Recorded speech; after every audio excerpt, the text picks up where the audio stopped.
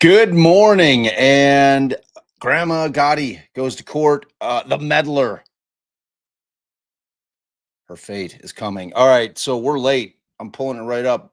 Welcome to Defense Diaries. I'm your host, Bob Mata, and I will soon be joined by my beautiful and brilliant co-host, Allie. In the meantime, I don't know when they started the hearings. I thought it was 8:45. It's probably 8:30. So this is it. The state has rested. The defense now is filing some form of a motion for directed finding or directed verdict, and that's what's going on right now. Let's get right to it. Evidence that Mrs. Adelson intended for Mr. Markel. The indictment required that the state present evidence that Mrs. Adelson intended for Mr. Markel to be killed. However, as this court is aware, judgment of acquittal should rarely be granted on the issue of intent. However, the remaining issues are different. Specifically, whether the evidence lends itself to a finding that Donna Adelson was a principal to first-degree murder, whether she conspired for Mr. Markel to be killed, or she solicited another to kill Markel. To go through this briefly, Your Honor, to prove the count one, the state has to establish, obviously, in the light most favorable to the state, the evidence would have to support finding that Mr. Markel is dead. The death was caused by the criminal act of Mrs. Adelson, and there was a premeditated killing of Danny Markel. Since there's no evidence that Donna Adelson herself committed the crime, you have to look at the principal instruction. Principal instruction requires that, in the light most favorable to the state at this stage of the trial, that there is competent evidence that Donna Adelson helped somebody else or other persons commit the crime. Specifically, that she intended the crime to occur, and I think we go back to the initial statement I made about intent, but also that she did some act or said something that was intended to, and that did incite, cause, encourage, assist, or advise the other person or persons to actually commit the crime. And for this, I think it's important that we look at how that is defined. And the most recent case on the issue where it was discussed at length is Denise Williams. And the Williams case, the first DCA, focused on what was done the day of. So in this case, it would be July 18th, 2014. And the site for Mr. Williams' case is 314 Southern 3rd, 775. It's first DCA from 21. It's our position, Your Honor, that there's no evidence that Donna Adelson did some act or said something that was intended to, and that did incite, cause, encourage, assist, advise, or advise the other person or persons to commit the crime. And as Williams indicated, you have to focus on what Mrs. Adelson did on July 18th of 2014. Williams' decision says proof of conspiracy alone is not enough. So in the light most favorable to the state, let's go through briefly what the evidence reflects.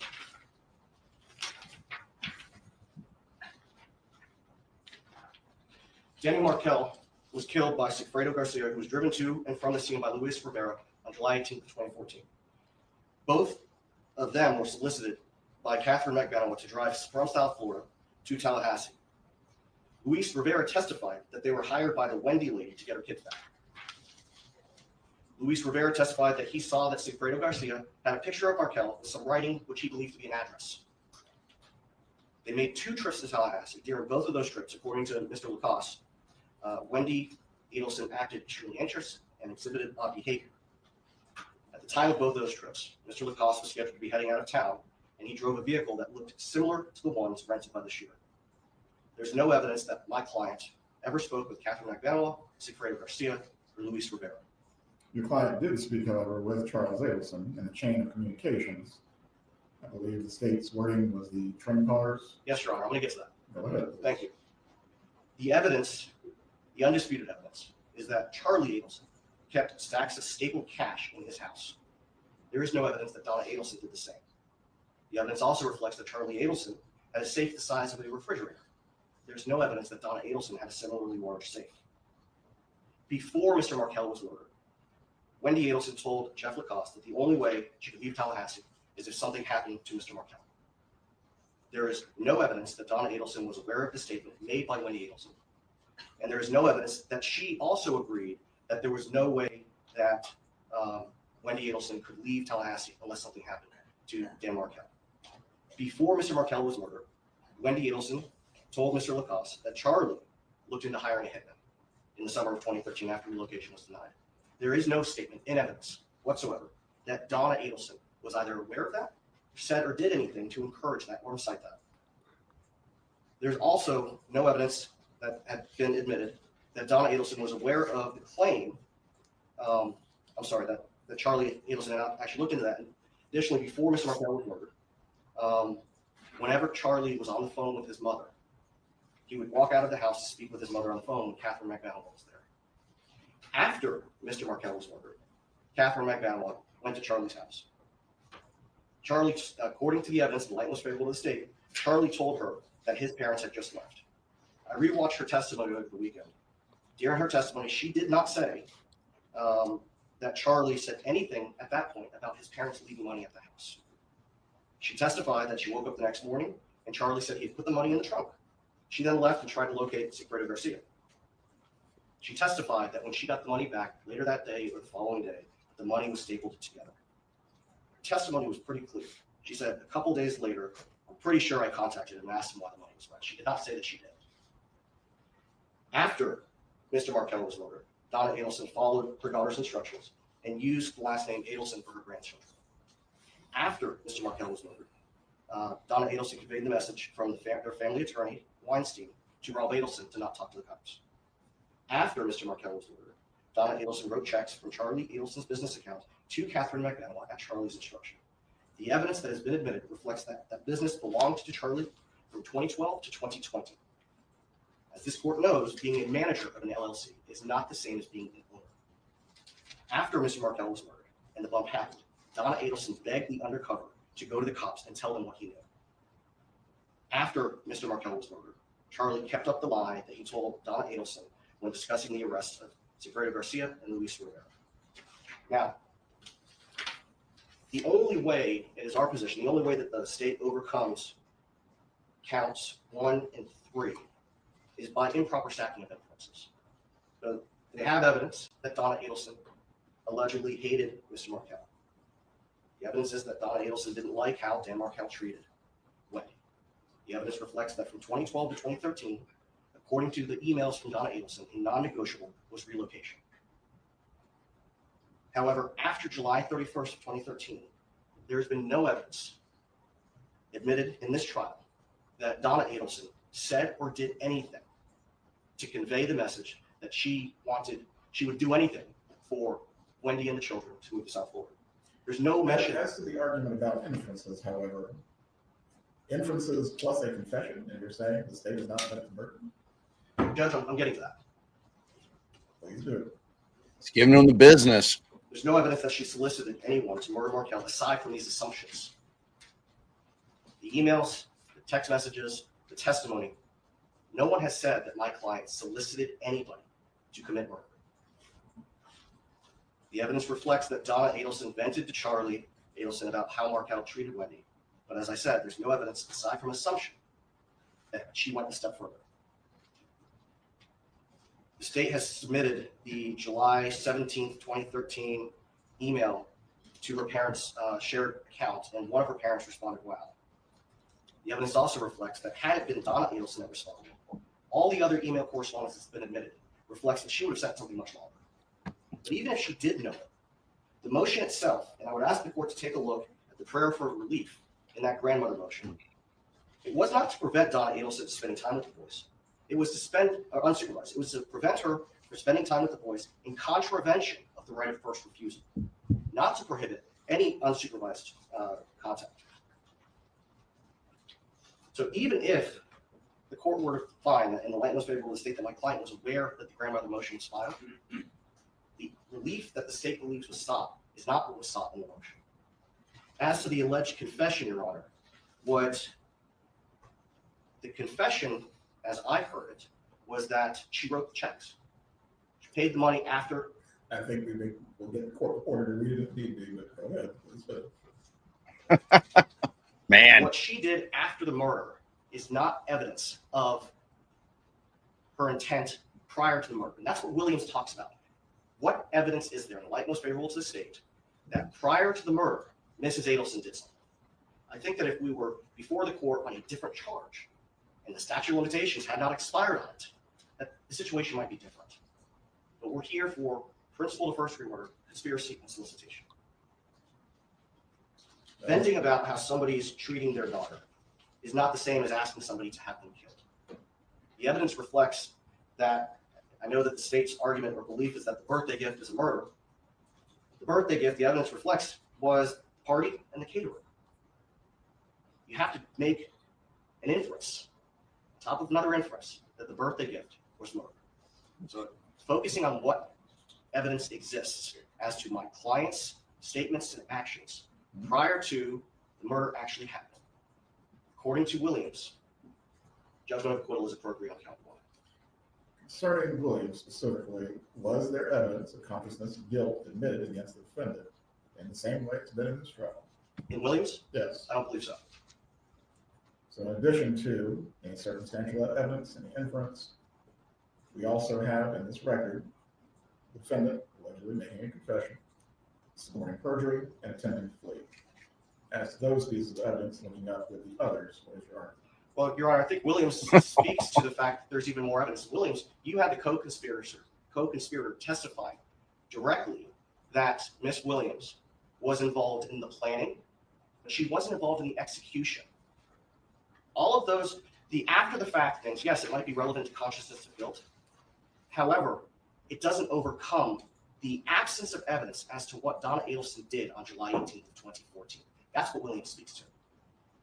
And you are disputing that she dropped off any money to Charles Adelson on that date as payment to the trigger gun. What I'm saying is that there's no evidence that she knew on July 18th. In the light most favorable to the state, obviously I disagree ultimately that that's what happened. But in the light most favorable to the state, which is the standard that we're applying here today, there has to be that next step that she knew what it was for. And there's no evidence that she did. As a result, Your Honor, we're asking for grant judgment of acquittal on counts 1 and count 3. Thank you, sir. Motion denied. So,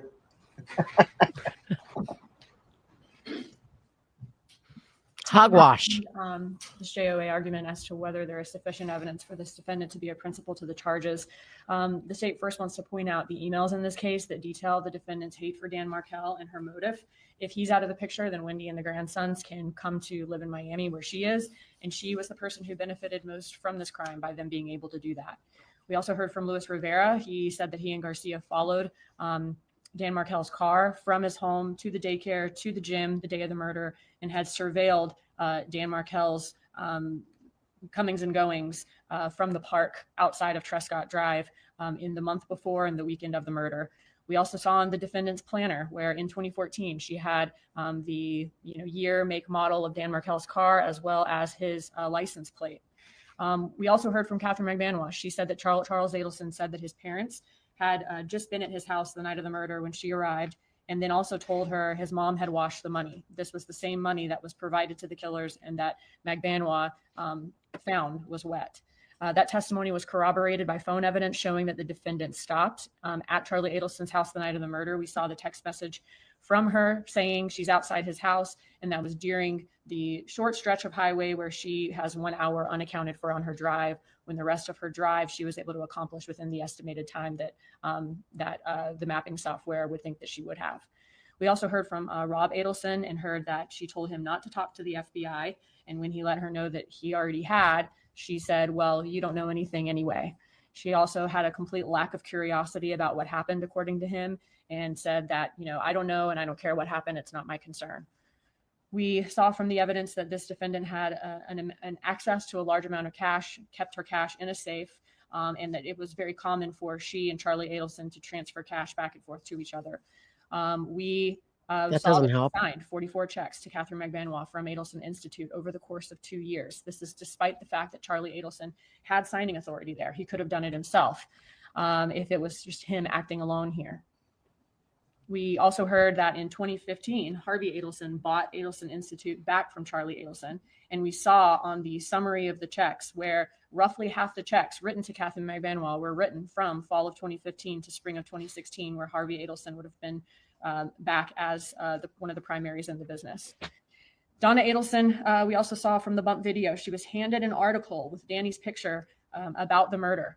And she calls her son. He's the first call that she makes. And she tells Charlie specifically that this involves the both of us and that it involves the two of us when she's talking about the article that she was handed about Dan Markel's murder. So while there is a lot of circumstantial evidence and inferences in this case, there is also direct evidence. And the state argues that her admission that after being handed an article about the murder, that it involves both of us and it involves the two of us to Charlie Adelson is direct evidence and an admission of guilt in this case. And she also tells Charlie Adelson the TV costs $5, or this TV is about $5. And that's the same TV that's referenced that Charlie Adelson bought instead of hiring a hitman, and that Wendi's family, that her mother helped set up as part of her alibi and emailed Wendi about that day after the appointment. Look at her. She's like, so wrong. When the wire took place, she and Charlie Adelson are overheard discussing the fact that they don't need to be talking on the phone. They don't need to be talking in an apartment. They go to great lengths to take a walk outside, to sit down by the water where they can't be overheard, to sit by the pool where they believe they're not able to be heard by law enforcement. And on the wire, we see the same pattern of communication that was seen in the call detail records before the wire took place. Donna to Charlie to Katherine to Garcia. And this is consistent with Magbanua's testimony of how communication was relayed in this case. Before you continue, Mr. Yes, Deegan, specifically as to the argument of stacking inferences, what is the state's position? He's like, see, The I'll give state's you one. position is there are inferences in this case. There is circumstantial evidence. But are you in this stacking case. the shit However, out of there is them? also direct evidence. Even if there was only circumstantial evidence, the Bush case from the Florida Supreme Court did away with excluding every reasonable hypothesis of innocence in circumstantial evidence cases. However, we have more than just that here. We have this defendant writing checks to the middleman of this murder. We have her admitting it involves the two of us. And we also have her suborning perjury by admitting to one of her friends in custody, Patricia Bird, that she did do what she was accused of. That's what Ms. Bird said on direct, and I clarified that with her on redirect. Was it that she told you that she just wrote checks, or did you specifically ask her, did you do what she's accused of, or did you do what they say you did? And she said that no, she said she did what she was accused of. And she's also offering to pay for false testimony from Bird and from Ms. Bernhardt, and even writing a script for Ms. Bernhardt to come in and recite in trial. We also have Donna Adelson adopting Charlie Adelson's extortion defense during and after Charlie's trial through text messages. And on the other hand, we have text between Donna Adelson and Charlie Adelson in 2016, where we see that Charlie Adelson is telling her that his attorney is meeting with Garcia's attorney, and we see her reaction to that, which is not consistent with someone who believed that they were being extorted by Garcia or by that group for the past 2 years. We also see the 2016 text messages where we see Donna Adelson's reaction to Charlie Adelson workshopping this other possible theory of Dan Markel's murder. And our argument is that reaction is not consistent with somebody who believed that she was being extorted, according to Charlie Adelson, for the past 2 years. We also have evidence of consciousness of guilt in this case. We have her fleeing with an emergency fast-track visa she sought to obtain within hours of Charlie Adelson's verdict. And within also hours of Charlie Adelson's verdict, sending a text that says, basically, I'm next, but that won't happen, and I'll take care of that. And then going to board this flight to a non-extradition country a week later. So the state's argument is all of that circumstantial evidence combined with the direct evidence in this case, in the light most favorable to the state, there has been competent substantial evidence that a reasonable trier of fact could find the existence of the elements of this crime beyond a reasonable doubt. Right, the legal standard the court must apply at this point is reviewing the evidence in the light most favorable to the state. believe in Turner versus State 29 Southern 3rd 361. In moving for a judgment of acquittal, a defendant admits the facts and evidence in every conclusion favorable to the state that may be reasonably inferred from the evidence. As to the direct evidence, the circumstantial evidence, and also the consciousness of guilt evidence taken together, I believe this is sufficient to overcome the matter that was raised in Williams versus State. Motion for judgment of acquittal will be denied at this time. Does the defense, as to counts 1 and 3 specifically of the indictment, does the defense have any other motions to raise?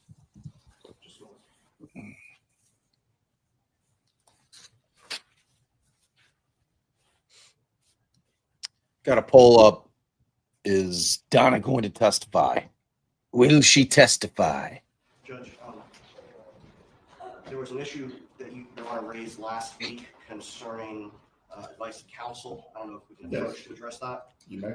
Advice of counsel. That might be it. That might be it, people. He might be saying that she wants to testify against advice of counsel, Mm-hmm. which would require a little admonition, a little back and forth, a little colloquy. It was interesting that Everett was going at him during his argument. That's not common. I like it. I like it too. He threw one to the state. He's like, look, defense, look, I'm going to throw him one. What do you say about this stacking of inferences there? Yeah, state? why are you stacking? Well, because there's a lot of shit to stack. Yeah, but you can't stack inference upon inference upon inference. I mean, circumstantial evidence is a lot of times inferences.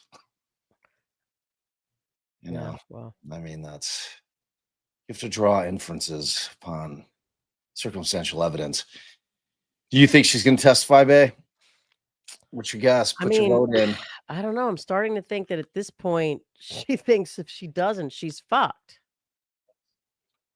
And Fucked she if is. you do, fucked if you don't. Right.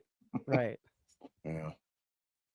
Yeah. So, yeah, and if you guys people need to hear from me. They need to know all the answers I have to all the things.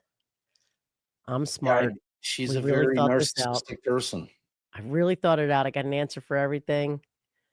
And you guys are going to let me testify. Didn't you see my script I wrote? Like, I know how to talk my way out this shit. That's what I'm going to do. I'm on it. Don't worry about it. So if you guys, if you got with us a little late, we just heard the motion for directed finding, rejected, directed verdict. They call it a different thing all over the place. I don't know what they call it here in Florida. We do have blooping though. Look at it. And we are assuming right now, just because he said, can we talk about that advice of counsel, that possibly the defense is telling the judge that the defendant wants to testify against advice of counsel, and they're talking about how they're going to admonish her in addition to she'll probably do when he provides her rights to know that she can or can't testify, and it's completely up to her. I thought he already did that. Oh, he did? He might have. I don't know. I don't know. Like, for some reason, I thought he did the admonition last week, but no, there was he said, like, do you agree with the strategy your lawyers are employing to cross-examine these two witnesses? Yeah, I remember that. I thought he might have. Yeah, I can't remember if he. I think they usually do it in the defense's case in chief. Yeah, or leading up to it. It depends. You know, like I think that there was a kind of a thought that they might have gotten to the defense case in chief last week, but they ended up taking up all of Friday. So yeah, it's interesting. We're live? Yep. Damn it, man. Damn it, man. Well, I kicked it up to 1.25. Yeah. Yeah. I kicked it up to 1.25 during his argument. Yeah. That was a good call, babe. Yeah. It's interesting. It's interesting. I gotta fix my hair. I don't know, man. So her lawyers would be telling her, you can't get up there. You know, like you there is nothing that you're going to be able to do to help yourself here. Like whatever your explanations is or are that you have are going to be viewed as ridiculous by the jury. You know, that like whatever she's going to say about Vietnam, whatever she's going to say about just flat out denial that she made those statements to her two Sally's, you know, the consciousness of guilt stuff is pretty So bad. should I make Nanook's vet appointment at 12? What do you think? 11:45 our time? It's hard to know. Why don't we wait and see? I No. mean, if they're not calling, they're not gonna call Donna. If Donna's not gonna testify, the question then becomes, because in my mind, the only time Charlie gets called is by the state in rebuttal, because you've got that interesting scenario wherein Charlie isn't privy to what Donna's going to be up there saying.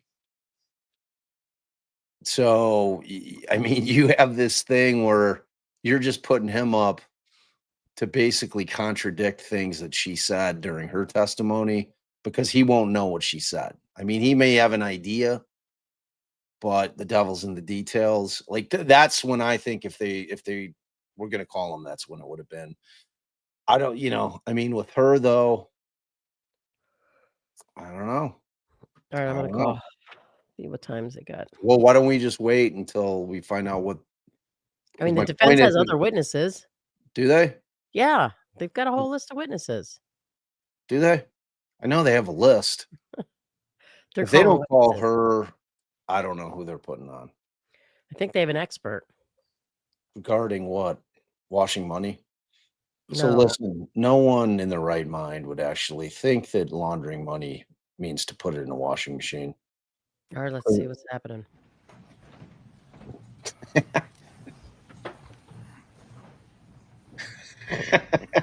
Judge Everett's face was kind of Please like, bring in the jurors. he's like, Oh, this bitch. all right, She's gonna get up there. No. nothing yet.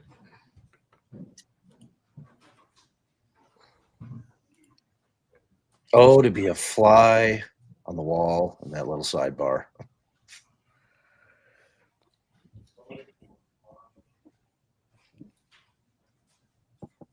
Oh, we got to tell everybody about Cameron's little YouTube project. Oh yeah. They come up with a name yet? There was one. We talked about it. Right now, it's talks and walks, streets and sidewalks and talks and sidewalks. I don't think they've landed on that as No, they definitely have official. not. It's just the one that was built and has so far, I think, 5 followers. 6. I was number 6. She showed us her first like proof of concept type video that was pretty funny. Pretty good.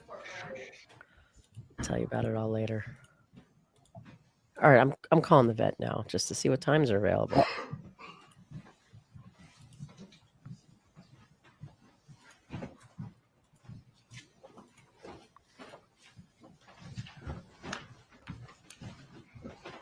My phone's fighting me. Everyone can be seated. Good morning, members of the jury. Good morning. I hope everyone had a good, restful, long weekend. At this point in time, we are going to begin with the defense's case in chief. Mr. Zellman, you may call the defense's first witness. Boom. Here we go. Who?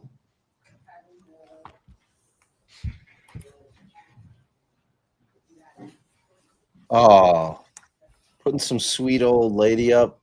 Try to Please raise your right hand. offset Donna's You swear or bullshit. affirm the testimony you're about to give will be the truth. You may take your seat.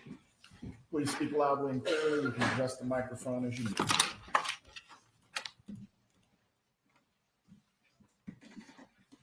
Morning. Good morning. Just pull that microphone a little over closer to you. There you go. Okay. Make sure you speak into it so everyone Yes, can yes, hear. ma'am. Okay. If you could tell us your name and then spell it for the court reporter. My name is Anne Elizabeth Cunningham, ANNE-ELIZABETH, Cunningham, CUNNINGHAM. Thank you. Ms. Cunningham, you're aware why we're here today, correct? Yes, ma'am. Okay. Where, I don't want your address, but where do you live? I live in Naples, Florida, Okay. and New Jersey. Okay. So you spend some time in New Jersey during the year and some time in the state of Florida. That is correct. All right. And Typical. tell us, what did you do? Are Snowbird. you retired? Yes, I am. Okay. And what did you do for your career? I was a teacher, special education teacher. Okay. Do you know Donna Adelson? Yes, I do. And how long have you known Miss Adelson? Since 2009. Okay. And how is it that the two of you met? Excuse me. How did you meet? We met when my life partner and I drove to Florida and arrived on Christmas Eve, and the only place that was open was a Chinese restaurant, and he bit into a spare rib and cracked his tooth. Okay. So he actually went to high school with Harvey, and Okay. Harvey was a practicing dentist at the time. Okay. And what is his name? Ronald Guterson. Okay. And so he cracked his tooth, and what happened? And he called a mutual friend from high school also and said, who do we know in South Florida who can help me? And our friend mentioned Harvey's name, and we called him, and he came in the next day to treat Ronnie. Okay. And when you said they went to high school together, that wasn't in Florida, right? No, it was in Manhattan, New York. Okay. All right. Very good. So he was able to take care of Ronald? Yes, he made a special trip. It was Christmas Day to come in and care for him. So you'd Okay. lie And for then her. How did that lead to you meeting Mrs. Adelson? When Ron returned, he said that he had re-met a former high school classmate of his, and that he was a very lovely man, and that he thought it would be very nice if maybe we had dinner together with his wife. And did you do that? We did. Okay. And from there, did you develop a strong friendship? We did. We all got along very well and developed a friendship. Okay. And when you spent your time in Florida, was that Naples at that point? No, it was in Southeast Florida, Okay. Aventura. All right. And was that closer to where the Adelsons were living at that time? Yes, it was. Okay. So did you spend quite a bit of time together? We did. Okay. Socializing? We did Did you travel together at all? quite often, Okay. So you had a lot of contact over the years. very much so. Okay. Did you have the opportunity to speak to her on the telephone when you were away in New Jersey? Absolutely. Okay. Would you say you had regular contact throughout? Regular contact. Okay. I'm going to tell you, this nice young lady over here, she's typing every word that we're saying. And I have a bad habit of talking over people, and she will shoot me if I do that. So I'm going to And I have try. a bad habit of speaking quickly. So you and I are going to need to make sure we wait until the other person finishes before we start to speak. Okay. So you had regular phone contact with Mrs. Adelson while you were in New Jersey each year. Yes, And then spending time together while you were in Florida. yes, And you said it started out in Aventura, Florida, and that was close to where she lived. At some point, you got your home then in Naples. Is that that right? is correct. Okay. But you still continue to spend time with the Adelsons. Yes, Okay. Did you have an opportunity to meet her children? yes, I did. Okay. I met two of her children. And who were they? I met Wendi Okay. and I met Charlie. Okay. Did you have an opportunity with the Adelsons to spend time with Wendi, her children, and Danny? Yes, Okay. And you never met Rob? no. Okay. All right. How would you best describe Donna Adelson and what you've come to know of her over these many years? Of a meddler. Sustained. May we approach? We're really loud, I think. Are we? I don't know. You sound loud in my ears. I'm going to Oh. change my sound. Oh. Gee. Oh, no. I have mine set at 67. What are you at? Let me see. Automatic. Oh, that's why. Crank it down, man. Crank it down. I'm gonna go to like 66. Okay. That's where I'm going. What I'm doing. You can't stop me. So it sounds like the objection is relating to the fact that Character they're evidence. Yeah, trying to put character evidence in.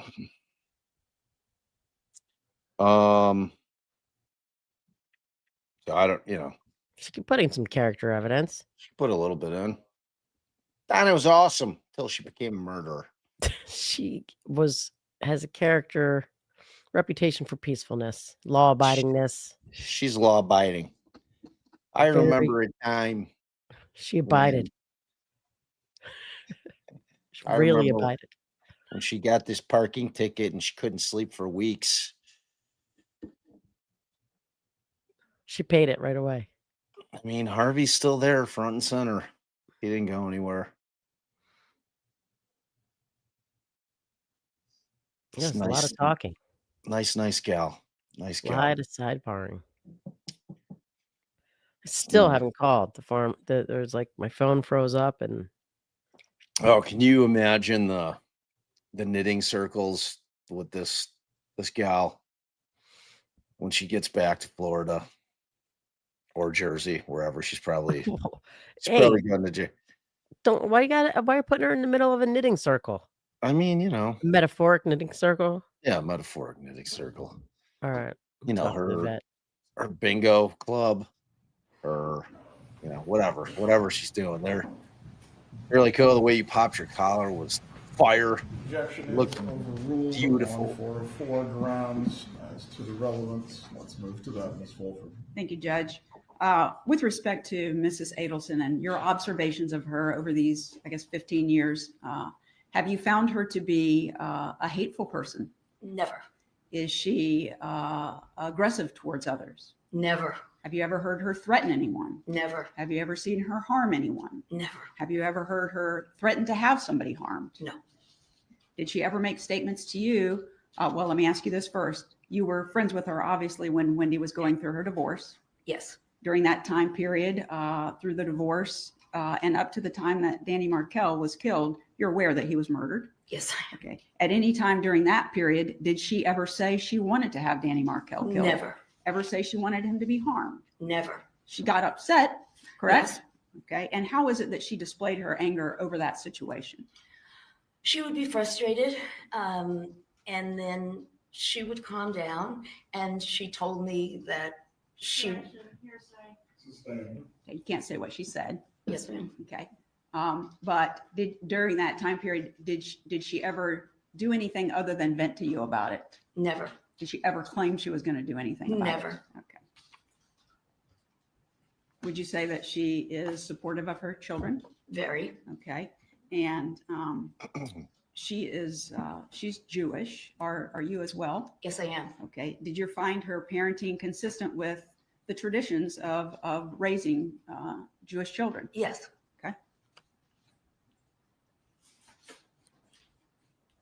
There's been some testimony that she kind of managed her kids' lives. Oh, Did she give them Meddler. advice? yes, Did the children, as they were adults, make up their own minds about what they wanted to do? absolutely, Now, you indicated that you would talk on the phone with Miss Adelson. Did you use home phones to do that during some of the period of time? pardon me, I'm sorry, Home phones like landlines? sometimes, Okay. Did you use cell phones? many times, Okay. Did you travel with Harvey and Donna Adelson? many times, Okay. And as part of your travel, did you go overseas? yes, And in your travel overseas, did you ever use any of the applications that you can put on your phone? yes, Okay. And do you recall which applications you all used? WhatsApp and Viber. And what was the purpose of using those? Because you didn't get charged, for, and also to keep in communication. If we were on a cruise or on a land trip, where are you? When are we meeting? Because they were free. Okay. It was easy. So while you were overseas, instead of having to pay increased rates on your cellular plan from the United States, you could use this app for free. Yes. Okay.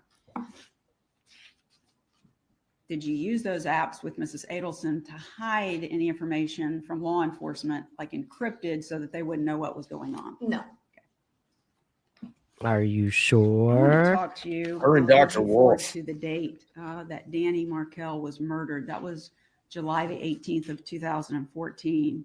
Do you recall speaking to Mrs. Adelson on that date? yes, I do. Okay. And can you explain to us how you were contacted and the nature of the conversation. I was called and Donna was quite hysterical. Okay. And she said to me, Danny's been shot. Sustained. Goes- Do not speak to what anyone said out of court, ma'am. Uh-oh. Please continue. May It we is approach, true. please? Oh boy. Please approach. It's not for the truth of the matter asserted. Yeah. Effect on listener. Well, no. Emotional Yeah, state, sure. present sense impression. Present sense impression. I mean, depends how soon it was, or Well, that would have Either- been, sounds like it would have been close in time to the killing. yeah, but she's still under the emotional stress of it. That could also be a Excited utterance. excited utterance. Yeah. I don't know about that. I don't know about that. I mean, then you got to let me lead her. That's one or the other. You're gonna let me lead her. So she told you what happened to Danny, and what was her demeanor? How did she sound? Yeah, I mean, that's not even a leading question. How did she sound? Yeah, I guess not. No, the leading part would be, so she told you about what happened to Danny. Yeah, that's pretty leading. So that phone call where she told you that Danny had been shot, did she sound very, very upset? How Yes. much crying Yes, was? she did.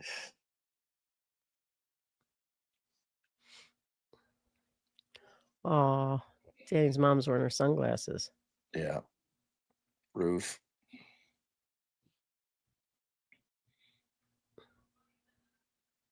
Yeah, big buzz over the weekend, you know. It's like with all these trials, it always is a close towards an end. People, the energy about Wendi being arrested always amps up. Wendy's on the run. She's When's on the the land? run. Who's got eyes on her?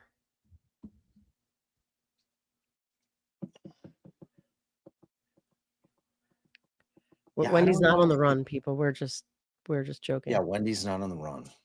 I mean, She could be. I don't know. We have no idea one way or the other where Wendy is and what she does with I herself. think she's moved out of South Florida. Maybe she may have even moved west a bit. It's like, I think I'm gonna dip. Florida kind of sucks. Thinking I'm dip. Yeah, I don't know. We'll see. I think it's gonna come back quickly, Sleuthy. I think there's gonna be a relatively quick verdict. I think Charlie was like 3 hours, something like that. It was quick, fast. Manna wants to know, do we think Georgia will take a go at Wendi regardless?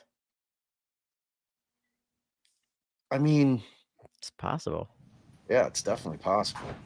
Get all these wins under your belt. Oh well, if I lose, screw all the money it costs to charge. I think Wendy's who she really wants, though. Well, and Charlie. And Donna. But Wendi. Is that where Wendy's, is she down in Texas? Somebody said Colorado, but then a couple people said Texas. There were a lot of people saying Texas, so. Yeah, it's west. She's moved west. Thank you, Judge. Before we talk about what she might have said to you, at the time that you spoke to Mrs. Adelson, was it the day that Danny was murdered? When he was shot, yes. Okay. And yeah, I use murdered because obviously he didn't pass away until the next day, but Yes. he was shot and barely surviving on the 18th. So that's when I refer to that. That's why I say that Yes. date. Okay. So when you spoke to her, did she call you or did you call her? Do you recall? She called me Okay. And when she called you, did she appear to be upset? very, Was she Excited. crying? yes, Was her tone of voice, based on your knowledge of her for the 15 years, did she seem to be upset? very, Okay. Did she seem to be at a point in time where she had just learned what had occurred? yes, Did she indicate to you whether Yep. she had just learned Excited that this had utterance happened? now. yes, Okay. She did. And I'm sorry. Yes, she did. Okay. And during the course of your discussion with her about what had transpired, did she continue with this state of mind that she was upset? Yes. Okay. And while she was upset, what did she indicate to you? She told me that Danny had been shot and that they were going to Tallahassee and that she was very concerned and worried about Wendi and the boys, whether they were in danger.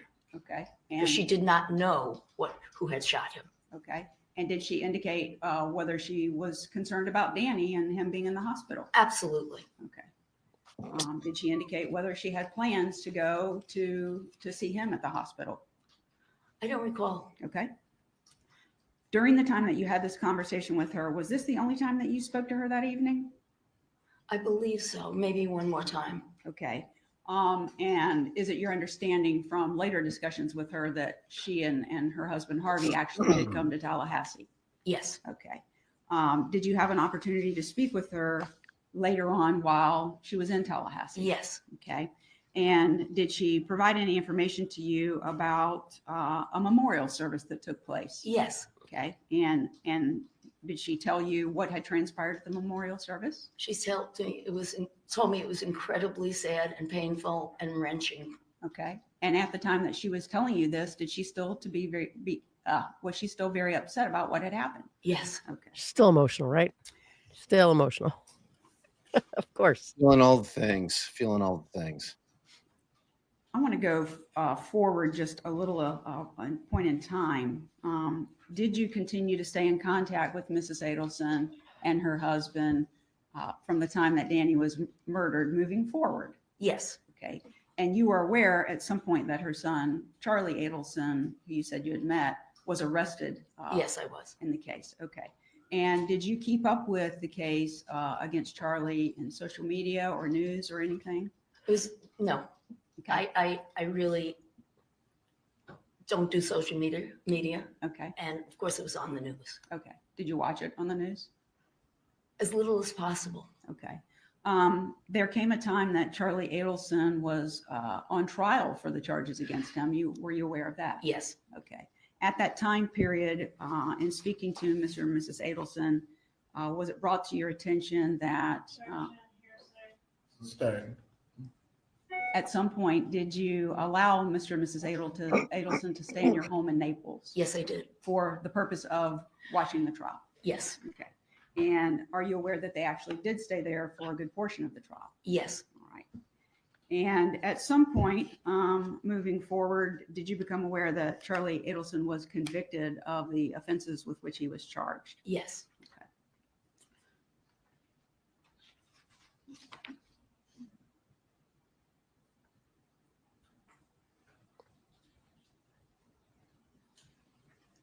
Were you aware you knew their grandchildren, both of their grandchildren from Danny, correct? Yes. Okay. Were you aware that there was a bar mitzvah planned for the younger one in January of 2023?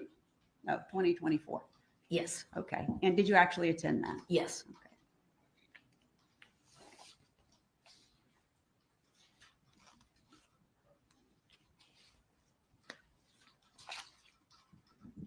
Did there come a point in time where after the verdict that you spoke to Mrs. Adelson about what in the world she was going to do? Yes. Okay. And did she discuss with you that she had planned? The answer would call for hearsay. Do you have an exception to offer concerning those? It's going to go to her state of mind, Judge. You need to lay the foundation as to why this specifically would go to state of mind, Ms. Fulford. Thank you. So could you explain to us the behavior, how Mrs. Adelson was acting at the time? Don't tell us what she said yet, but how was she portraying herself at that time? Was she upset? Yes. Okay. How did she express that to you, that she was upset? Not in words, just your observations, hearing her on the phone, etc. She cried a lot. Okay. Was her voice She shaky? was very concerned about Harvey. Okay. Very concerned about Charlie. Okay. And Just incredibly sad. Okay. And during the time that she was sad and worried about Harvey and Charlie, now that he's going to prison for life, you know Yes, that. Okay. yes. All right. So during that, when she's having these emotions, did she tell you that she was planning on Please approach. Oh boy. It's like, wait a minute. Hold on. Hold on. It's not anytime she's emotional.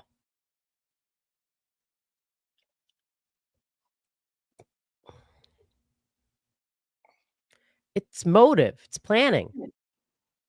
Self.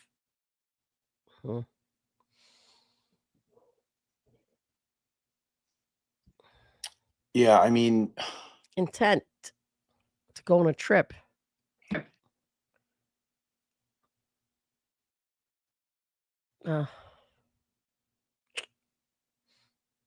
yeah, I don't I don't know if they're getting around this one.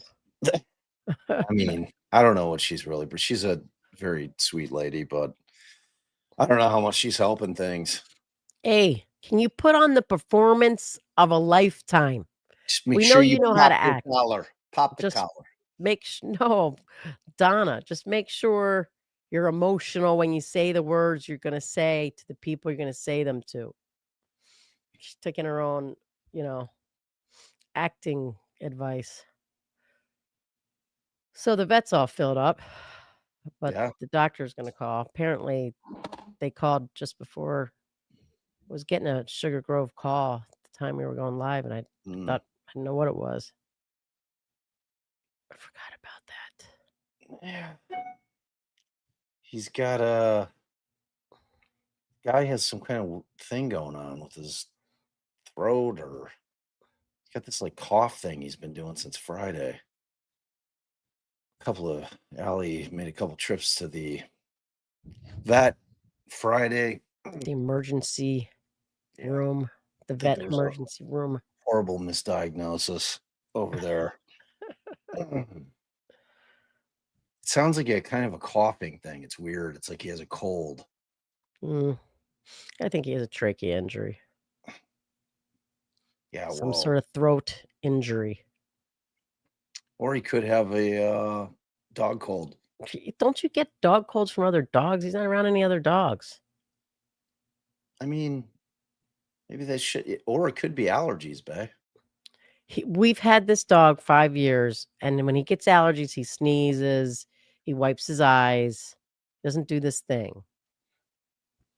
I We don't do it know for you if guys, they but lick it's the really toad. gross. What happens when they lick toads? Is that a joke? I don't know. A toad? Because he could have licked, very well could have licked a toad. There's There are toads all toads over the place out all here. up in this mug. He finds a toad, he's gonna lick it. He's gonna lick it, maybe even eat it. So is that just a joke, Sleuth?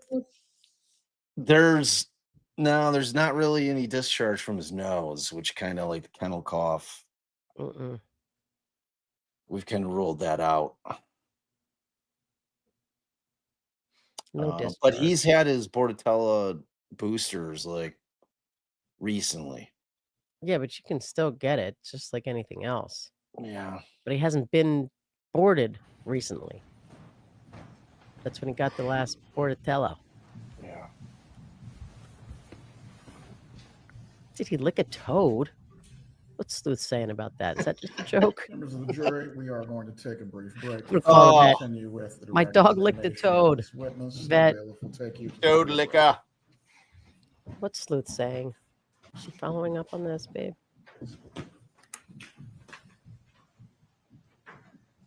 Ms. Cunningham, you may step down. Please step outside the doors. She just Don't says discuss that and then testimony with any stops. person.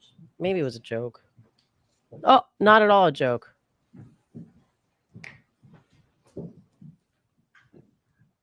It fucks my uncle's dog up.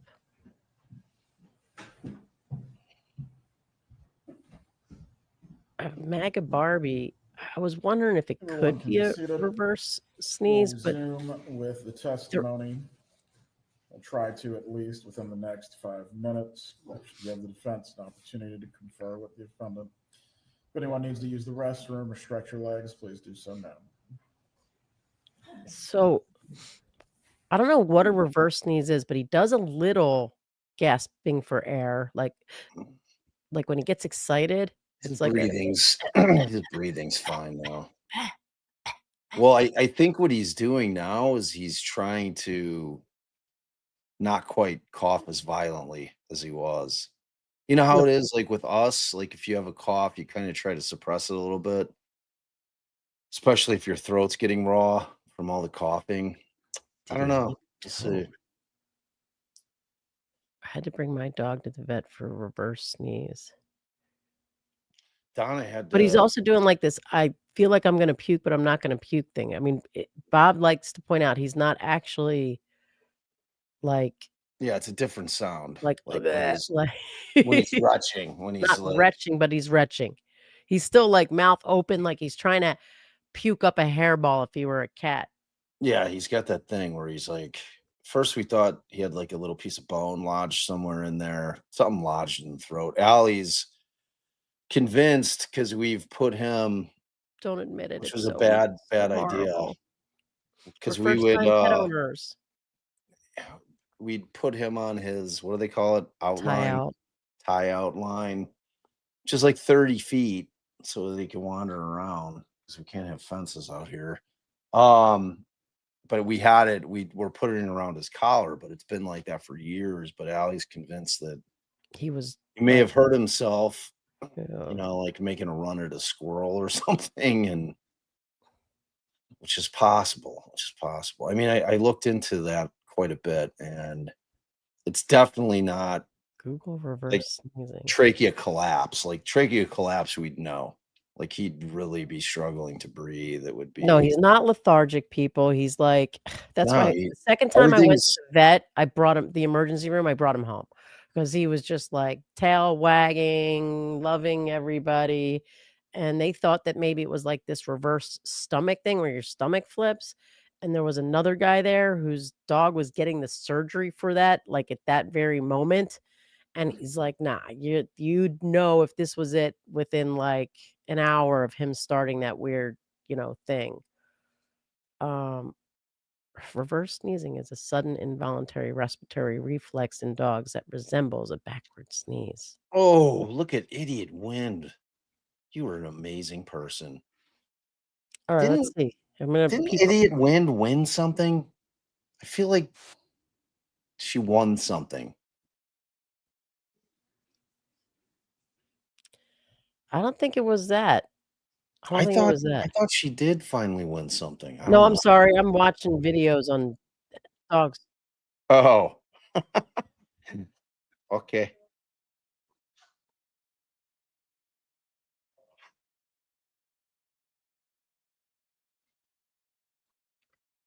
Nah, it's more than that. It's more than a reverse sneeze.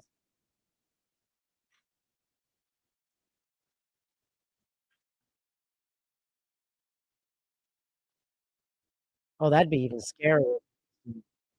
Reverse sneeze is horrifying. Oh, that's no good.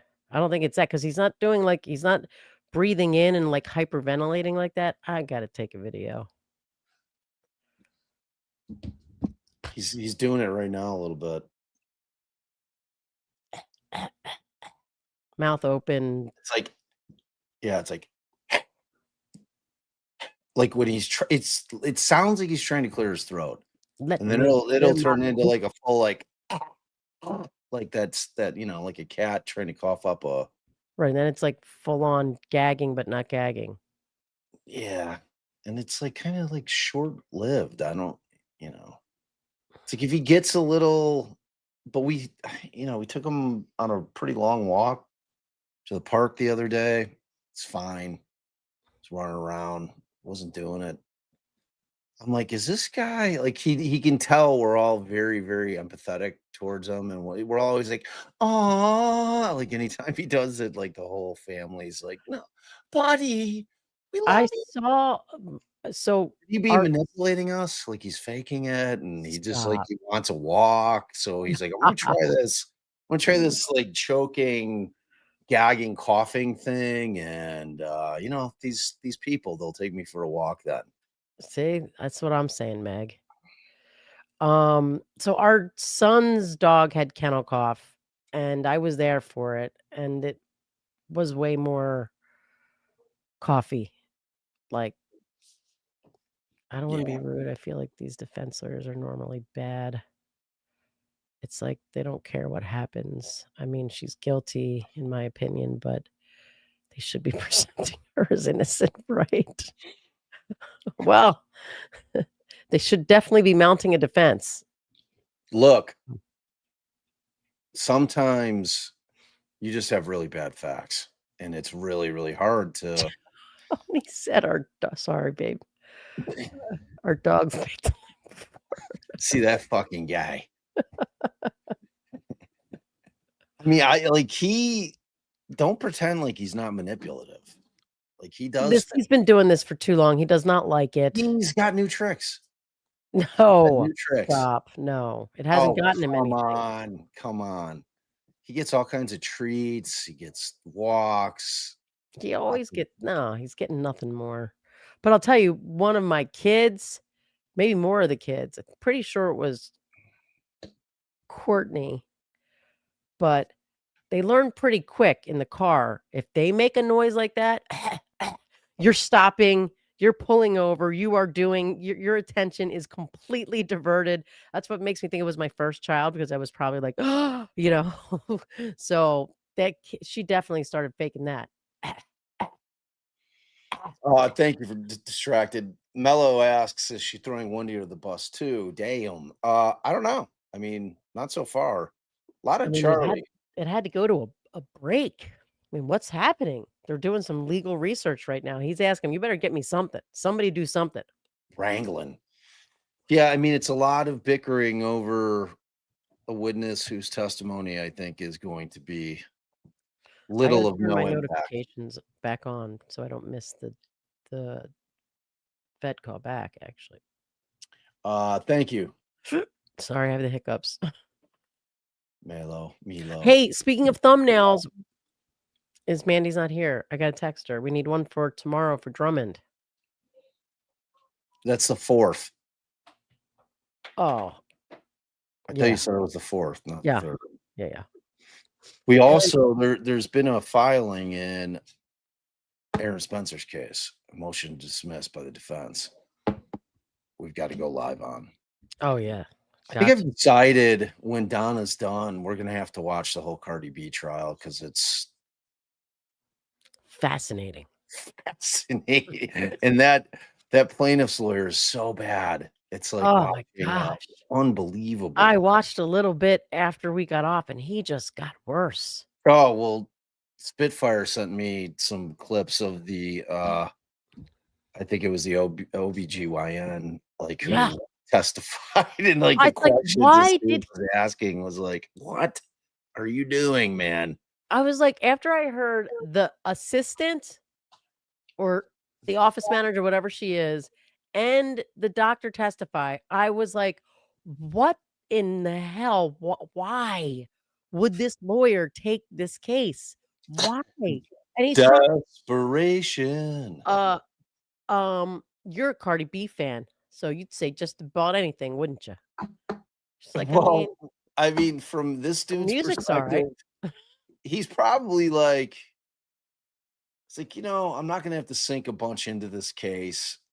It kind of is what it is. And I'll make a run. I'll make it run at Cardi B. See if I can get it. He's like, I'm definitely not getting 24 million. Maybe I'll squeeze a mildo out of it. Maybe a mildo. But if he's going, where did that word come? Never heard you use that word. Came from that. That's what Donna calls all of her money because it's all mildew. I need a.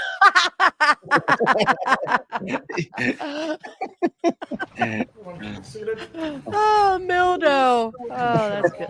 That's good, babe. Thanks, babe.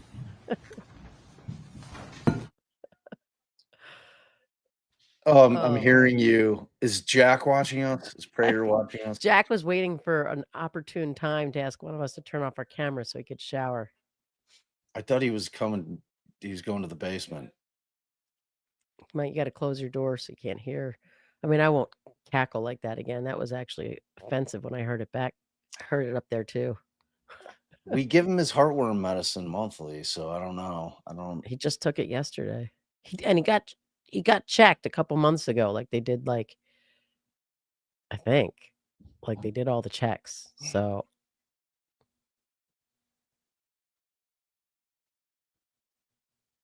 I'll have to ask them. But I'm pretty sure when he just got like his whole shebang back in July Mm, mm, mm, mm. when I picked up more heartworm medicine too. Oh, I hear his little feet. Oh, baby needs a hug. He's so sweet. I thought I heard the judge back again. So he did. He popped in. Oh, Yeah, that's what it seems like, Gabby. but They wouldn't don't- they have seen that in the emergency room? Like, wouldn't they have checked his throat I don't know. before they came You out said telling we me to didn't do X-ray the- his stomach? Right. That's why I was saying when it just so happened that they had diagnosed that same thing with somebody else. Like, I think that they just, because that's why I was asking, did he make the noise? Did he do the thing when he was at the vet? And you're like, he didn't. I'm like, well, I think you kind of maybe misdescribed what he was doing, because you were talking about like more of like he was trying to vomit and Nah, couldn't dude, vomit. I told them he's doing this coughing thing that turns into like he's vomiting, but not vomiting. More, so it was all then when they came in, because all right, when we first ran in the door, he's excited. He was doing that thing that like the thing where when he gets excited that you've been hearing him doing. That could be similar to a reverse sneeze a little bit, but not it's definitely not an inhale. He I don't is know. eating and drinking normally. He's Yep. pooping. Like Yep. it's not a stomach thing. Like He's excited. It could be a stomach thing. I don't think it's a stomach. Not that reverse stomach thing that we'd know about. At least Large dogs rarely get collapsed tracheas. Yeah, I know, but he's got a lot he was of. really pulling at this, like the other dog in the neighborhood, and he saw an animal at night, and he was just like charging and charging and charging, super aggressively. Oh, I hope we didn't hurt him. He's such a sweet Gabby. I think he has a cold. I've landed on dog cold. Dog cold. Yeah. It's similar to the noise that see, here's what it is. Like if you do have your dog on like a neck thing and he pulls too hard when they'll make like that noise, that's kind of the noise he's making all the time. It's not all the time. Well, no, that's kind of the noise he's making when he's making it Yeah. often and having nothing to do with being I mean, on. I could probably mimic it perfectly, but it would be loud in the mic. It's like it's a We whole both thing. start making half coughing, half vomiting sounds. People come over to the channel for a second. They're like, "What the what? Just What going is on going over on?" there. Pass. Hard pass. These two. Whoa.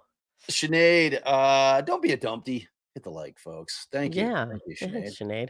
Sinead. Amanda says, think Georgia will take a go at Wendi regardless. I mean, We talked about this one. yeah, she But we- could though.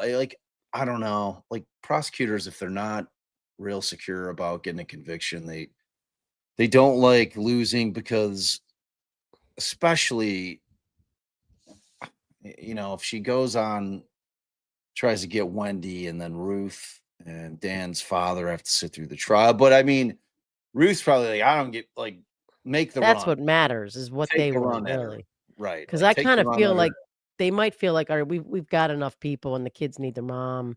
We're not even sure if she did it. I mean, But maybe. they could be like, this is a mom who doesn't even let them see me. Well, And right. that's been She'd resolved, be a right? lot more like inclined to not want to go after Wendi if Wendi was letting her just see her grandkids without having to fight to the death to see him. Right. That's just like shitty. So shitty. Awful. Awful. I mean, if you have no hand in your ex-husband's death, why would you ever want his parents not to be able to see your kids? Like, you know what I mean? Like, to me, that's the worst thing about Wendi. Like it's very, to me, it's very damning. Like to me, that's, I can't understand why she would do that. I just don't get it. Maybe it is this reverse sneezing thing. I mean, I don't know. Poor boy. But does he lay like he's puking with the reverse sneezing? I mean, he lays on the ground like he's trying to puke. Everyone can be seated. Yeah, he does that thing where he puts Objection his is front legs in sustained. front of You may him, kind of continue lays your his head examination down. of this witness as to any other matters. Thank you. Mrs. Cunningham, we were talking about the fact that you were speaking to Mrs. Adelson after the verdict came out about her son being convicted, correct? Yes, Was she upset about that? yes, Was she crying? yes, Was she, Speaking did she quickly. appear to be distraught about the circumstances? yes. Was her actions and her words to you when she was discussing this with you, was she in a calm state or an excited state? Very excited. Okay. And during the course of her conversation with you in that state, did it become to your Defense attention wins. that Mrs. Adelson was considering an option about her life because all of this had just happened? Yes, Okay. And what was that? she was considering taking her own life. Oh, That's also consciousness of guilt. yeah. I mean, I understand they want it to be like she's so distraught, her son's in jail, she And wants if to you die, but know, and if you don't, just say you don't. But if you know from those same conversations with her in that state of mind that she had, did she ever discuss with you a potential plan to just get away to clear her head? Yes, Okay. he's allergic to bees. He is highly allergic to bees. Like we'd know if it was a bee sting, his whole face would swell up. They stung him in his throat. Well, then I don't think he'd have a real problem breathing. You have just one moment. Thank you. Wow, they really wanted to get that fact in that she wanted to commit suicide, and that doesn't help. The prosecution was fighting that. Maybe they didn't know that's what she was about to say. Idiot Wind, you're amazing. We love you. Thank you. 50 times over. And thank you, Kathleen. Just one last subject I wanted to ask you about. As a Jewish mother and grandmother, are the Would you put your traditions kids of in bar Nazis? mitzvahs and bat mitzvahs, are those important to you all? very important. To you all. Based on your relationship with Mrs. Adelson, was the bar mitzvah that was upcoming for her younger grandson from Mr. Markel, was that something that she was participating in? Yes, Was she excited about attending? very. I don't have anything further. Cross-examination.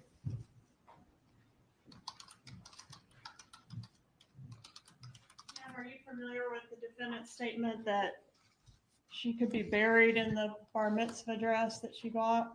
No, I'm not. I guess if she was going to be buried in that dress, she probably wasn't, at least at the time she made that statement, going to be making it to the bar mitzvah. Would you agree? No. No, she was always going to be making it to the bar mitzvah, as far as I knew. Even if she was dead and buried, she was No. gonna make it. I never heard that. Okay. You get Was buried she afterwards. suicidal when you spoke with her after Charlie's verdict? Yes, Okay.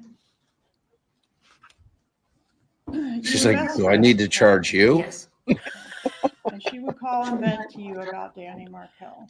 sometimes. All right. And did she ever call him names? Not to my knowledge, not to me. Did she share with you that she was planning to offer a bribe to Mr. Markel to facilitate relocation? I don't recall.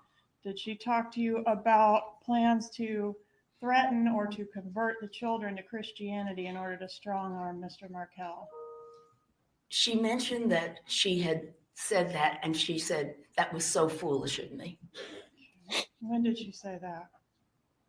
I don't know whether we were together or on a phone call. I'm not sure.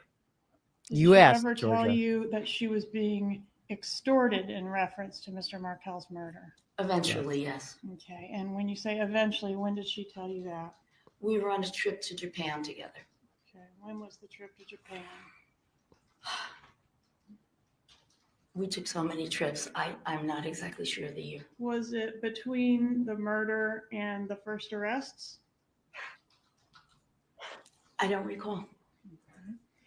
And when she told you that she was being extorted, then naturally you learned that she knew who had killed Dan Markel. No, Obviously, it's the people that are extorting her, right? she didn't know what, are you talking about? Yeah, I guess. I don't know. She was forced to make payments to the people that killed Yes, Dan Markel. yes. That's what the checks were all about, right? I don't know about the checks. Well, when she told you she was being extorted, if it wasn't about the checks, how was she being extorted? She was, I'm confusing that with the bump, I believe, that Charlie was being extorted by Katherine. Prior to the bump, you knew that Charlie was being extorted by Katherine. No, I believe it was afterwards. After the bump, you learned that Charlie was being extorted by Katherine. I'm not sure of the timeline. Okay. And when you learned that Charlie was being extorted by Katherine, you learned that your friend, your best friend, Donna Adelson, was also being forced to write these checks as payment to the killers that were extorting. I don't recall. Your best friend. And We're not in high when school. the phone call was made to you, you were saying, I guess it was the night of the verdict, you got the phone call and she was very upset and suicidal and so forth. What was your phone number at that time? That guy loves his beard. Oh, I believe my cell number, Okay, what's your cell number? We'll Just give talk me over it. last four digits. Okay. 1655. And did you watch the trial of Charlie Adelson? At the very end. Okay, and during the trial of Charlie Adelson, were you in regular communication with your best friend, Donna Adelson? Why do you keep saying?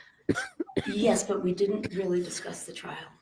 Well, would it refresh your Bias. recollection to review your text messages during the trial? I guess. Bobby. A long time ago. An approach. I don't recall her saying my best friend. People, let me High tell school. you about my best friend. Circled a few here, but you're Sure. free to look at as many as you need to for context. Oh, yes, this part I do. Jackie's standing there. She's like, hey, I am fucking Tom Spade. Saying Don't what fuck with you're me. referring to. Look at her standing up. She's like, let me see. What are they talking about? I don't know. Oh, the message you're referring to. Message in a bottle. Extraction. Message in a bottle. Text extractions they're looking at. Or a message in a bottle. I mean, Bob could be right. Yeah, bottles with messages. They are right along the water. So you did keep some tabs on your friend during the trial of her son. Yes. Okay, and she My was nails. watching the trial of her son, as we learned, at your residence, right? Yes. Okay.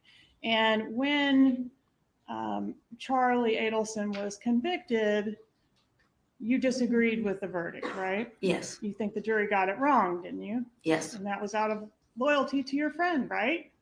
No, I thought they got it wrong. They got it wrong.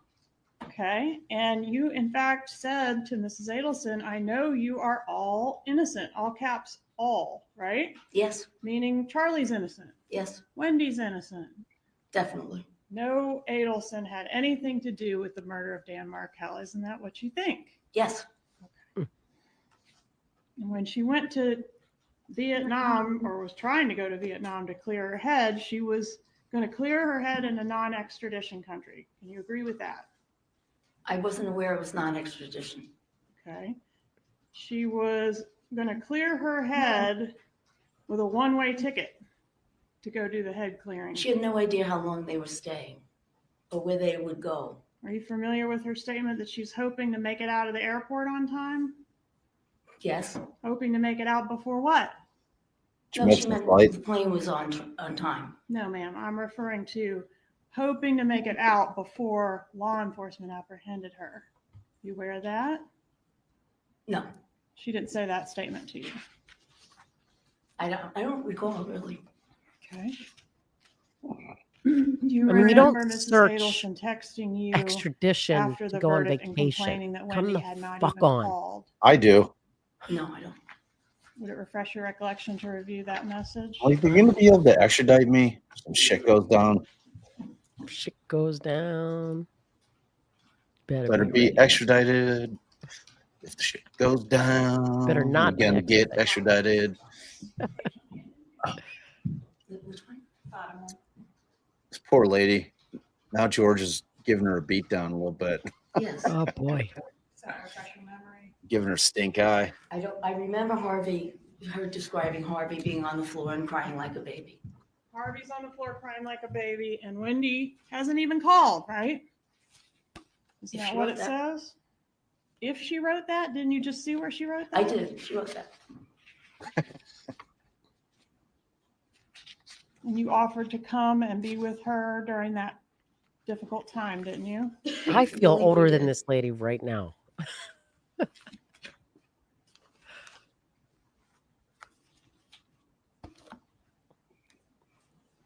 She seems like she can move I'm better not- than me.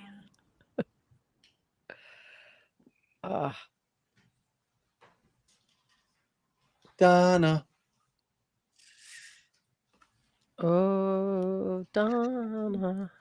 What type of work does your husband do, or did he do before My he late husband? retired? My I'm late- sorry, I thought you had. Is it? No, I maybe it's like not your this husband. granny. Partner? Partner. Is that Mr. Guterson? Yes. What type of work does he do, or what's his background? He owned a computer consulting business. Does he also do anything with real estate? He did it with his ex-wife. They flipped apartments a lot. They moved a lot. Okay. Made a lot of money in real estate. Why is she asking that No further question? questions. Did she try to chain Katherine Magbanua? Magbanua. Did your husband help Katherine Magbanua with her cover story?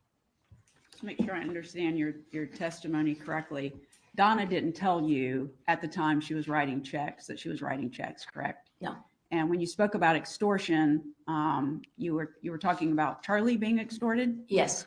Donna, did she ever say she was actually being extorted or No. how? Okay. No. Okay. Now you were asked questions by the state, which implied that Ms. Adelson was going to a non-extradition country. She wasn't returning, right? That's what I was told.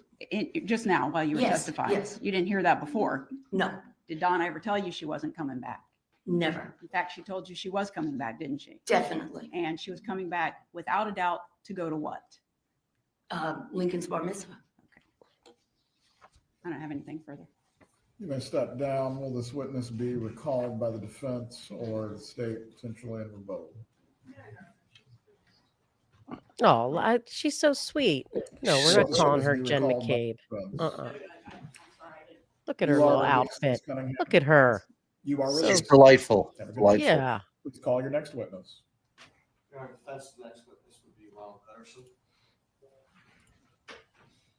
She's going to play some mahjong Yeah. immediately after this dilemma.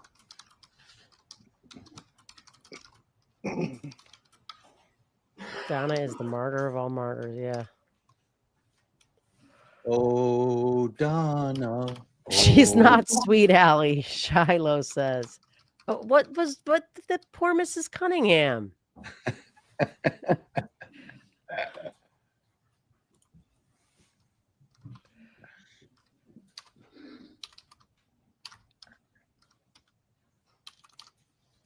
Yeah, she's like a little golden girl. Yeah. Thank you for being a Being a friend. Thank you Travel for down the road and back on my again. behalf. All right. Going to play canasta. Let's see what he's got to say. He's gonna say some Guterson, stuff. please raise your right hand to be sworn. Do you I don't swear think or she affirm lied. the testimony I think that woman just will be the told truth? what I You mean, may she may have take been it. lied to. Please speak loudly and clearly so the jurors can hear you. Good morning, sir. Can you please introduce yourself to the jury and spell your last name for the court reporter? My name is Ron Guterson, Gutterson. And how do you know my client, Donna Adelson?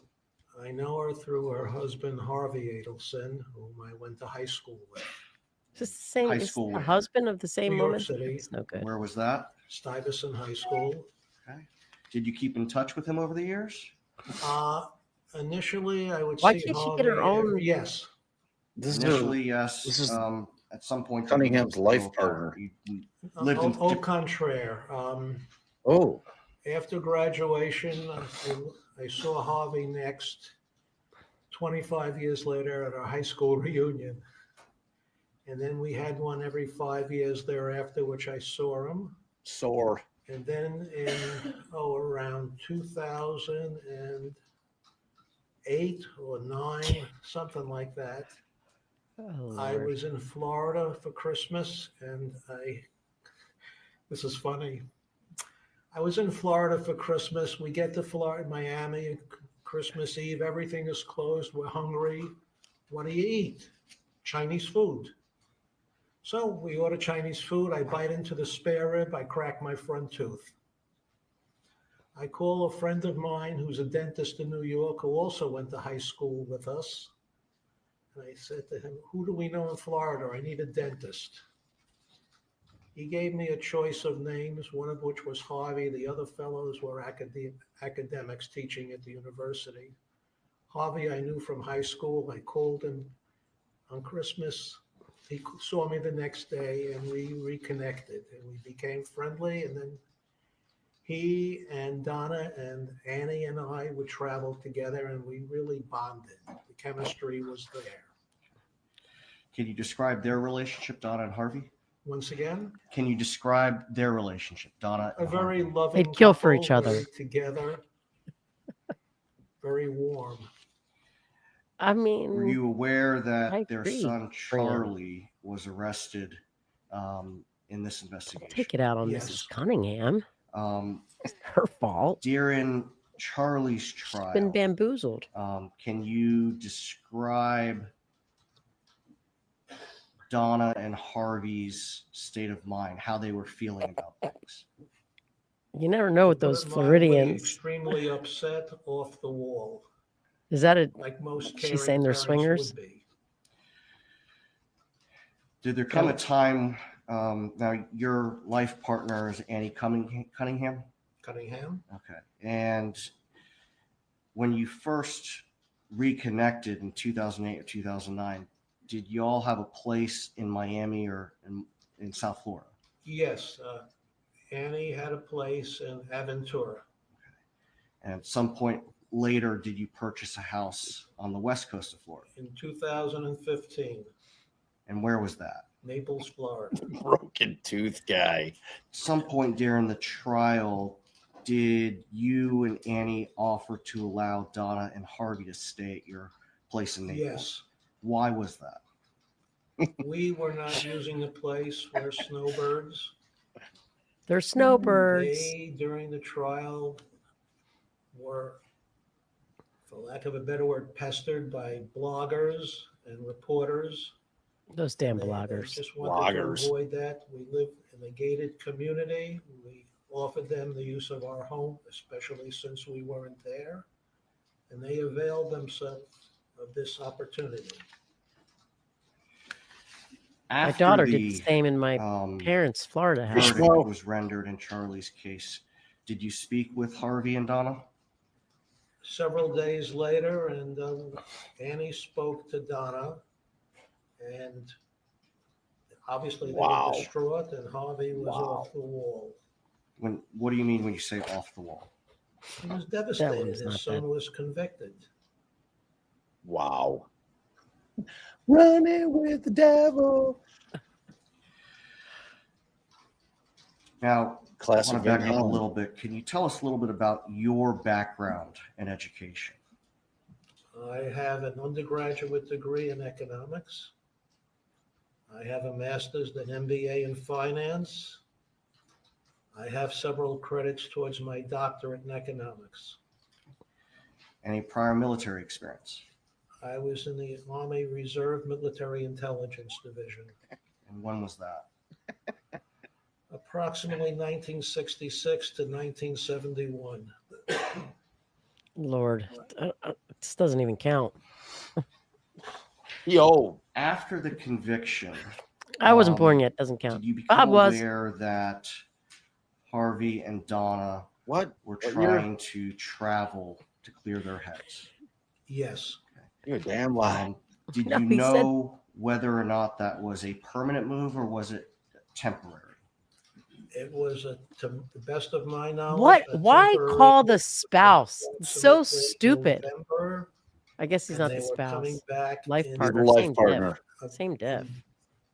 In January or February for their youngest grandchild's bar mitzvah.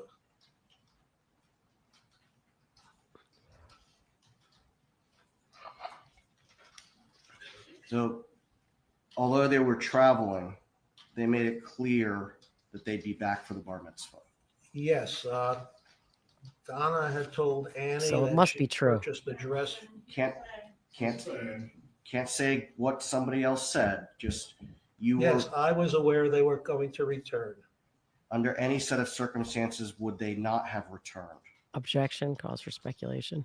I don't know. Under normal circumstances, they would move heaven and earth to be there for that traditional occasion. Just a moment, Heaven and Ron. earth. Moving heaven and earth. I feel like you should have called a different friend set.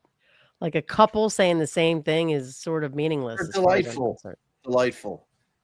Oh, Just think. contraire. Had he never broken his tooth on that, Oh, spare rib, contraire.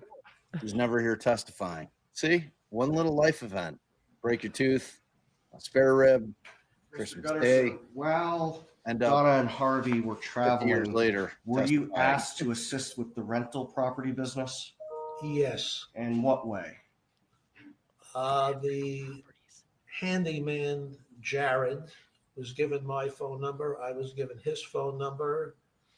And I was asked to do Harvey a favor that if Jared had any problems like purchasing a new air conditioner, a new refrigerator, he TV. would call me for my approval. And then, but it was clear to you, clear to Jared that this was a temporary arrangement while Harvey and Donna were traveling. Until he returned during his absence. Just one more moment, Your Honor. Oh, so they were definitely coming back. I mean, for sure. This guy said so. Hey, He Jeannie. was told so. Hey. What's the crack? What's cracking? Nothing further, Your Honor? Cross exam. I feel like you maybe mispronounced that. Me? Under Hey, Trace. normal circumstances, they were going to make every effort to return to attend that bar mitzvah, right? Yes, Obviously, normal circumstances would not include a warrant being issued for their arrest for first-degree murder. That would be an abnormal I circumstance. am not aware of that. But you would agree that would be an abnormal circumstance that might Objection. prevent them from And by the coming same back. token, at the time, there was no warrant out for her arrest when they left. Right, right. But might cause them to not come back, wouldn't it? Once again, It might cause them to not it come back. might, you'd have to think twice. Sure. And when You'd the have to verdict think came twice. down on Charlie Adelson's case, do you recall Mrs. Adelson reaching out to the two of you saying maybe she might want you to come to where she was? Do you remember that? To Vietnam? No, Sure sir. She did. wasn't in Vietnam. I don't know exactly where she was, but she You said. mean in Florida, in the state of Florida? Yes, sir. Can't say exactly why, but we may need you guys to come here. Remember that? Yeah, for moral support. Okay. And where were you located at the time that those text messages were sent? Were you in New To the York? best of my knowledge, in New Jersey. In New Jersey. Okay. And she says that Wendy's not responding to them. Oh, so contraire. She has some issues she may need your help with. Do you remember that? To the best of my knowledge, yes. And those were the issues regarding your assistance with managing the rental properties? No, just overall moral support. Okay, well, she says specifically Ron may have some work to do here. What is that reference? Is that the moral support? That and helping with Jared, but I was never spoken to by Donna about this matter. This was between Harvey and myself. Okay, but you understood that you may be needed to come down. My to Florida to services get may some be help. needed as a friend to assist. Right.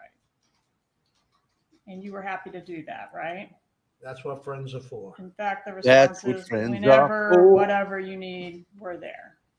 Words to that effect, yes. Thank you. Nothing further. He sounds almost exactly like Morty Seinfeld. Big New York snowbird guy. I've got a big box of executive Is Mr. Guterson released? raincoats that I'm going to sell with Kramer. Released from the trial. Yes, Your Honor. Is the state planning to recall him for any purpose? Have a good day, Mr. Guterson. You are released. Take care, Mr. Guterson. Please call your next witness. Your Honor, the next witness is Kelsey Blind, who might need a few minutes to set up the presentation. Oh, there's a presentation. Members of the Kelsey. jury, the bailiff will take you to the jury room. We will at that time hear from the next witness. All the breaks. So, Go Mr. through some Guterson, stickers, so some supers while we're breaking. it's Cunningham. Okay, I was going through them. Yeah, we were. Yeah, you were doing good work. I just think, to me, calling the counterpart to the first witness added nothing. How about a different friend set that, thought the same shit? Everyone can be seated. I broke my tooth. Just think, though, had he Please not bring in the broken his witness tooth and so they can get reconnected, their Would be computer there. little or other thing. matters set up. Mm-hmm. all these years later, testifying in court, trying to convince jurors that they're not the meddling, murdering grandparents. I don't know, Jennifer, if you saw the rest of what Nanook is doing with the laying and the half puking, not puking part, He's so sweet. it's not allergies. He came up, he's sitting right next to me. He's giving me a little side eye. Thank you, Jennifer. Oh, I was just Oh, highlighting Debacle Watcher, who said Mr. Costanza with the moths in his vacation clothes. Yeah, he's more Mr. Costanza. what? No. You think he's more Absolutely. Mr. Yeah, Seinfeld? he's way more Morty. Yeah, it's true, because Yeah, what are you kidding? Costanza. but the he's the great, one that was selling the jackets. The great Jerry no. Stiller. No, Yeah, Morty was selling them with Morty had Mr. all the Costanza. executive Right. raincoat. They opened the business with Kramer, and they had moths. Oh yeah. They had the moths. See, Jerry Stiller and Kramer went into the Manzier, the bro business. Yeah. The Manzier. My move. Stopping short, babe. The stopping short. That was my move. Trying to get a little boob touch with Allie, I'd have to stop short. Oh, wait, hold on there, babe. Stop short. Oh, I like to stop short. hey. Hey. Hospice Jess, I know this sounds crazy, but I don't think I could bring myself to convict Donna. Oh. Yeah, I don't think the jury's going to agree with you. Why? Like, give us more. Why? What is it? Is it that she's just a sweet old granny? Is it that vibe? Of course, that's not why. Is it? It's all the things. It's all she could have been lied to. Oh, God. But the bringing of the money The on the wet day cash. of, there's a couple things. And Mufungo. I'm downstairs and I've got freshly laundered cash. I mean, I what want did to you hear call it? more hospice. Like what? The- Like what? You The just don't think that they met Mildred. their What did kids? you call it, babe? The Mildo. The mildew. I mean, the Mm. mildew didn't wash itself. And Yeah. I honestly do not think Charlie was washing the money. But she's not a stapler though. She doesn't He staple her stapled it. cash. She washed it. He recounted and stapled. Wait, where would Katie have been when all this? Or it was a mix cash of her stapling? money and his money. Oh. So stapled and unstapled money. I don't know. I want to hear more though, hospice. I want to hear more. Carrie, Cherry, perhaps this lady can testify that Donna always has diarrhea. Bob, come Oh, on. sorry. And not just the result of being confronted by a gangster. What the heck is this? Yeah. Yeah, I mean, they could definitely do that. They could definitely do that. Thank you so much for your generosity. You know what I mean? I was surprised this guy didn't get up the stand and I don't know what. I told you to stop talking to my wife. I told you to stop talking to. Yeah. Oh, Okay. I thought that's what Gutterman was going to say to Georgia. My life wait, partner. you just put up a comment you didn't read. Oh, There you go. Mike P. Bob and Allie, please look into the Lisa Cummings case. She's an Australian who has been waiting 8 years to go to trial in Arizona over the death of her stepdaughter. Wait, in custody or out of custody? In custody, out of custody. You gotta Is there know. like an extradition thing that was happening for a bunch of years? Well, that. Oh, right. Give us more, Meg. The name might ring a bell. Maybe ring a bell. I don't know. Give me more, Meg. Give me more. Thank you, Maggie. Correction. It's Lisa Cunningham. Applies to the other super chat. What? Not Cunningham. Lisa Oh, it's Cunningham. another Cunningham. Did that when Miss Cunningham was on there? Did that remind you of Lisa Cunningham? I am that gonna what happened go there? make us some coffee, maybe. Oh. Okay. I think that creamer's turned. So you Don't- want me to don't- run to? We do have a Starbucks literally down the street now. I mean, we always have. It's just not in the jewels anymore. Right? You don't have to get. Well, I don't have to get out of the car. Yeah. Hmm. Yeah, I'll take a Starbucks. All right, but no egg white pucks. No, dude. I just can't. And Good like they're I've read that like I couldn't. All right, They all right. always been $6. Where do they Come get on. for an egg puck? Come It's on. outrageous. It's outrageous. Outrageous. All right, I'll be I back. mean, they're the size of like a 50-cent piece, like yay thick. She gone. Thank you so much, Meg P. We love your face. Danny, collapsed trach in my dog sounds like a hollow plastic cough.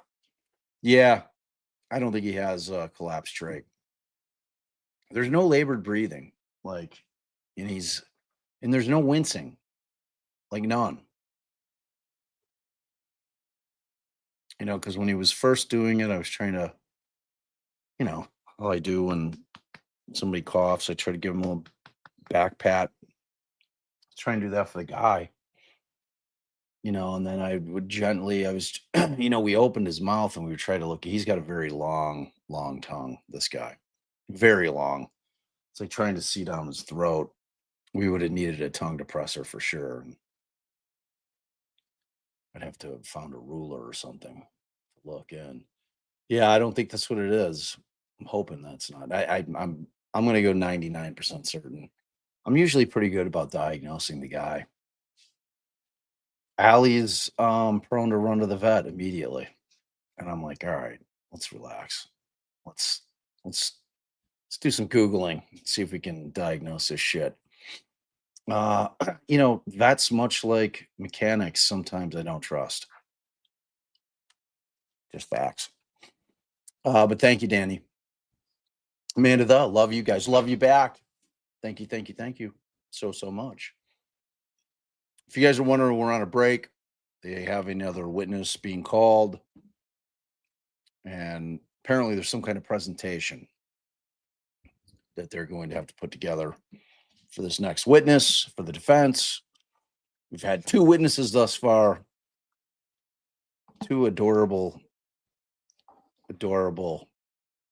snowbirds that live between Jersey and Florida and who re-befriended Harvey due to a cracked tooth from a spare rib on Christmas Day. Life's funny like that. When you think about life like that, though. This dude doesn't bite down on that bone, crack his tooth, doesn't hunt down a dentist on a tough day to find a dentist. Finds Harvey. He's like, holy shit, went to school with this guy. They reconnect, become travel buddies. I mean, clearly they traveled quite a bit with that couple. I think it's cool to have, up until the whole murdering thing, it seems like Harvey and Donna were very nice people. Just, you know, just lost their way. Lost their way. Kelly. Interesting. She used the phrase "foolish of me." Call back to the jailhouse script. What a fool! What a fool. Interesting. Very perceptive, Kelly. Very perceptive. Are you suggesting that Donna wrote Miss Cunningham script? I mean, I wouldn't put it past her. It's ride or die. Miss Cunningham. Thanks, Kelly. L. McCallie girl. Thank you. I'm behind on the pub coughing topic. I can't spell his name. Nanuk. Nanook. I mean, you could spell it Nanook. So either is acceptable. I spell it I think probably the more authentic way. So is he on heartworm meds? I'm assuming that's what that's supposed to be. Yes, he takes his heartworm every month. Coughing can be a sign of heartworm. Yeah, we're gonna get him in. But he does take his meds.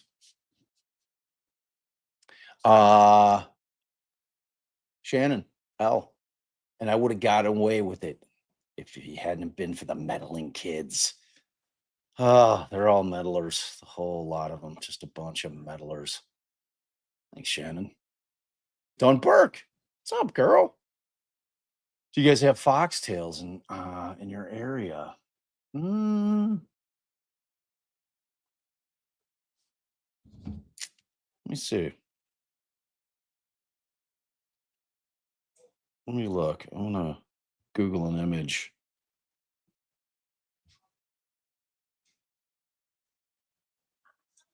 Let's see here.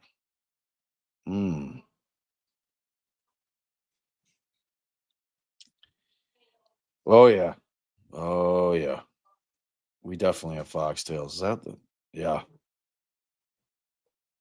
See, that's what I thought it was. Like, he'll always come in from the backyard, like licking his chops. I'm like, dude, like, what bullshit were you eating out there? Quit eating wood and sticks and grass. It's my sister's dog. She had like a little Boston Terrier named B.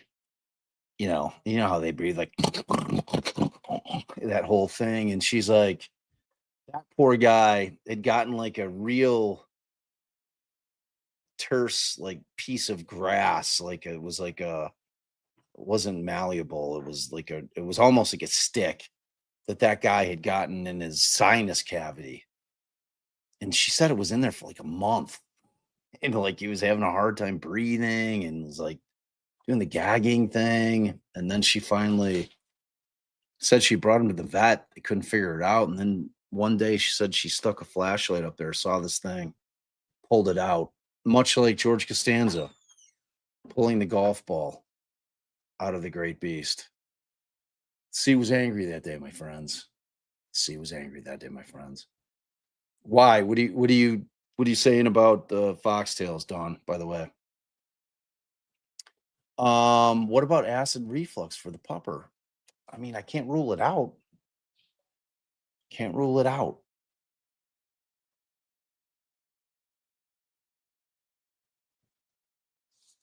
I'm not sure what it is. Thanks, Zencat. Kelly, I thought there was an exciting Songbird Road update. It's coming. I think that case a lot. Love you guys and your coverage. Yeah, we got a couple big updates coming on Songbird, actually. Thanks for asking. Thanks for your generosity, Kelly.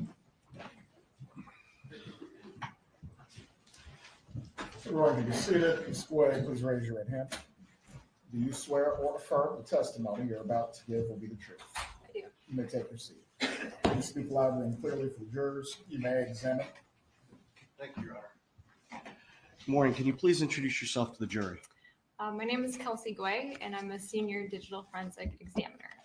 Kelsey And, Guay. where are you currently employed?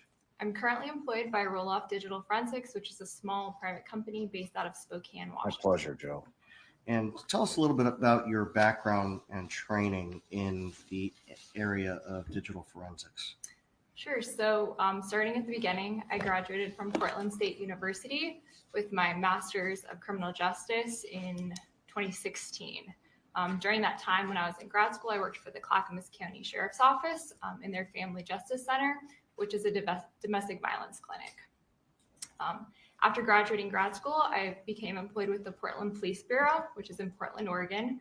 I was employed as an investigative crime analyst. So for about 3 years, I supported the entire detective division, and I worked on anything from call detail records, mapping cell site location, developing frequency analysis, looking at pattern of life. I would also help them review search warrant returns. So things like when they get data back from Google, Facebook, Twitter, Instagram, Snapchat, and I would do some open source, just looking at people's profiles online to help an active investigation. After that, I was the ICAC analyst, and ICAC stands for Internet Crimes Against Children. So during that time, I performed phone extractions. I went on scene to search warrants where there was an internet crimes against person suspect. I would do RAM captures and router examinations. I would also review every single cyber tip and any search warrant returns that came back for those cyber tips. After that, I was the digital forensics lab manager. They civilianized the unit. I was a civilian employee my entire time with the police bureau. And so for about the last a little under 2 years, I managed the digital forensics lab, where I would perform extractions, and I led a team of 5 examiners in doing digital forensic extractions and analysis. Can you tell us approximately how many hours of training have you had specific to the review and analysis and interpretation of call detail records and cell site location information? I have a general 400 hours of training just related to all kinds of things: digital forensics, CSLI, cybersecurity. If I had to guess, I would say maybe 100 hours dedicated to cell site location information. And with respect to call detail records and cell site location information, how many sets over the course of your career of call detail records have you reviewed for casework? Like actual files, I don't have an exact number. I would say, close to 1,000, if not over. Some of the cases I work on can have, 10 and more phone numbers. So each case can get quite expansive pretty fast. So I would say, maybe roughly 1,000 different sets of records. And with respect to mapping of call detail records, can you tell the jury approximately how many times you've had to map cell site location information from call detail records? Sure. I would say maybe about half. When I was working in law enforcement, they don't always get location information for a call detail record. Sometimes they just get records without mappable location information, and they want like a frequency analysis, looking at patterns before event of interest. So I would say I probably half of the records I've reviewed. Have you previously offered testimony in court concerning this subject matter? I have. And have you previously been qualified as an expert in digital forensics, specific as to cell site location and call detail records? In Oregon, it's a little bit different, but in at least one, they did provide me as an expert. Most of it was my employment at the police bureau. At this point, Your Honor, I would tender the witness. State wish to voir dire the witness as to her training or experience. Is there any objection to her ability to provide an opinion in the field of digital forensics? Yes. Members of the jury, while this witness testifies, she will be permitted to provide you with an opinion in the field of digital forensics. You may continue. Thank you, Your Honor. Ms. Guay, in this case, did you review call detail records that were provided or obtained by law enforcement? I did. Okay. And specific, can you tell the jury what records you reviewed? So when I started working on this case, I was given a lot of different data, just so that I could see everything that had been obtained by law enforcement. However, my focus was on Donna's cell phone records. So that's where I kept most of my focus, was on her records.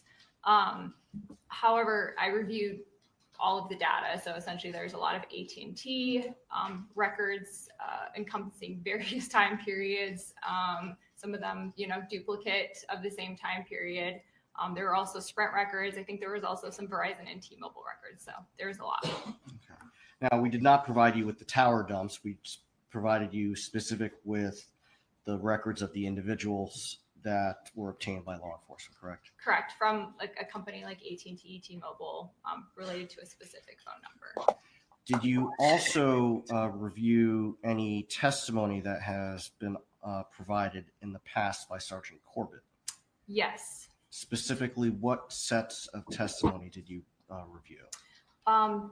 There was, I guess, from this trial, 2 PDFs that I was given discussing testimony from this trial. I think there was also potentially other testimony from previous events that I skimmed.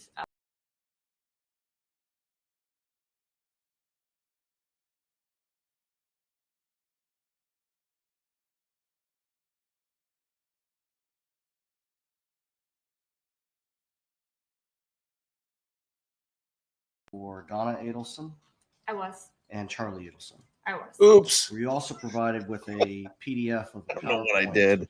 that was prepared by Sergeant Corbett? I was. What were you asked to review related to this PowerPoint? So to just look through all of it, there was about 350 slides. So I, kind of went through it slide by side, but my specific focus was on slides 26 and 28, which were charts of a frequency analysis. Would it be I think it was a helpful left for the jury to swipe, see Shady.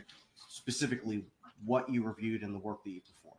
I believe you guys have probably seen this already, but yeah, it might be helpful to have a visual. Lot of tech wizardry. Melanie pulls Bob's, Mary Lou, not the other way around. There's at least 5 to 7 Present. Yes. tech wizardry moments every live. Somewhere in that range. If you go back a couple slides, please. To the beginning? I'm sorry? To the beginning? Yes. Okay. So what are we looking at here? So this is a screenshot of the folder that contained the document that I focused my analysis on, because this document was related to Donna's cell phone number, her records. In this document, after reviewing all of the different ones, I realized that this document contained the most data. It started, all the these data. records started January All 1, the data. 2014, and they went through May of 2017. So it contained both time sets that were seen on slides 26. Additionally, this data contained seconds in the timestamp. And so me as an analyst, when I'm looking at CDR documents, I always prefer to get the document that has the most information. And in this case, to have a timestamp that includes seconds. Why is that important? It's important for, different reasons depending on the case. If you are very interested in building like a chronological timeline, having seconds, right? Because we have 60 seconds and 1 minute. So if your call detail records only show you the minute and not the second, things could be coming in showing the same minute, but you don't actually know which happened first without the second timestamp. So different reasons why it can be important. And in that same note, I think your next slide shows what you obtain or what you see when you open up this file. Correct. Can you show that to the jury, please? I can. So you might have also seen something similar to this earlier in this trial, but this is what that document looks like when you open it up. This is just the first 3 rows because this document, like I said, goes through 2017. There are a lot of rows in this document. So this is just a glimpse of what it looks like when you open it up in a text document, which is the native format. This is not very easy to work with as an analyst. You could take this and you could put it into an analytical program and run some calculations on it. However, when I looked at this in a little bit more detail, and there are slides, I realized this data was kind of messy And by messy, I mean I wouldn't necessarily just trust putting it into a program and trusting the numbers that came out. So I took this document and put it into Excel. So the programs that you're describing that this data could be put into, are those referred to as tools? Yes. Okay. And so since this was messy, how did you import this into Excel? So when you open up Excel, I don't know how many of you are familiar with Excel. I live in Excel, so I'm very familiar with it. But one of the options when you open Excel is there's a data option and you can import data. There's a little tool that helps you bring in text files into Excel. And this one is a great one to bring in Excel because it might be hard to see, but there are commas between each of these values. So this is what's known as a comma separated, type file. So it translates very nicely into Excel. And can you show the jury how that looks when you put it into Excel, please? I can. So I this do is that too. exact same Very first low. 3 rows, and this is what it looks like in Excel. How does the software, does Excel know how to separate that those 3 lines into making this correctly? So essentially there's like a little walkthrough tool when you import data into Excel from a text file, and it will show you a preview. Is this what your data should look like? And you can say, yep, it's using a comma, it's displaying correctly. Is there anything that you have to do with the times to adjust them for Eastern time? Yes. So this specific file, it's again probably very small, but in column 2 or B, the header says connect date or con date time UTC. So this is very common for call detail records to come in UTC. And if they explicitly say UTC, it's UTC. So for these records, the times of interest were in the summer. So I knew that this would be in Eastern time. So I was able to add a column in Excel. Again, very easy to do this in Excel. Add a column, write a quick formula, do that time conversion so that I can make sure that, because if you have a call that's in UTC, it might be showing on a different day, but if it kind of happens within that plus or minus 4 window of when days change, I wanted to make sure I was looking at the right dates for Eastern time. Okay. Thanks, MJ. And you did this for what data? I did this for Donna's records, the file that we had identified on that very first slide. Okay. And then did you also do similar analysis for Charlie's call records? I looked at his phone records. I did not go quite in depth as what I did with Donna's, but I did look at his in Excel as well. And I believe the next slide is that frequency chart. No, the next slide is essentially an example of kind of the messiness that I was referring to earlier. You could show the jury that, please. Yes. Get your shit right, cheeseburger. Can't believe you guys think I sound like the Would you like cheeseburger. me to explain? Yes, please. What are we looking at now? Okay. So this is that exact same document. Now, instead What are of we just looking looking at at the first now? 3 rows, we're looking at rows 1 through 9.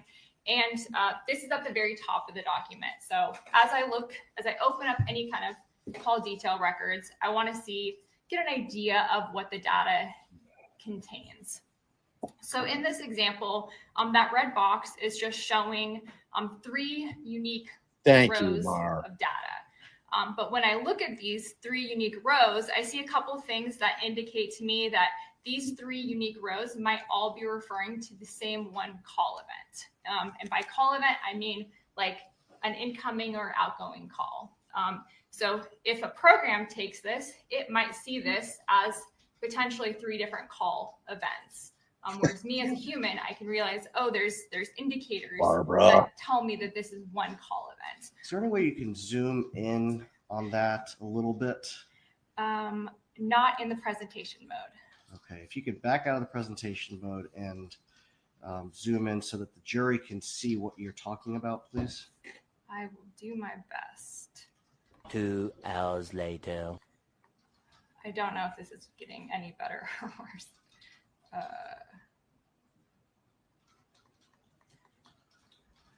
Okay, so the top line that we're looking at there on line 6, what does the data from that line of call detail records tell you?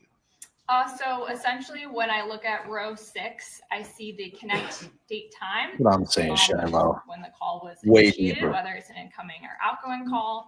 I see a few things. I see the seizure time, which is the time it takes for the network to set up the call. The elapsed time, which is ET. That's how long the phones would have quote unquote connected. I see the originating and terminating number. So, oops, a little too far.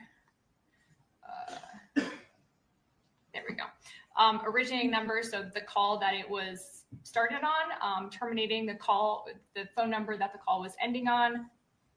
And then because this is a screenshot of Donna's phone records ending in 0997, we also see the IMEI and IMSI. Those are just the, it's like a VIN number for a phone, is an IMEI, International Mobile Equipment Identifier.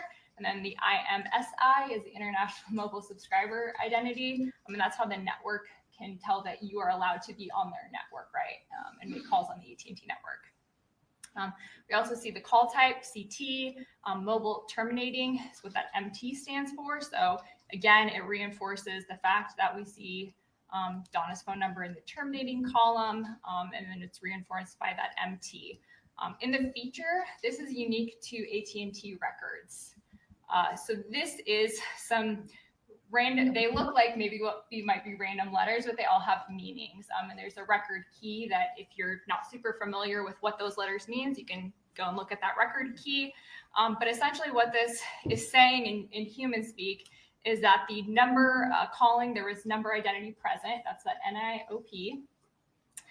There's the CN or CFNA, which is call forwarding. It wasn't available, that it couldn't reach the other party. And then you see that VM, which just means voicemail was involved in this transaction. So the next line, so the features, what does that tell us about this call? It tells me that there was an incoming call to Donna's phone and it was sent to voicemail. Okay, and what does the subsequent 2 lines indicate? So the next 2 lines are related to this initial call event. So I can see that this next one has voicemail. I also can see that this is the forwarding number, which is to forward it to the voicemail box. And then if I go all the way back, the SO and the ST are service originating and service terminating. So these are not human generated. These are network generated logs. So that's what that SO and ST stand for. And then if I go back and I look at the times, the thing I notice is that for those following 2 service calls, the timestamps are the same. And all of this, so while the connection time is that what would be 2:52 p.m., that's when the call would have, come into her phone and gone to voicemail. And those second 2 with the identical timestamps are essentially just multiple legs of that activity. So as a human, I can see that these 3 lines are all related to one event, an incoming call that was routed to voicemail. Okay, if you can go back to the presentation mode, please. Of course. And then let's look at the next slide.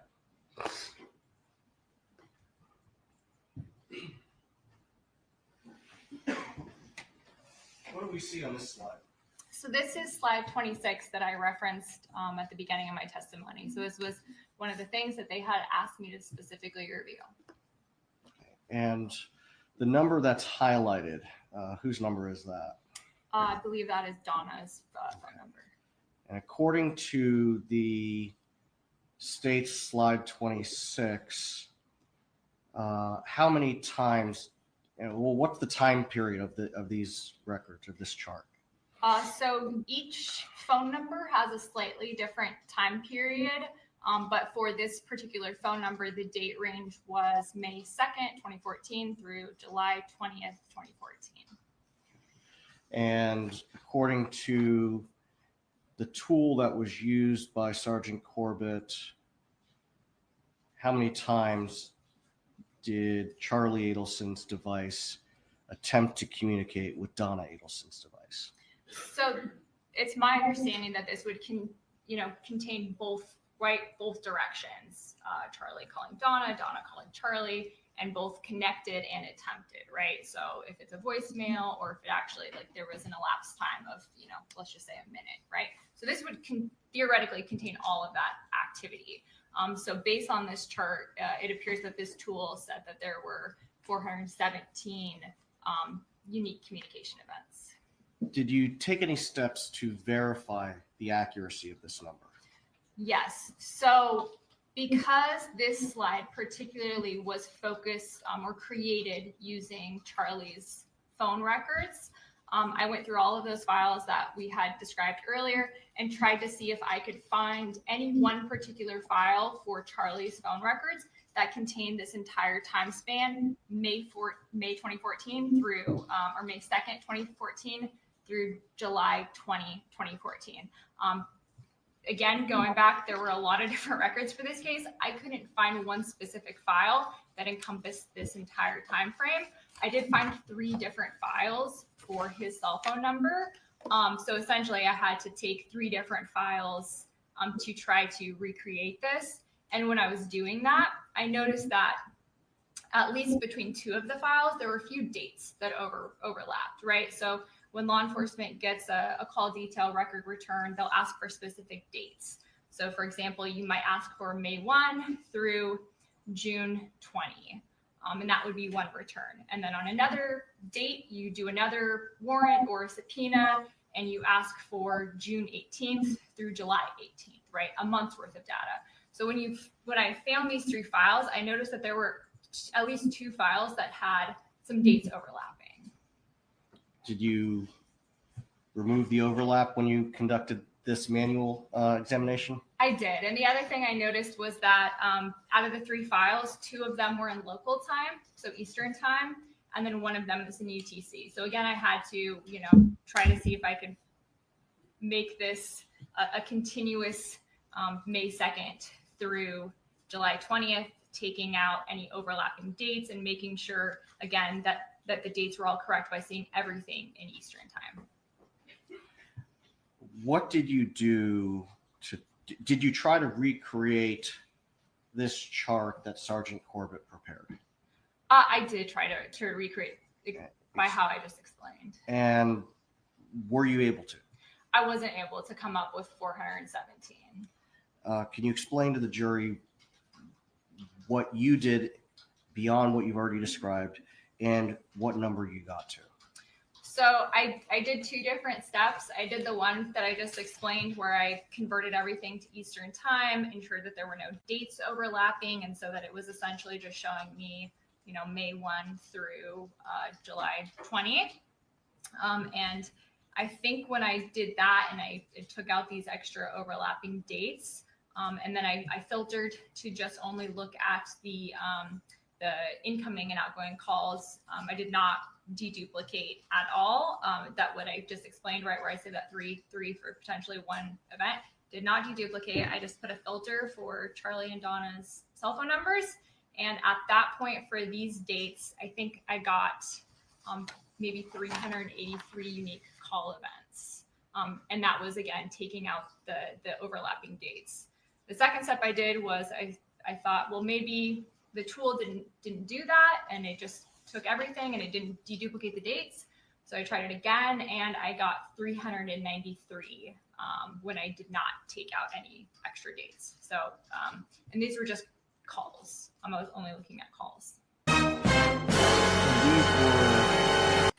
Did you do anything to determine whether or not these events went to voicemail? I did not. Okay. Did you take this a step further to determine whether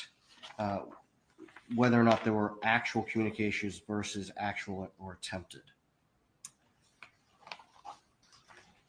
Sorry, could you? Sorry, it was a poorly worded question.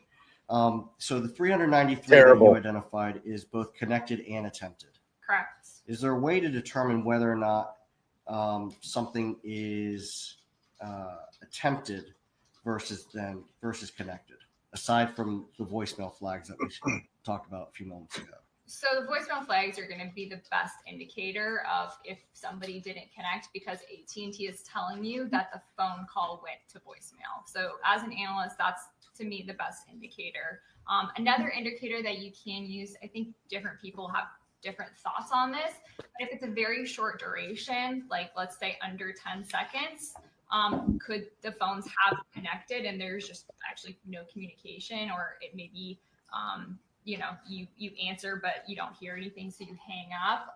So different analysts will use different amount of elapsed time to determine, I think some people will say, I think everything over 30 seconds indicates there was, actual communication. So people have different thoughts on it. But I like to see, if it's 2 seconds to 0 seconds, there probably wasn't any actual communication. Now, when reviewing specific to this, to Charlie's records, Oh, Donna, space. then go back and dedupe everything to determine the Dedupe. active and Deduping. attempted calls. I did not for Charlie's records. Okay. Well, let's talk about Donna's phone records. If we could advance to that, please. What is deduping? So this I don't is know. July 28th. Deduping. Okay, and according to this, what was the time period of this chart? So this chart is it supposed to be focused on- deduce? would have been created using Donna's call detail records, and the contact at the top that's highlighted is Charlie's Thanks, cell phone Trace. number, and the date range that was used to generate these records was June 23rd, 2014 through July 22nd, 2014. Again, I did the same process like I did with Charlie's. I went to go look through all the data to see if I could find a everybody's file answering us. that would Oh. cover this date range that's and so only smart. this date range. And Yeah. I was able to find a file that covered this date range. And when you went through the process that you've already explained, manually going through the records, Thanks, guys. were you able to determine how many unique call events took place during this time between Donna and Charlie? Unique. So for this one, I took the original file that I mentioned and I just looked at the See? filters. Bob and I would between just Charlie be and walking Donna's phone around number, and I was singing. able to recreate You the duping? ID when Yeah, I we just would look be at singing the, Schloop. the totality of the data. Taking a step back, all the way back to that slide one, I mentioned that Salt record and for pepper. Donna contains data from 2014 through 2017. So that particular document covered both of the time frames. It covered this one, which is Shoot. June 23 Dedupe. through July 22, 2014, and it covered what was in Charlie's records, which was May 2nd through July 20th. So I used that document that I showed you guys at the very beginning to dedupe. So I went through that document. I put the filters for Charlie and Donna's phone numbers, and then I went through each line during those time frames to determine, like, is this a voicemail activity? Is this just AT&T duplication? Is this an actual unique call event? So What do was we the have? document Did that I she give us her focusing opinion on yet, or these this is two all? parties' phone numbers. Got to give the opinion And I went first. through Go each backwards, line then by say it line again and at the end. removed manually any rows that I believed to be referencing the same call event. Because I don't know what So she's when saying. I did that, I got, for this time frame, He's excited about it, though. deduplicated, and Yeah. this would be attempted and connected, right? She's into so it. It's including the voicemail. It's just noting that there's only one line for that voicemail, not potentially three. I got 69 unique call events that would be connected and attempted. That's So- suspicious. The failure to manually go through these records resulted in an overinflated report in these frequency reports. Yes. Okay. Now, You- in addition to Lead this much? data, and I don't think we have any more The slides. state doesn't even care. They're like, whatever, do what you want. Boring. Would you like me to unplug it? Dang it, Bobby. In addition to this part of the data, did you also review cell site location information for Donna Adelson's phone, specifically on July 18th of 2014? Well, so he thinks he scored a big point with all that so far. I was like, 0.1. Pause I it don't a even know what sec. the hell he was talking about. Pause it a Only sec. guilty We're all man in getting old. Shawshank. And did you identify the cell phone? And I don't want Yeah. to just talk over, because then you have all those people who are like, why do you got to talk over everything? Oh, and it's really boring. We figured just talk over it a little bit. Talk So over it. it seemed like at the end there, like before he just shifted to this like kind of like a new category, like that he felt like he made like a boom, like he just rounded out his whole shit, and he's like, all right, I did it. I mean, Nailed it. nailed it. But he just basically it was like what he said there at the end to me. And I was watching from the car, and then I talked to the guy at Starbucks for a little. Did you ask him about So Donna? What do you think, guy? Starbucks no, barista? no. Do you think Donna's guilty? No, I had to change your nitrous to a cold brew so you could get a large, but then they gave me a medium anyway. But I was in Cam's car, so I'm down really low and they're up really high. So I Yeah. don't realize it till it's like down here. And then I'm like, ah, fuck it, I'm leaving. I'm out. So no, that was all the talking. But in any event, it seems to me the entire what she has established thus far was in that last leading question of, all right, so those MFers, they got some dupes in their shit, and they overstated their shit. Yeah. With all Overstated kinds it of- to what end? The dupes. To what ends? Our friends in the UK would call that a redundancy, I think. Yeah. Right? Maybe. Yeah. I don't know. But she's gonna get to something, I'm sure. I'm just saying sometimes it's better to like kind of lay it out. You might get a lack of foundation question, but kind of lay out what they're, they reviewed all this data, they came to an opinion, and then kind of backing up and going into how they got there. Babe, some people are saying I sound like the cheeseburger. I don't like it. Big dummy. You big dummy. You big dummy. You big cold-blooded dummy. You wish you sound like Powers Sanford and Son. That I likely sound like, provided Sanford coverage and Son. to Charlie Adelson's home on July 18th of 2014.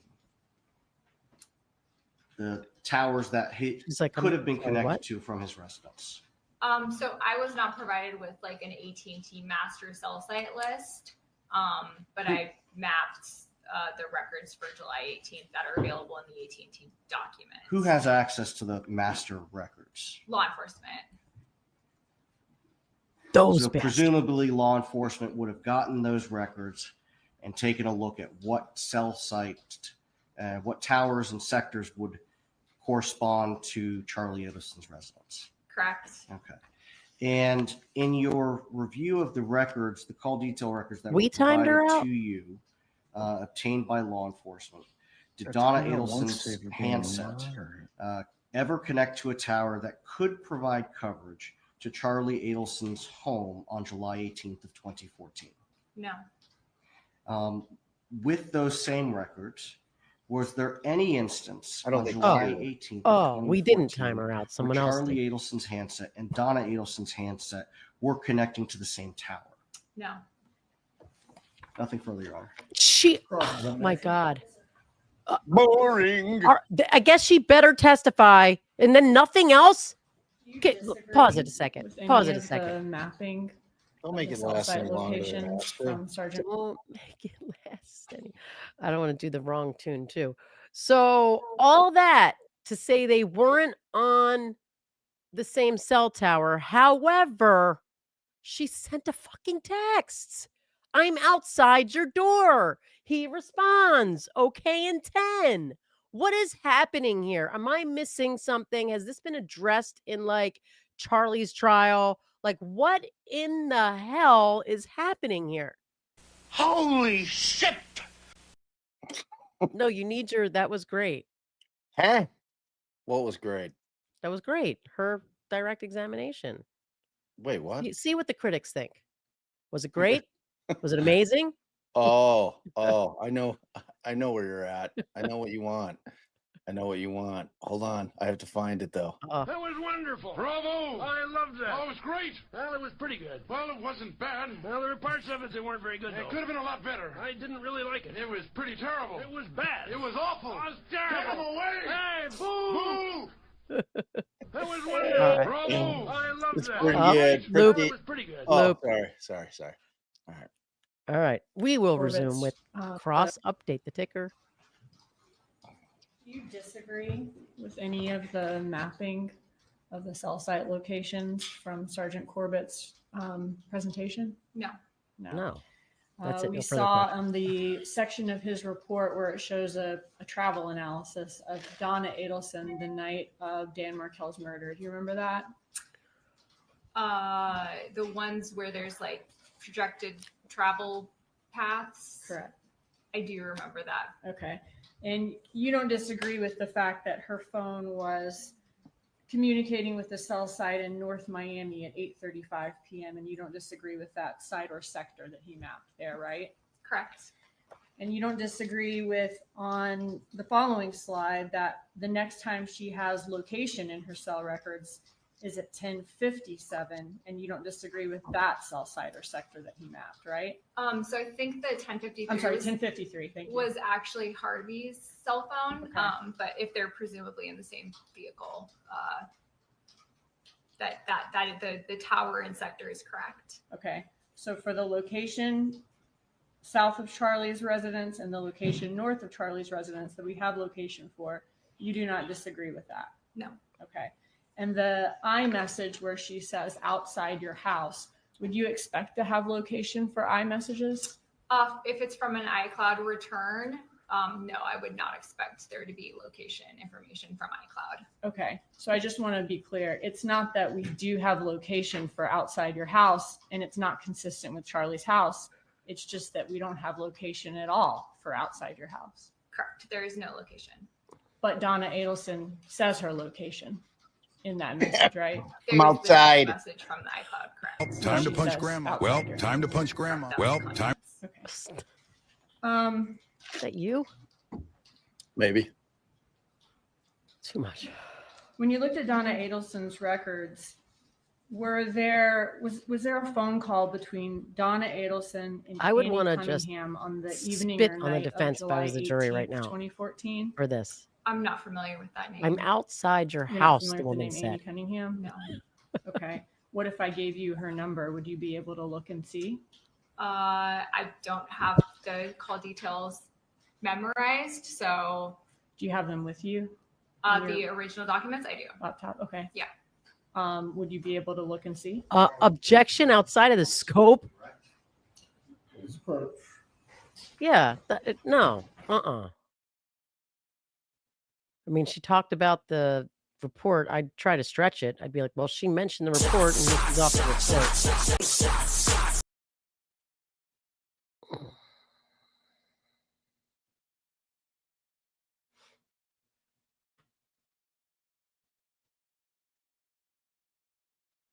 And you need to know both phones. You need to know the home phone. Come on.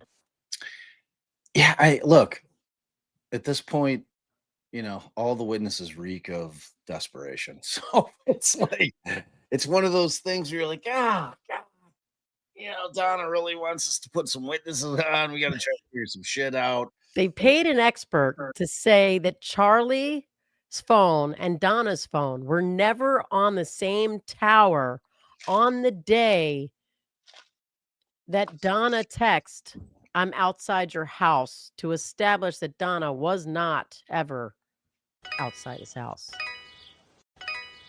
That's what it sounded like on Chuck's phone when he got the text. I'm outside. Wait, No, hold you're on. not. You're at somebody else's house. Prank caller. Oh, my mom's outside. I'll be right back. Hold on, Katie. I got to go get the wet money from my mom's. My mom watched it all. I'm going to go get the what'd you call it? It's the mildew. Listen, I'm going to go get the cage. It's clean. It's clean. Yeah. I Get the mean, mildew. if we're expecting some Objection kind is of overruled. This way, if you need the question repeated for you. Oh, Mr. he's letting it in. So, Miss Gway.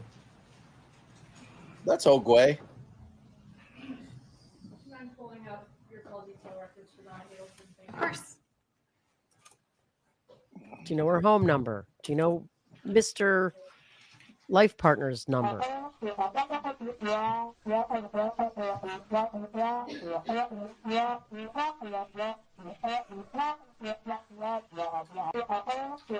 All right. We get it. That's a long one. You can never have enough of Peanuts teacher/adults speaking. Let me know when you're ready and I'll give you the number. That That's really a stuck fairly with me large my file. whole life. Okay. To load. If it needs time to load, I can ask some other questions and come back to this if you. Your Honor, I would just ask that if we're going to provide the phone number that we not do it so that. Yeah, you know, giggle. Waiting. Mr. Dugan, please handle your questioning on this matter discreetly so her phone number is not published to anyone watching. Thank you, Your Honor. I'm just going to filter to that date. You can approach the witness and show her anything that she may need to read concerning this matter. Right, the phone number. So it's not revealed publicly. I'm just trying to get to 18. Don't say it out loud, lady. So am I showing you a contact with Annie Cunningham? Correct. Okay, and you don't need to say the number out loud. But just Aw, the number next to Annie. it that begins with 845. Correct. Okay, 845 being the area code. Yes. Okay, that's the number we're looking for. Okay. And my question was there a phone call Well, you between just Donna Adelson and Annie Cunningham the evening PM on the 18th of July, evening or night?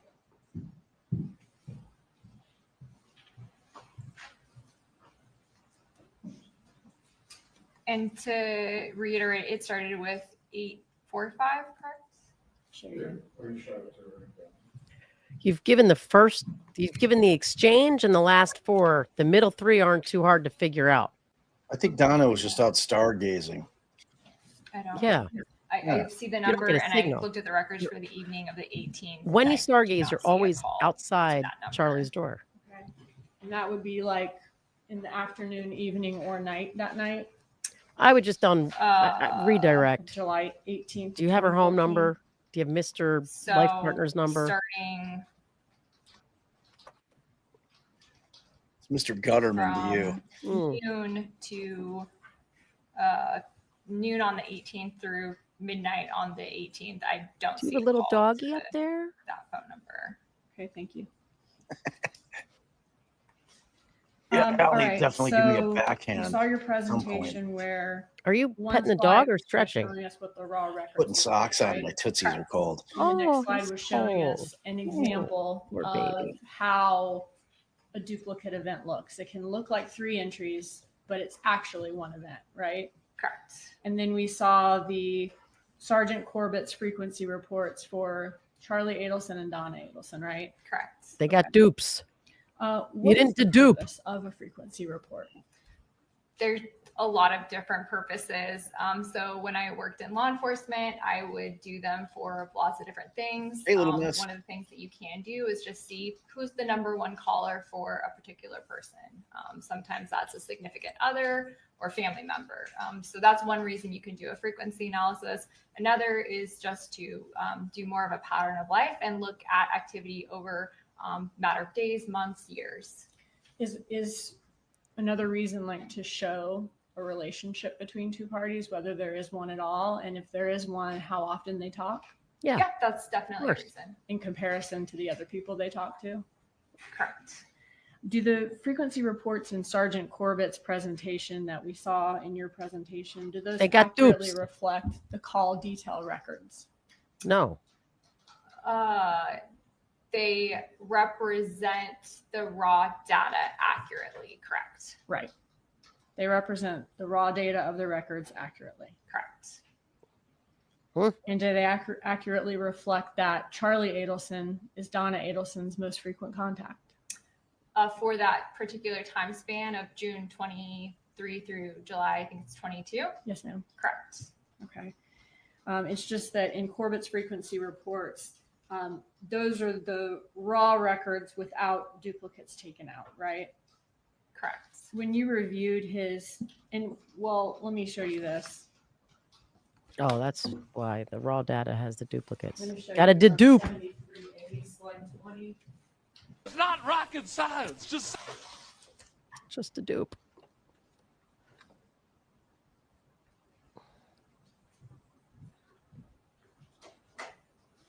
Man, Wonder if Donna's going to testify. That whole sidebar Are you thing. familiar with this slide of the presentation? You're like, look, maybe after we put on. I might have seen it at some point. Okay. Would this be a representation in Sergeant Corbett's presentation of 3 entries that are actually one event, like a duplicate event? Potentially. I mean, I would like to see the feature flags or the call flags, but yes, based on the timestamps, the minutes, there's no seconds in this, but it does appear that this This reeks of desperation. This like is a phone just number is calling a pathetic. phone number. It's being routed to what I know to be like an AT&T voicemail routing number, and then I see the first 2 numbers replicated. Again, I don't see the call type or the feature flags, but it Whose does door were you outside, Donna? Get on the stand and tell us. I And meant when you to reviewed check Sergeant to Corbett's text testimony Charlie from this trial, did you Schwartz. review a portion where he I was explained outside of Chuck Schwartz's that call house. we just saw, what a duplicate is, and that his frequency reports did contain duplicates? Yes, there was some testimony that I reviewed that he did say that there was like voicemail routing events that could show us more than one line. Okay. When we see gosh. throughout that presentation, Pathetic. when we see Pathetic. the call detail records for a particular day, let's just say the day of the murder in this case, July 18th, 2014, those summaries, the duplicates have been taken out, right? Are you talking about like the slides that have just like the different rows? Yes, for significant events in the Correct. case. Okay. Yes. And if you were to go through that frequency report and you only took out the duplicates for Donna's records for Charlie and Donna communicating, right? Correct. If you were to go through that frequency report though and take out all the duplicates across the board, it would reduce the total amount of communications for each contact, right? Correct. Okay. But it wouldn't change the frequency ranking of each contact. I'm not entirely sure about that because, as I mentioned, the first one, when I was trying to recreate Charlie's, there were 3 different documents, and at least 2 of the documents had like dates that overlap. So I'm not sure if you would have to also take out like the extra for those dates. So that might change the numbers slightly. If it did, it would be slight though. Yeah. Okay. And your testimony was that for Donna Adelson's frequency analysis, just with Charlie Adelson, instead of 80 events, she actually had 69 when you take out the duplicates. Connected and attempted. Connected and attempted. Okay. What do you think that shows that's helpful to the defense in this case? Objection. I think it just goes to when I look at records, I like to be precise with my numbers. Okay. And when Sergeant Corbett testified, he Are they did asleep? let the jury know that this contains duplicates though, right? For the frequency report? I think he said that it does include voicemail forwarding events. Okay. So what I'm trying to say is So the prosecutor asks, all right. So we're going to round all this up. All right. We're going to just summarize it right here, right now. The whole crux, everything you got going here. So we said Donna and Charlie spoke 80 times, but you're saying some were dupes. It was 69 times. All right. I'm with you there. How in the hell does that help the defense? And crickets from the defense table. No objection. Calls for speculation. That was outrageous. Pull your heads out of your asses. And Something's going on with your mic. You're fading in and out. Are you on the ether? I'm on the ether. Are you? Yeah. It was probably because you started playing a cricket over my voice, so I would fade in and out because I'm not. I was trying to enhance your my point. your rant there. Yeah, no, I get it. But because we're not on automatically adjust, it just like this guy says right here, or this girl, a girl, despite the look on my face, you're still talking. When 2 sounds compete, such as talking over court, I can't discern either, so it all becomes gobbledygook. Gobbledygook. Gobbledygook. It's a real kerfuckle. It's a real kerfuffle. So in any event, Shawshank. you don't call an expert Hi, pal. to make like a, the opposite of a splash. So like a padiddle, a what's it called? A spittle. Don't call an expert to make a spittle. Padiddle. That's one headlights out. Padiddle. Padiddling. Spadiddle. I had never Don't- heard of that padiddle until I met you. Oh, you're like, oh, there's a padiddle. I'm like, what? So you mean a fucking cyclops? Yeah, it's like padiddle. Yeah, we used to have that cyclops padiddle debate there. I'm like, that's East Coast. Never You heard of guys called it padiddle. Cyclops? Yeah, it's one headlight. Mm-mm. Well, we sure the fuck didn't call it a padiddle. Yeah, I don't know where it came from. I don't But know where that came from. My either. point is, and I'm sorry, I'm pausing because I find this boring. So I'm just gonna Boring. chime in and say something at least a little bit more interesting. I can't really say much more than that. But that you don't call an expert like you're gonna make a splash just to make a spittle. Just for a little Padiddle? no, a spittle. Spadiddle. Now you got me screwed. Padiddle? Spittle. Spittle. Spittle. Spittle. You Okay, don't call an expert just to make a spittle. can we get back to this riveting testimony, please? I can't wait to hear what's next. He didn't say anything that was. Go boot back one. Excuse me. Okay. I think he said that it does include voicemail forwarding events. Okay. So what I'm trying to say is he didn't say anything that was unreliable or inaccurate with that. I think that being able to see exactly how many can be important.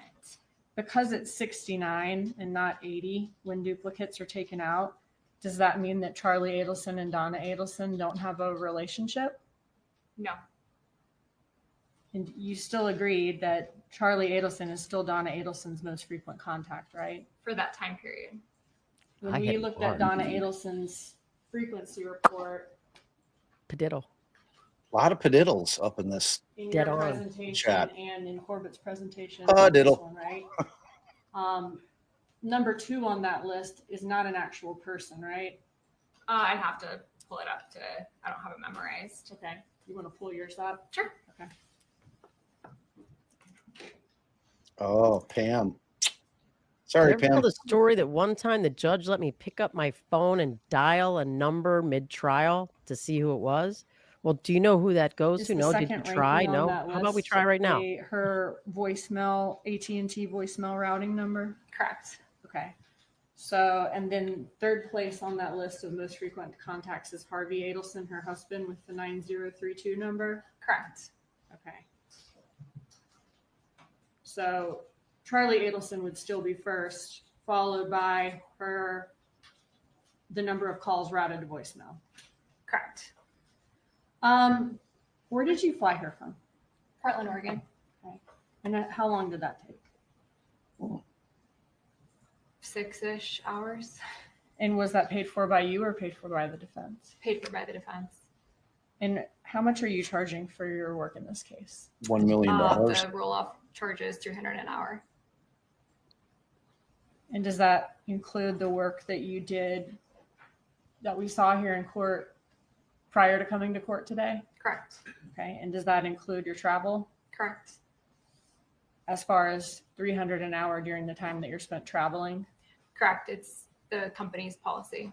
Okay. And waiting to testify and testifying, is it that same amount? Correct. Do you know the total amount the defense has paid for your testimony here today? I don't. The company does, but do you know about the amount of hours that you spent on this case, including travel? the amount of hours on the total case? No. On travel, they just do a flat rate of 10 hours if I work over 10 hours. So for yesterday, so the trip for the trial would have been about 30 hours, so about $10,000. Okay. Thank you. They didn't front the Redirect examination. Yes, Your Honor, thank you.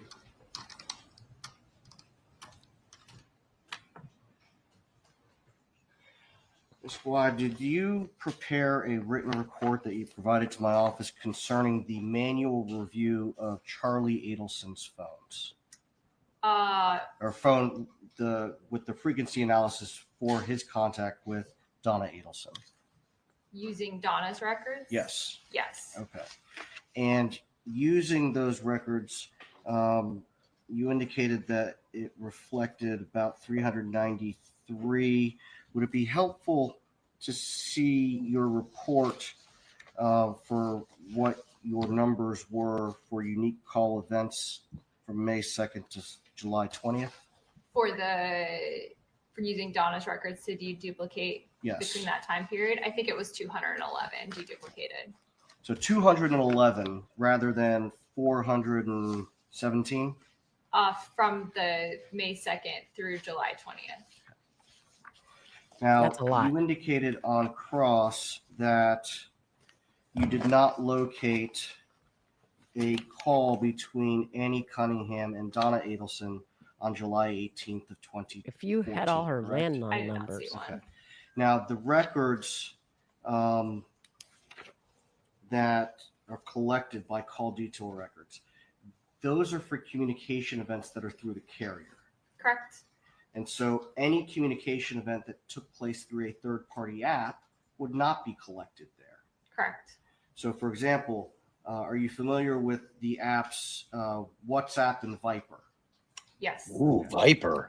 How did those show up on call detail records? So any applications, anything third party, really even FaceTime audio or FaceTime video is Right. technically not, through Just the AT&T FaceTime audio, network. people. All of that activity would be a data transaction. So when you look at AT&T records for a data transaction, it's not going to show you individual items. For example, that you got an email and that was so many bytes sent on the network. It's just going to show you a time that the data session was open and how many bytes were received and how many bytes were sent from the handset to and from the network. So AT&T does show data transactions, but it's not going to show like a FaceTime audio or, an email. So in other words, when you are using FaceTime audio or FaceTime or one of these apps, it's not going to, the number that you dial is not going to show up on the call detail records. Correct. It's going to show up on the data session that AT&T records report. Kind of It looks would be like it lumped too. into the data session. You aren't going to see like what was being used for the data session. And these data sessions, do they typically have like a certain time period that they last? There, a lot of times on an AT&T record, you'll see a data session that can run up to about 60 minutes. You can have ones that run less than that, but AT&T data is kind of all over the board. Now, with these data sessions, the way that our phones work, if you have your phone constantly having alerts pushed or emails pushed to your phone, those are going to show up how? Again, if it's like, let's say you have your email and you have it set to like give me a notification every time I get an email, that means that your phone has to be communicating with Google servers, Gmail servers, right? So that it knows when you get an email. So that's going to be lumped into these data sessions. In the call detail records that you reviewed for Donna Adelson, specific as to July 18th of 2014, did those records reflect that Mrs. Adelson's phone was engaged in data sessions? On the 18th, it was. Was it consistent throughout the evening and night of July 18th, 2014, that Mrs. Adelson's device was engaged in data sessions? There were data sessions throughout the day, including the evening. So the entire time that she was driving with her husband on July 18th of 2014, her phone was connected to some tower engaged in a data session. So the records don't give you like minute by minute, second by second. So when I look at data transmissions, data records, I look at the time when that data transmission was initiated, because in order for a data transmission to be initiated, the phone would have to be on and connected to the network, right? Your phone, if it's, in airplane mode or, off, it's not going to be able to reach the network. So the time when that data begins, the phone would have had to be on. When I see these things like 60 minutes, do I know with 100% certainty based on these records that the phone was on for the entire 60 minutes. I can't say that, but I do know at least at the beginning that phone was on and connected to the network. And I did see data transmissions throughout the day and the evening where the connected time was, kind of throughout the day. And so those data sessions, would those be consistent with Donna Adelson having a phone call with Annie Cunningham on either WhatsApp or Viper the night of July 18th of 2014? It could be. I can't say if it was or wasn't. Just a moment, Your Honor. I mean, also should have just asked, did they give you the landline to check? No. Did they give you Mr. Gutenberg? What was his name? Nothing further from the slide. Gutenberg's good, babe. Oh, Gutterman. What's that? I think it was Gutterman. wait. This witness is only here for today under the defense subpoena. Yes, Your Honor. She flies out this evening. Do not permit recross. Please approve. We do not permit recross. Were they having a little sidebar? Yeah, because she wants to schedule. They said they wanted to keep her under subpoena. Go back and listen to what they said. Okay. This evening. You may step, Nothing further from the slide. you may step down. What's that? Will you permit the state to ask one more question? Witness is only here for today under the defense subpoena.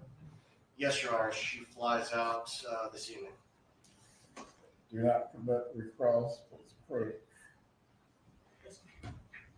There's got to be some circumstances where they permit recross. I mean, if he touched on a new subject, but then she should have objected maybe outside of the scope. Maybe that would have entitled her to recross. I don't know. I don't know. Either. Judge Everett, not a big fan of the recross. Let's see if we got some blooping. Bloop, bloop, bloop, bloop. Bloop, bloop. Bloop, bloop, bloop. Why isn't this vet calling me back? I'm getting pissed off now. Based on the witness's limited availability, I will permit the recross on the one question. Wow. You may ask. Check your tech. Defense asked, well, could there be a call to Annie Cunningham on WhatsApp or some app that you're not able to show? Was Donna Adelson the afternoon, evening, night of July 18th, 2014, was she using her phone to make voice calls and answer voice calls to and from people that night? Like, and when I say voice call, I mean, like if I picked up my phone and called your phone, an ordinary voice call, was she using her phone in that manner with other people? Big way, that it's night? me. Yes. Okay. Thank you. The defense need to redirect. Yeah. Just ask about the other numbers. Do you know her landline? Ms. Guy, Thought it was Gway. can you pull up the phone records for Ms. Adelson on the night of July 18th of 2014? Well, time to punch grandma. Well, time to punch grandma. Well. No, that was preparatory. All right. All right, come on. Sorry. Can you tell us how many calls from 8:30 p.m. until 1 a.m. you see in Mrs. Adelson's records? 3. Nothing further. Why you may step down. Thank you. That was real Under a brief helpful. Witness the defense can call before the lunch break. If we don't know the point, See if Ms. Cunningham is back. Miss Cunningham again? Oh my God, they're recalling her. Oh, because of her home number, Gutterman's number. Gutterman. Being able to predict how long the state's cross is going to be of our next two witnesses, I can't say with any degree of certainty how long it will take. I'm calling the vet. Take our Get lunch pissed break off. then at this point. Is Ms. Cunningham available? Lunch break. She's supposed to be returning from the airport, Judge. Okay. Members of the jury, at this time, we will take our lunch break for today. Please do not discuss this case with each other or any other person. Do not seek out any additional information Oh, shit. They about did this call matter back? that has not been discussed in court as well. We will resume with our case at 12:45. Enjoy your lunch break. 12:45. Jesus. It's 11:45. Please report at 12:45. Well, we have some blooping, but not that kind of blooping. Man, oh man. Oh man, oh man. Oh, she gone. Where'd she go? It's short-ish, an hour. I mean, they typically do an hour 15 for lunch.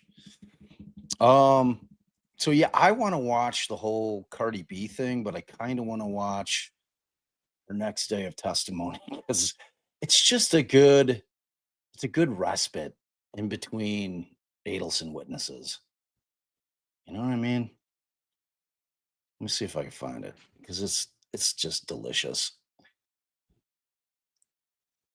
That's suspicious. All right, hold on. Let me see. Cardi B. But even if we watch this testimony, I want to go back and watch the whole thing. Let's see. Okay. Oh. Let's see. How much is this? This newswoman. Rapper Cardi B.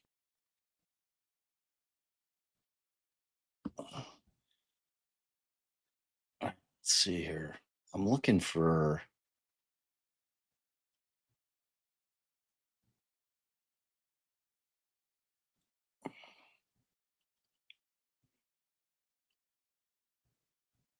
Okay, 4 days. What the hell going on? All right, let me see if this is.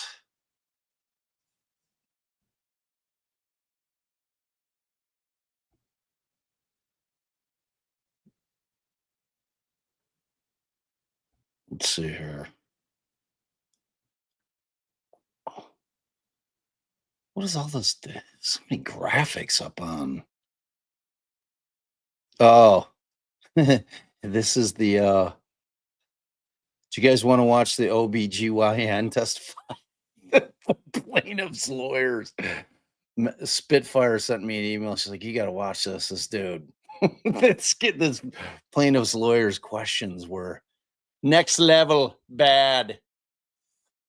I kind of want to watch her. Let me see.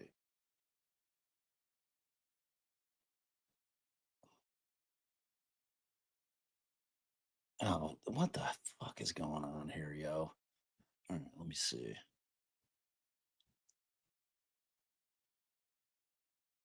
This is the full one because she got back on the stand, I think, during her. Because remember, they initially called her.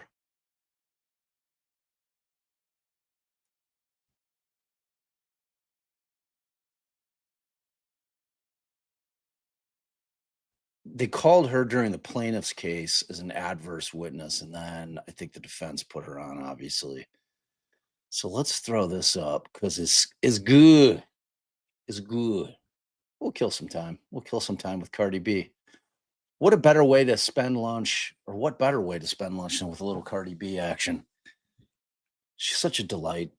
She's such a delight. It's just a treasure. It's just an absolute treasure.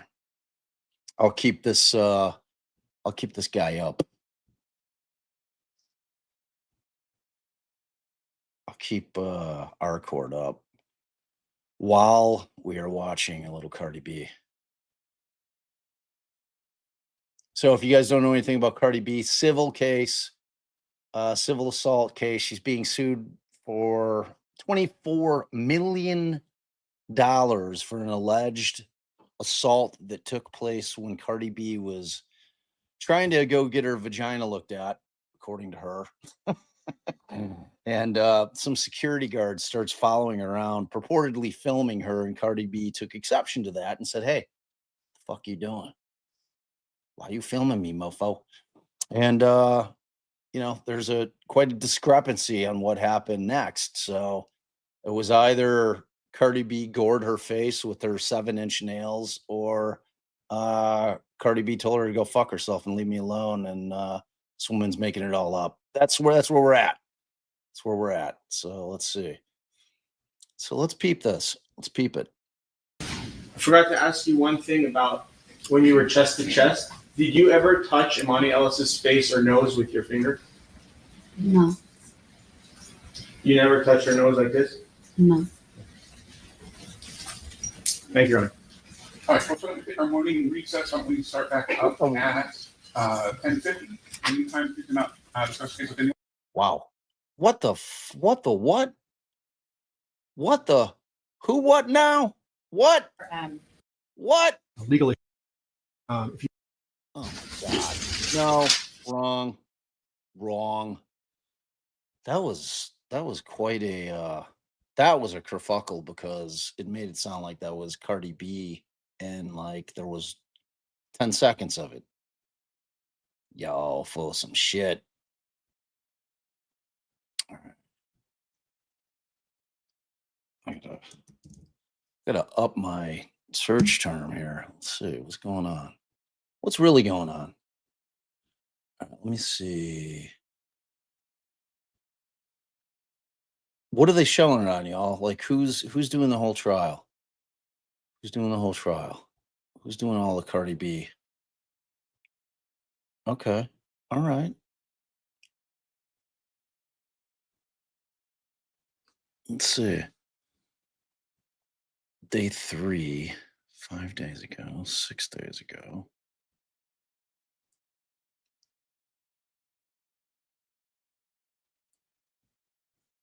And her hair game's on point. Let me see what we got here. Oh, that one hasn't even gone yet.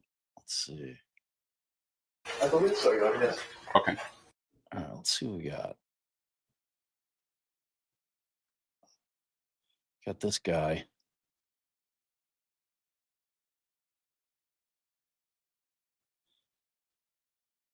This is a full day. This is a full day of court action. Woof. A lot of breaks. Oh, that woman looks serious. All right, see, now that is the one that we've seen. Okay. So that's the wrong day.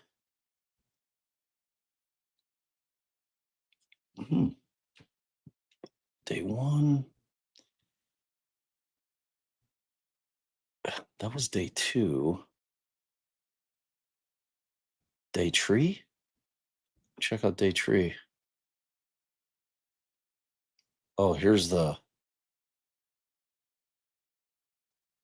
You know what? Do you guys want to watch a little of the OBGYN on Cross? It's only 26 minutes. All right, let's go. So this is Cardi B's. Good afternoon, doctor. Good afternoon. You're at OBGYN. Wilshire Boulevard? Yes. Are you aware that I'm across the street from your office at 9025 Wilshire Boulevard? Nope. When I approached you outside and I wanted to speak with you, isn't it true that you were unwilling to speak with me? Is that correct? Yes.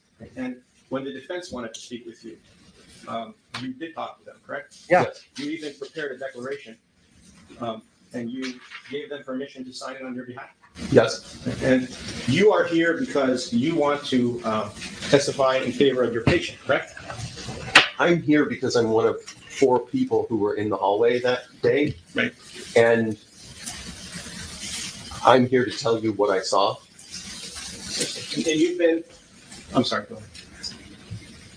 And I'm just flabbergasted by the allegations that don't seem congruent with what I saw that day. Right. On how many occasions did you speak with the attorneys from the defense? In person or over the phone? Combined. In person once, twice, including today. Over the phone 3 times. What did you talk about that was so important 3 different times? They wanted to know what I knew. They wanted to see if they could get a hold of Tiara, who no longer works at our practice. That's the nuts and bolts. Okay. You are a licensed gynecologist in the state of California since 2007? Yeah. And in your field, your specialty deals with below the waist, correct? Yes. What is the reason you would think to look at Imani Ellis's face when you have two people that are yelling at each other with someone in between? Was there a reason that you were specifically at that time looking at Imani Ellis's face to tell us whether there was a scar, a cut, or anything to her face? When at that moment, she was closer to the elevator, there probably was about 3-4 feet between the two. And I got between her and them. Spooks, that was super perceptive of you. Yeah, this is not Cardi. This is her OBGYN. And the elevator was directly behind her. So I was making direct eye contact to try to be as assertive as I could. Okay. Isn't it true that you don't remember what you ate a week ago? Fair? Objection. This incident happened 2,741 days ago, 7.5 years ago. You agree? Correct. In those 7.5 years, did you take any notes of what happened on the day of the incident? I did not. Okay. So everything you're telling us right now, from 7.5 years ago, is from your memory of what occurred, correct? And having all these conversations with defense counsel maybe help refresh your recollection, correct? No. Nah, I remembered. The majority of solidifying it in my brain over all these years is partially because the people who were involved in it, who were there that day in my office, would recount the story from time to time. And it was a very vivid memory and interaction. Yeah, I mean, Cardi B's coming to your spot. You're going to remember that. Be like, yeah, I had to examine Cardi B, her vagina. And then when I was trying to do that, my security guard was like lurking, like stalking her, filming her. And then she lied on Cardi B. I remember all of it. What time are they coming back from lunch? So I can put the time here. 12:45 Eastern time. So that'll be 11:45 our time. You're just going to stay on here the whole time? I mean, I don't know. Like, it seems like we've only been on for 2 I know, hours. but then don't forget you're not going to get a lunch break. So if you want to figure out.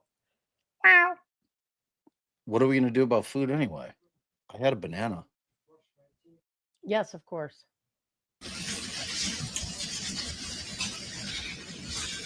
When you got there, Tierra Malcolm, your receptionist, was already outside, correct? Okay. Yes. Are you aware that Tierra Malcolm and even Cardi B have testified that for 40 to 50 seconds, you and Tierra Malcolm were not there? Are you aware of that? Does I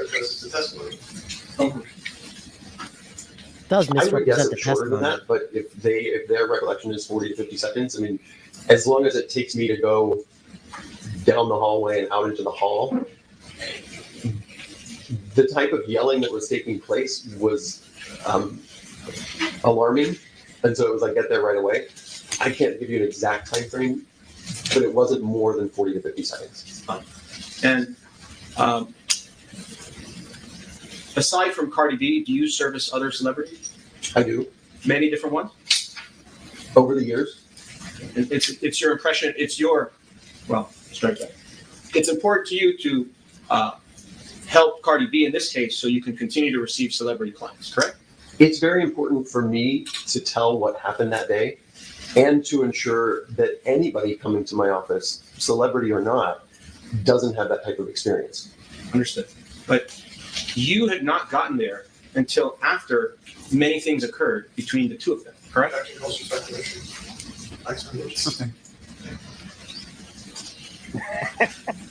guy's a hack. Earlier, you testified that you saw Imani Ellis hit your receptionist. Yes. Do you remember seeing that? Yes. How come your receptionist didn't say that? Objections. Are you aware that your receptionist who was facing Imani Ellis did not say that? Are you aware of that at least? I'm not aware of that. Did your receptionist ever tell you that Imani Ellis hit her? Yes, in the recollection of everything back and forth, and then she had a thing on her forehead. Right. It was very apparent to me that no hits landed on anybody else except for her. Okay. My receptionist. And your receptionist specifically told you that Imani Ellis hit her, correct? I saw it. I understand. But did your I receptionist don't know that she remembered it. I mean, everyone's adrenaline was kind of elevated. And once, we kind of recounted, there's some background as well. We had an attorney visited our office a few times in the weeks after the incident, inquiring what happened and various things, leaving a business card. So we talked about it a lot. And I think we both concluded that the only one who was smacked was her. Her testimony was even better. Did that receptionist make any type of claim against Miss Imani Ellis? No. Why not? Objection calls for speculation. You're not In going to your get a declaration, question you in state edgewise. that on one occasion, plaintiff's counsel left a business card. I'm the plaintiff's counsel. Did I leave a business card in your office? Do you know? I withdraw the question. Do you know if I left a business card in your office? Objection calls for speculation. Oh, You personally, I do not. It was a male, dark hair, darker beard, and a different receptionist got the business card, who wasn't working that particular Saturday. And I think at one point I came out on a different occasion when this person was came to the checkout desk, not the check-in desk, on a different date, and I said, you need to leave. okay. The declaration that you signed yesterday, have you read it? It was read to me. Okay.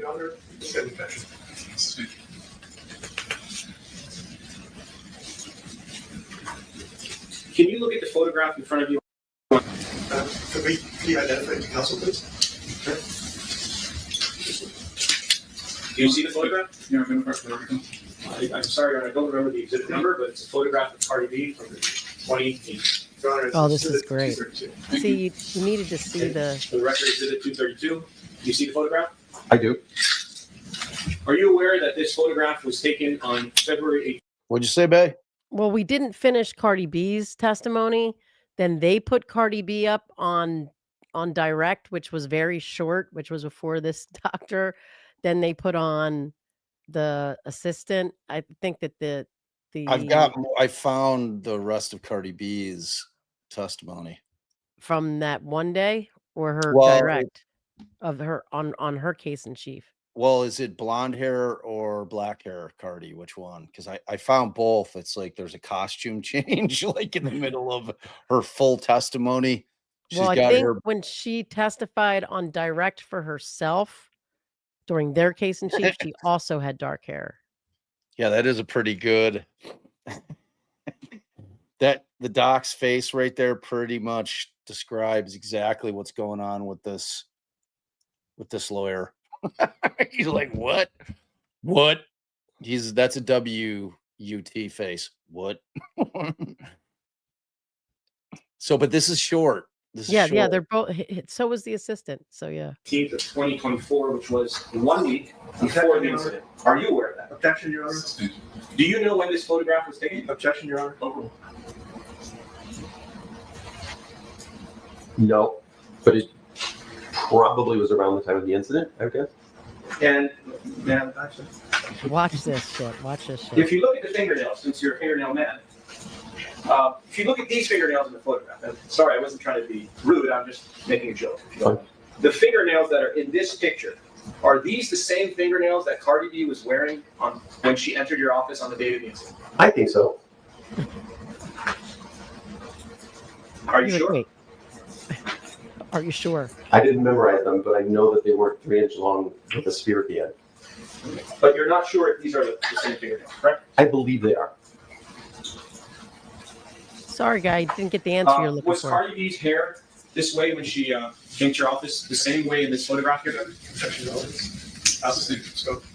Was Cardi B dressed this way when she appeared in your office? Objection, relevance. Outside scope. Come on, buddy. Get a new job. Get When a new you, job, counsel. When you came out into the hallway, did you hear Cardi B yelling profanities at Miss Ellis? Yes. What were some of the words without going into detail? The F word? F's and B's and all of it. So both sides were yelling at each other? It was an epic yelling match. And when you heard this epic yelling match, it was so loud that you heard it while you were inside of your office? Is that correct? There's an additional hallway in between the main hallway and the office I was sitting in, and all the way at the south side of the building. Yes, took a lot of energy for me to hear it. When you walked out of your office, you didn't know what areas of the body Miss Imani Ellis was claiming injuries to at the time, correct? Objection. I withdraw. Why not just asking about that question? Do you know what areas of the body Imani Ellis, what areas of her body were injured at the time of the incident? Objection. Argumentative lacks foundation. Contrary to all the evidence in the case. Did you have a reason to focus on any part of Imani Ellis's body when you came out? Yeah. No. So, in your state of mind, when you walked out, you heard lots of screaming, 3 different women doing something, and you were focused at the whole thing, weren't you? Yes, that was before I asked her to leave multiple times, Of course. but face to face. Right. But when you did come out, you saw 3 different women and your receptionist in between Cardi B and Imani Ellis, correct? Yes. And when you were facing that, your focus was not only at Imani Ellis, it was at everybody, correct? Yes. Okay. And there was a lot of commotion and yelling and screaming and excitement at that very moment, right? Correct. And for how many seconds, when you first arrived, how much time passed before Imani Ellis went away? It seemed like a long time. It probably was 45 seconds. So in those 45 seconds, did you have a chance to examine Miss Imani Ellis? I didn't examine her, I looked at her. Okay. Did you specifically look at her face for some reason? Yeah, I did. I was looking directly at her face for at least 20 seconds or so, Okay. repeating myself over and over and over. All right. And when you were doing that, you weren't looking for a scar, were you? Or a cut or any kind of damage to her face? Objection. Asked that. Fair? Do you have any experience in plastic surgery? Objection. Development. Wow. He's so stupid. Define plastic surgery. You're the doctor. I do Then, yeah. cosmetic procedures on the vagina and the vulva, and I also do Vulva. microneedling with radio frequency procedures, CO2 laser ablation of things. I don't do the face. Understood. So, So my question was stupid. if there was any damage to Miss Imani Ellis's face, if there's any kind of injury to it, would you have known? Yes, sir. I would assume I would see blood or a big scrape or some physical damage. And when you were out there and you were between the 3 of them, the 3 women, when you were there, and in those 45 seconds, did you see the cut to your receptionist's face at that time, not later? This is the No. best thing he You gets didn't out of see him it. is right I here. never looked directly at her until we were back in the office. But at that time, it was there, right? During 45 seconds, it had already. Well, sometimes little scratches like that might not show up for a little bit. What's a little bit? Well, if I just scratch my hand like this, I might see it out in the sun, 10 minutes later from just erythema. Okay. So if Imani Ellis got a scratch, she could also develop it 10 minutes later. Yeah. You just testified to that. Okay. Isn't that true? That's what your counsel says. That's what he testified to. But I would object, Your Honor. Let's get rid of the testimony. All right, why don't we answer it this way? This one's about the incident.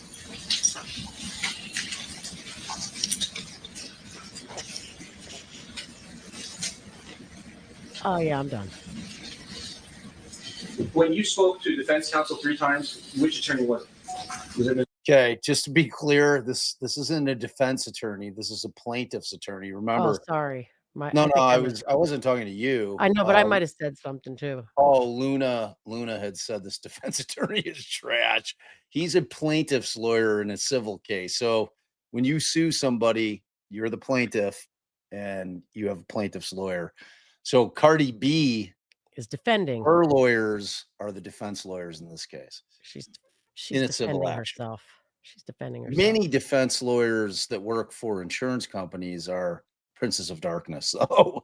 But these guys, they're the good guys. Good guys. Yeah, this situation. This the defense situation for you. The civil defense is the good guy, and the civil plaintiff is a rat stealing bastard. Yeah. Oh my I don't know what that meant. What Rat is stealing. that? Oh my God. What is that? He's a sniveling Sanderson or Mr. bozo.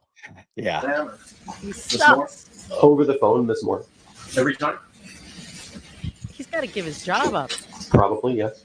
And for you to come down here and testify, you had to Yeah. at least cancel half the day of your work, right? I canceled my whole afternoon on a day's notice.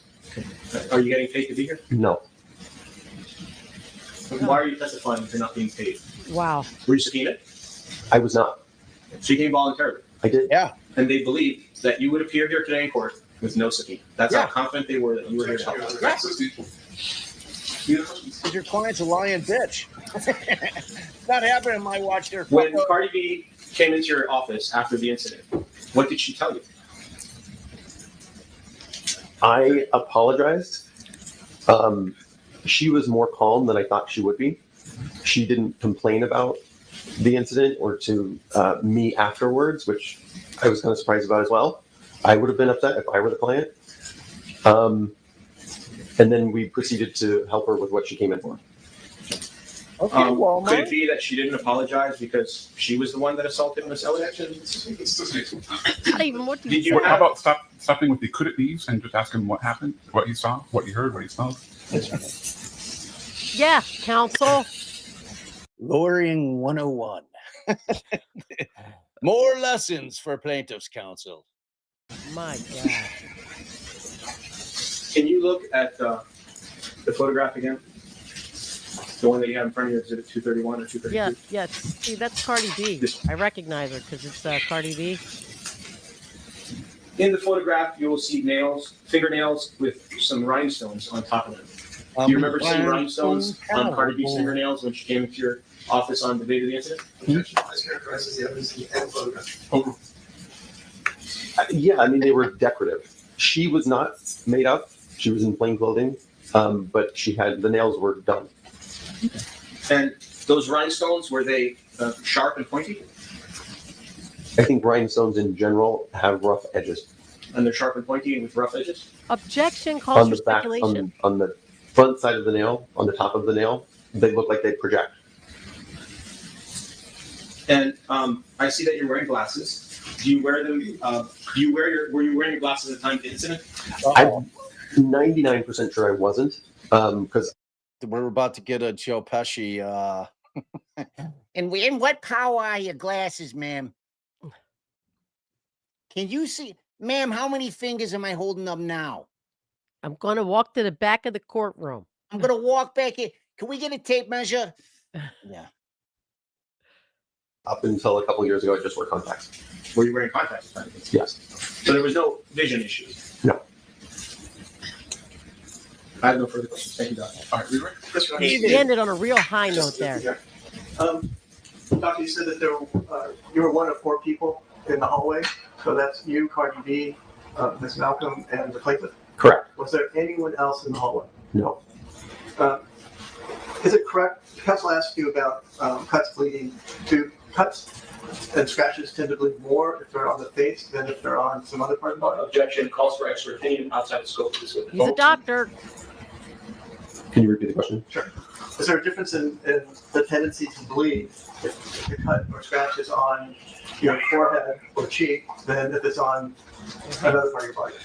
The head face is generally, has greater blood flow, smaller blood vessels. Yeah. As a fingernail grabber, have you seen fingernails where the rhinestones are flat? They're actually just little inserts. They look like rhinestones, but they're flat. Objection. Calls for speculation. I have seen objects put into. I would guess it's an acrylic nail, and somewhat varied. I have seen it. Yeah.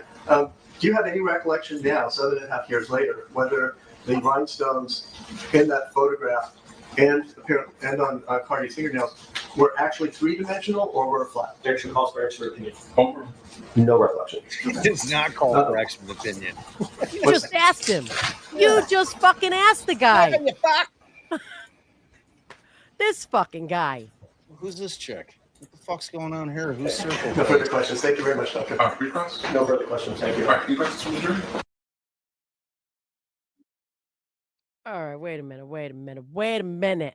Hold on just So one this is second. day 2? So this is the end of She's wearing the same outfit. blonde car. Wait for it. Wait Okay. for it. It's like magic. Okay. So the jury. Yes, sir. Oh! Good morning. Thank you for coming back today. Where was she going? She's sitting in the courthouse. Cardi B.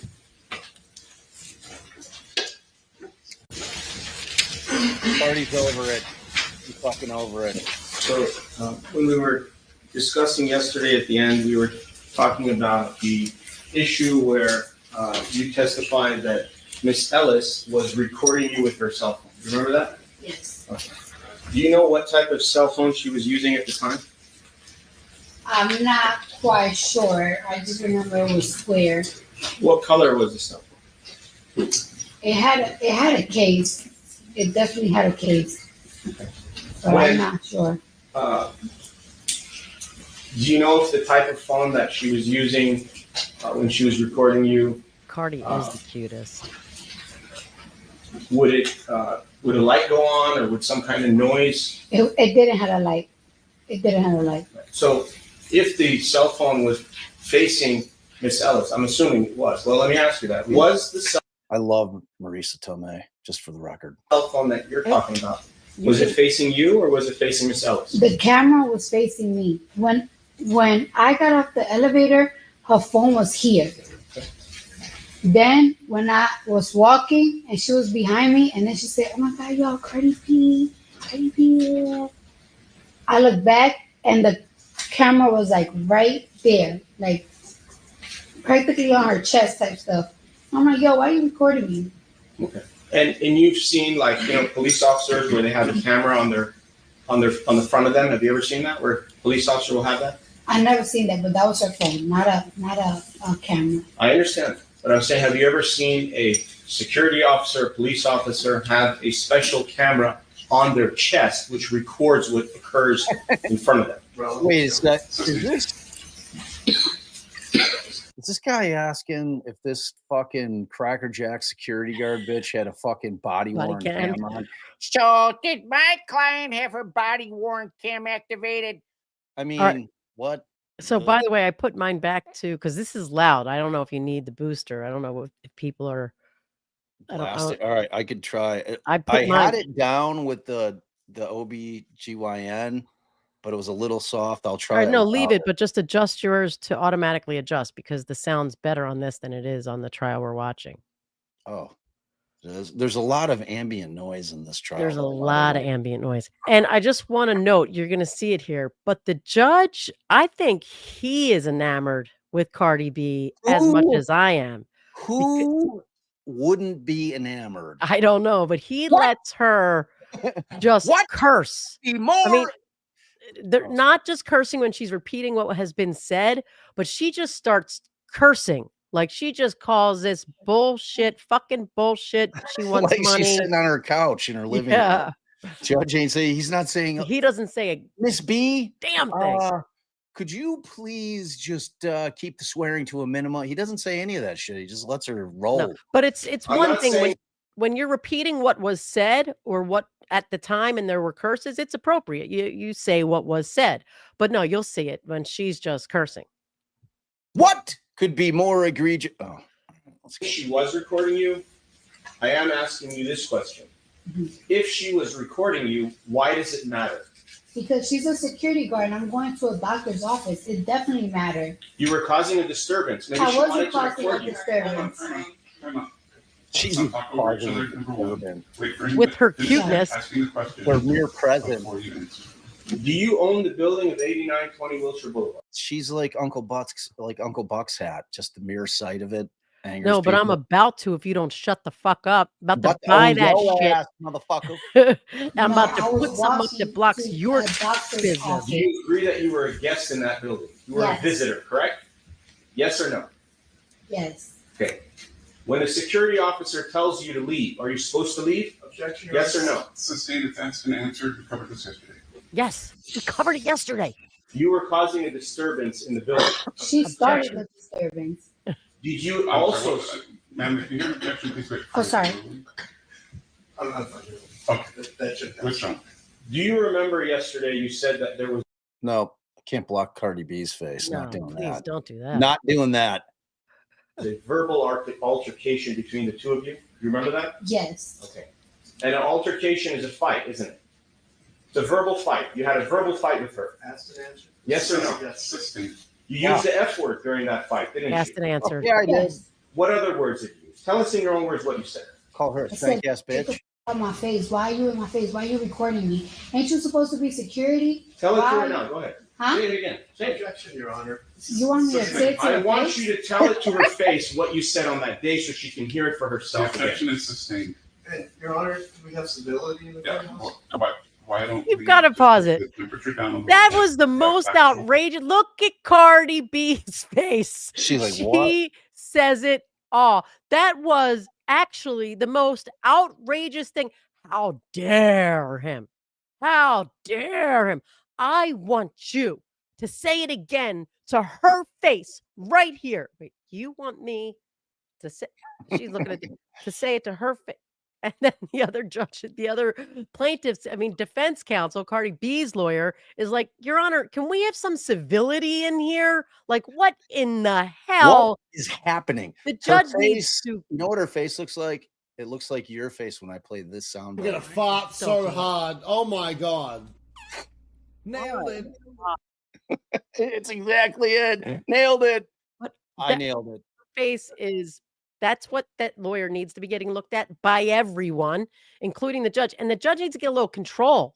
He needs to admonish this lawyer, like act like an adult, for God. Not even a lawyer, like an adult. You're in a court of law. I want you to say it to her face. Do it. Do it. Say it. This guy has no pathetic. business. This guy's entire practice is Just going into total. the shitter after this. It's like, If you have a toilet flush sound, I'd like that one.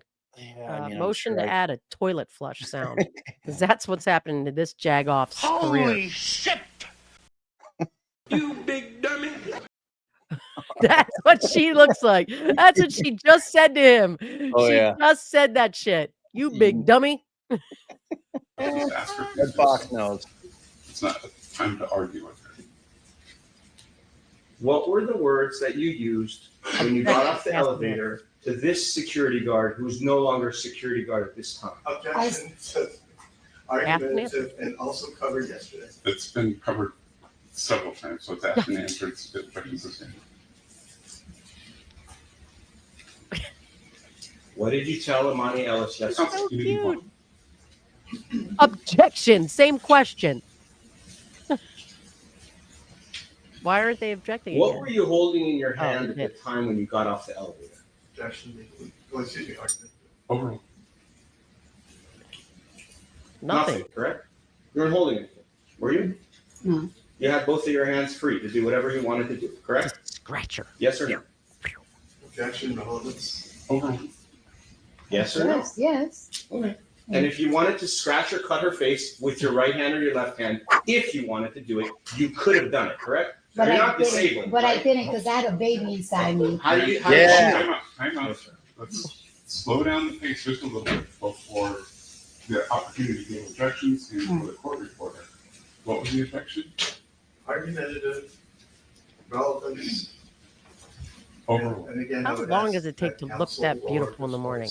this- 5 minutes. So, Your Honor, That wig's I gotta was take told some yesterday time. that my Little voice hairs. was too low by others. The wig's on So point. that's why it's a little bit higher today, so that everybody can hear what I can say as well as the witness. I think that there's a difference between volume and tone. I think the volume is fine, the tone is a little bit argumentative. Thank you very much, Your Honor. I apologize for that. I No, will try sure. to do my best. Just gonna to keep tone doing down. So again, I will ask you You've been to pants. tell us and admit to this fact that you are not disabled, correct? I'm not what? Are you disabled? At that moment, no. No. Are you disabled? Overruled. Are you disabled? Yes or no? At that moment, when you're pregnant, I'm very disabled. You want me to tell you the Okay. things I can't do? Fine. What was your disability on February 24th of 2018? What was The your baby disability? inside me. I was pregnant. I couldn't protect myself, even if I wanted to. She's like twice my size. No problem, no problem. Let me ask you this. How many Counsel, if you months ask a pregnant question, were you you? need to wait for the answer. Yeah. Right. You done, man? How many months pregnant were you? I was around 13 to 12 weeks. Months? 4 months? 3 Can you months? add, sir?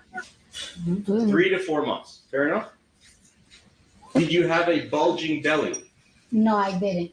Did Miss Imani Ellis know that you were pregnant? Conjecture, cultural speculation. And Do you know if Imani Ellis knew that you were pregnant What when you fuck is walked that out of that relevant? elevator? No, At I all. didn't know. Anything. But she knows that I'm a patient. When you're a patient to go see a medical anything, you shouldn't even try to fight nobody. You don't know what disability they have. Okay. Now let me ask you this question. When you say you were disabled, Oh God, he's just riding this were you thing. disabled in your upper extremity, your arms? Were your arms disabled? The My reason I'm asking fingernails were is I completely want to disabled. make it very clear for everybody that your arms can go up and down, and they could go up and down now, and they could go up and down on that day as well. You agree with this? Holy shit. Argumentative, asked and answered in a different way. And Holy Stupid. shit! I guess that's fine. And just stupid. You can answer this once. Please don't ask it again. If my arms were disabled, no, my arms weren't disabled. Can you raise your arms up? Oh, Objection, Your Honor. just You don't have to do it physically. I'm saying, are you able to do it? Yes. And he on just that day, said, you were able to don't do it as ask well. it again. Correct? If I wanted to, yes. That's all I'm asking. Oh. Aside from your disability of being 3 to 4 months pregnant, did you have any other disabilities? No. Do you have a disabled placard? Are you legally Oh disabled? my in any way? God. Oh my God. Somebody smack him in the head. Somebody Oh my just God. fucking This is- smack him in the head. Everyone in this room is Yes. now dumber for having listened to it. Everyone in this room. Yeah, man, this guy's the worst. Man, you can't. There's not a bad pause of Cardi B. I don't think it's No. possible. And the hoodie that you had on, was it, what color was it? Was It was black, gangster. white, Are you a gangster? Yellow, purple, pink? What gang color was it? Objection relevant. I really don't remember. I really don't remember. And was the hoodie over your head or Yes. no? You wore it for what reason over your head? To protect your identity? It could be very. I don't really want people to recognize me. My hair not done. My makeup not done. I probably just woke up. A lot of reasons. And when you went there in the afternoon at 1:30 p.m., had you just woken up at that moment? Well, shortly before 1:30 p.m. on a Saturday?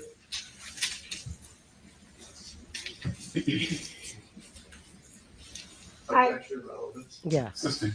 Right. Stupid. Look at her.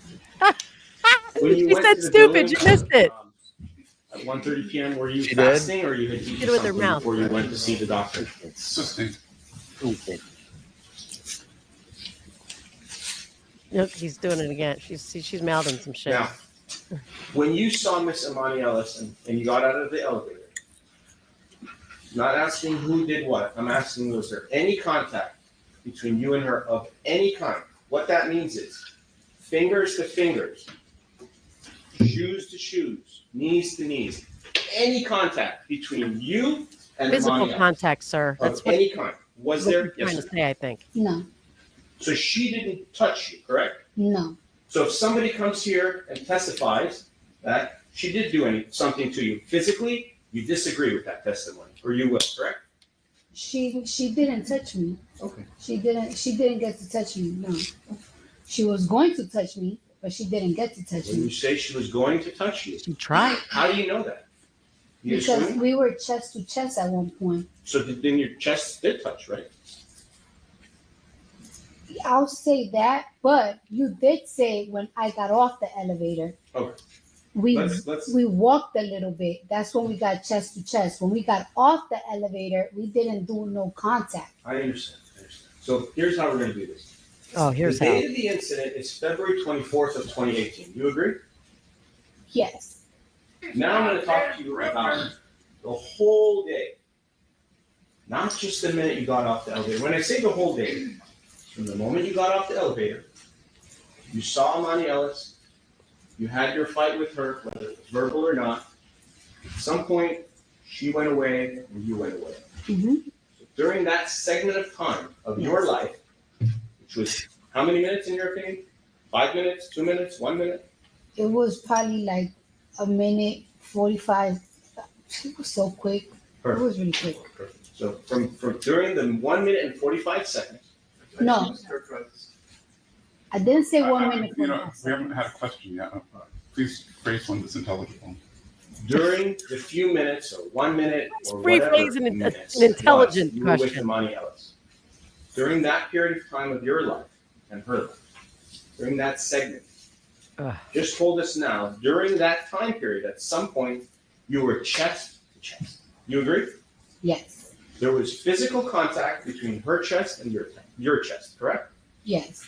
Now, when you had the chest-to-chest contact, at that moment, were you angry? I was mostly nervous. Were you angry? Yes, I was angry. How angry were you? Depends on the level of angry, to Right. be honest with you. Let's talk about the level. I'm going to go from a scale of 1 Angry to enough 10. to scratch your eyes out with On a your scale of 1 to 3-inch 10, what was the level of your anger knives. when you were chest to chest with this person on the day of the incident? Sorry, objection taken and ridiculous. Did he say vague and ridiculous? You were at a high level of anger when you were chest to chest with her, correct? Objection regulated. I don't think I was like on a high level of angry. I was more on a high level of concern, very concerned. And why were you concerned? Because I'm pregnant and this girl's about to beat my. Hello? Hello. Hello, I'm here. So when Judge! she was going to Reprimand beat you, him. just testify. Dick. I don't like the way they're bleeping What it did now. she do Hello, I'm here. to have you believe that she was going to beat you? What did she do? She was on my face, chest to chest, and while we arguing, she's backing me. So we practically arguing, and I'm backing, and she's like walking forward. Right. And she's you said she's bigger Backing than her you, into a is that corner. correct? Absolutely. How do you know that? I mean, look. I'm looking. I don't agree with that. What is your basis? Are you saying she's physically bigger? She's taller? I mean, you have her medical records, I don't right? have anything. I'm asking you the question. I mean, I was 130 pounds at that time. So Yeah, she's you're missing it all. overweight, right? In your opinion. Babe, Objection relevant. She's a little. You don't I need gotta to. watch. Okay.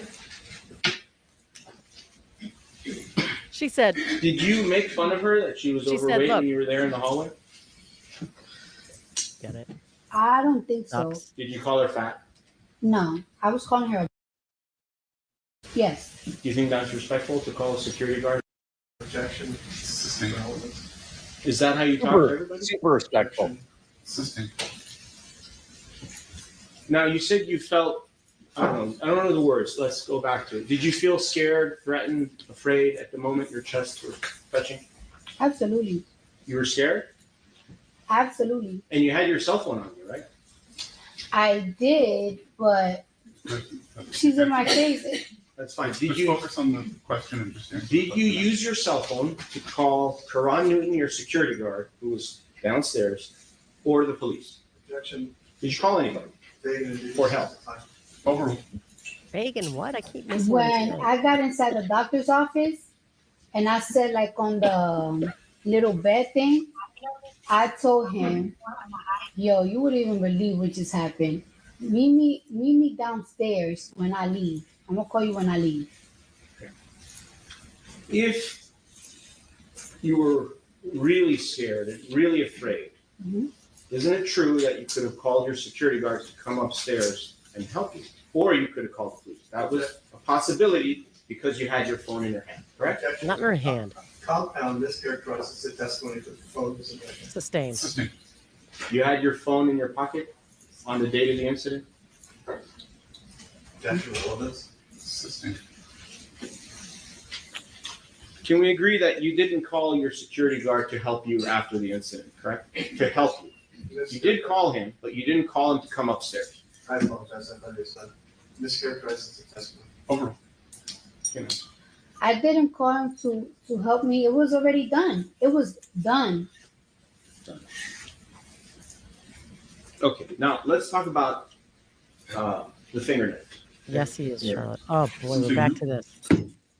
Well, I want to show a couple of things about the fingernails. So this side of the ruler, okay, is 2 centimeters. You need to bring it closer. Can you see it from there? Objection, Your Honor, if you went over this yesterday. I'm sorry.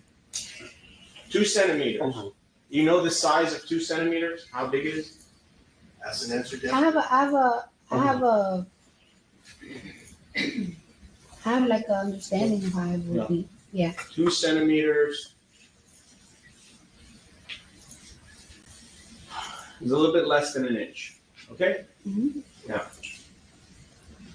Miss Imani Ellis had a scar to her face of 2 centimeters long, and she received plastic surgery for that. And my question to you is, did you at any time see a scar on Miss Imani Ellis's face, or a cut, or a scrape, at any time during the time of the incident? No.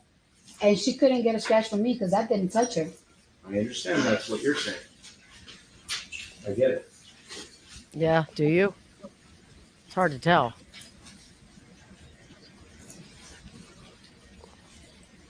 Did you look at Miss Imani Ellis's left cheek at any time during the incident? Did you specifically look for that because you thought there might be a scar on her face? Or did you not look? Objection. Compound and relevant. Did you look at Miss Imani Ellis's face when you were arguing with her at the time of the incident? I was looking at her face, but I wasn't looking like she got a pimple on her face. No, I wasn't looking at her details or anything.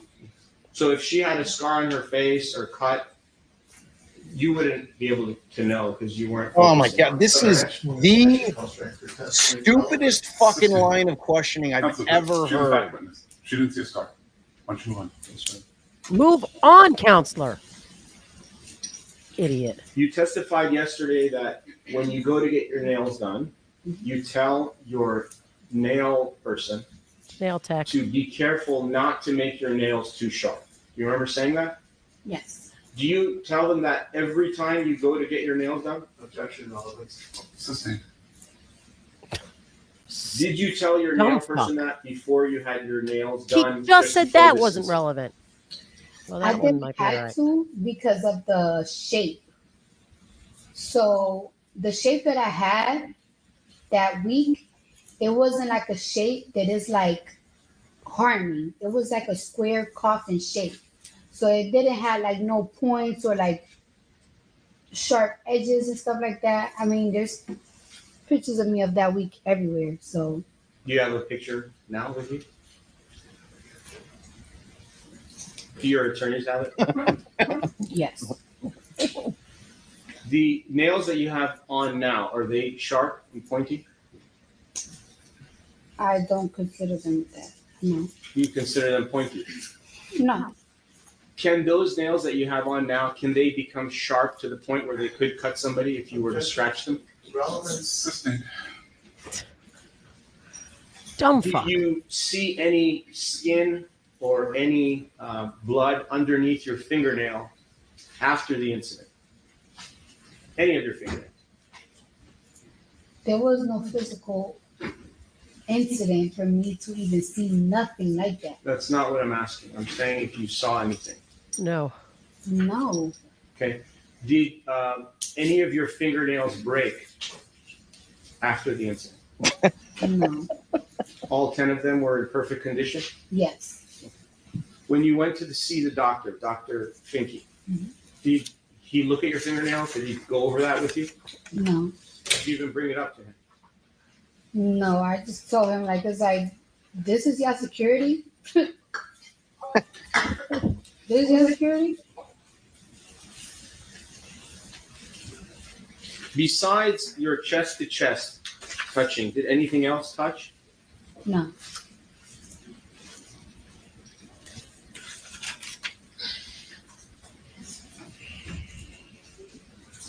Is this on 1.25? And you're a firstborn child? Oh, let me see.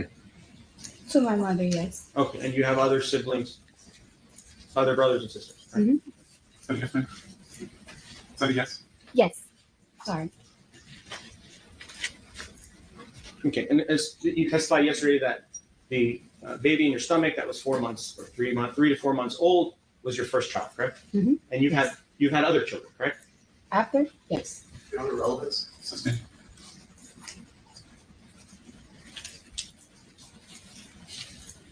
Dude, pull your head out of your ass.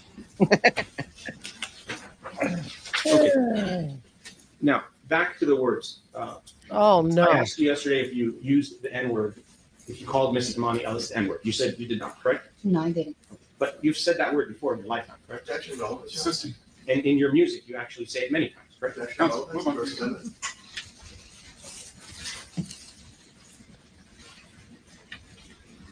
Do you know what the word ghetto means? Oh, my gosh. Did Miss Imani Ellis call you ghetto? I don't remember. If someone called you ghetto, would that make you angry? Objection, relatives. Me? Yeah. If somebody calls me ghetto? It depends on how you're using it, but I don't really feel offended if you call me ghetto. Did Imani Ellis tell you that you're stupid? Your Honor, relatives. I really don't remember. She did. She was cursing at me though. What were the words that she used? You're gonna get the out of my building. You're gonna get the out of my building. I can do whatever I want. And then it's like when I was telling her, it's like, why you recording me? She's like, it's my phone. It's my phone. You're in my building. That's what she was telling me. Don't forget she also. Oh yeah. You're gonna fuck my She shit also was up. saying like, 'cause I don't give a fuck who you are. I don't give a fuck who you are. And do you remember her telling you that? I remember that. Those exact words? Yes. And did that make you angry? Yes. Absolutely. Okay. When you get angry, you black out and maybe not realize what happens next. Mhm. Your Honor, relatives. Do you know if you blacked out on the date of the incident? At any time? Absolutely. I think All right. And when you were This guy. yelling back and forth, This and you fucking were guy. speaking and yelling and screaming, you were, correct? See? You were yelling and screaming at each other, Yes. correct? And you're doing that. Did your spit come out of your mouth and go onto Imani Ellis? I don't think so. No. But it's possible, right? Because when you're speaking, sometimes you use many, many words, the spit comes out, correct? You agree with this? Well, I mean, he's giving her a defense Yeah. because don't- unintentional I'm not sure. spittle I don't think so. I don't think. is Spittle. not unintentional spittle is not a Assault. battery or an assault. Neither of which. There has Got to to be be intent. intentional. So Yeah. thank you, sir, for giving the jury a defense. If somehow, some way, spadiddle hit that woman, Yeah. clearly it was unintentional because Cardi B would never spit on someone. Pediddle, spittle. think it'd be happening. I don't know.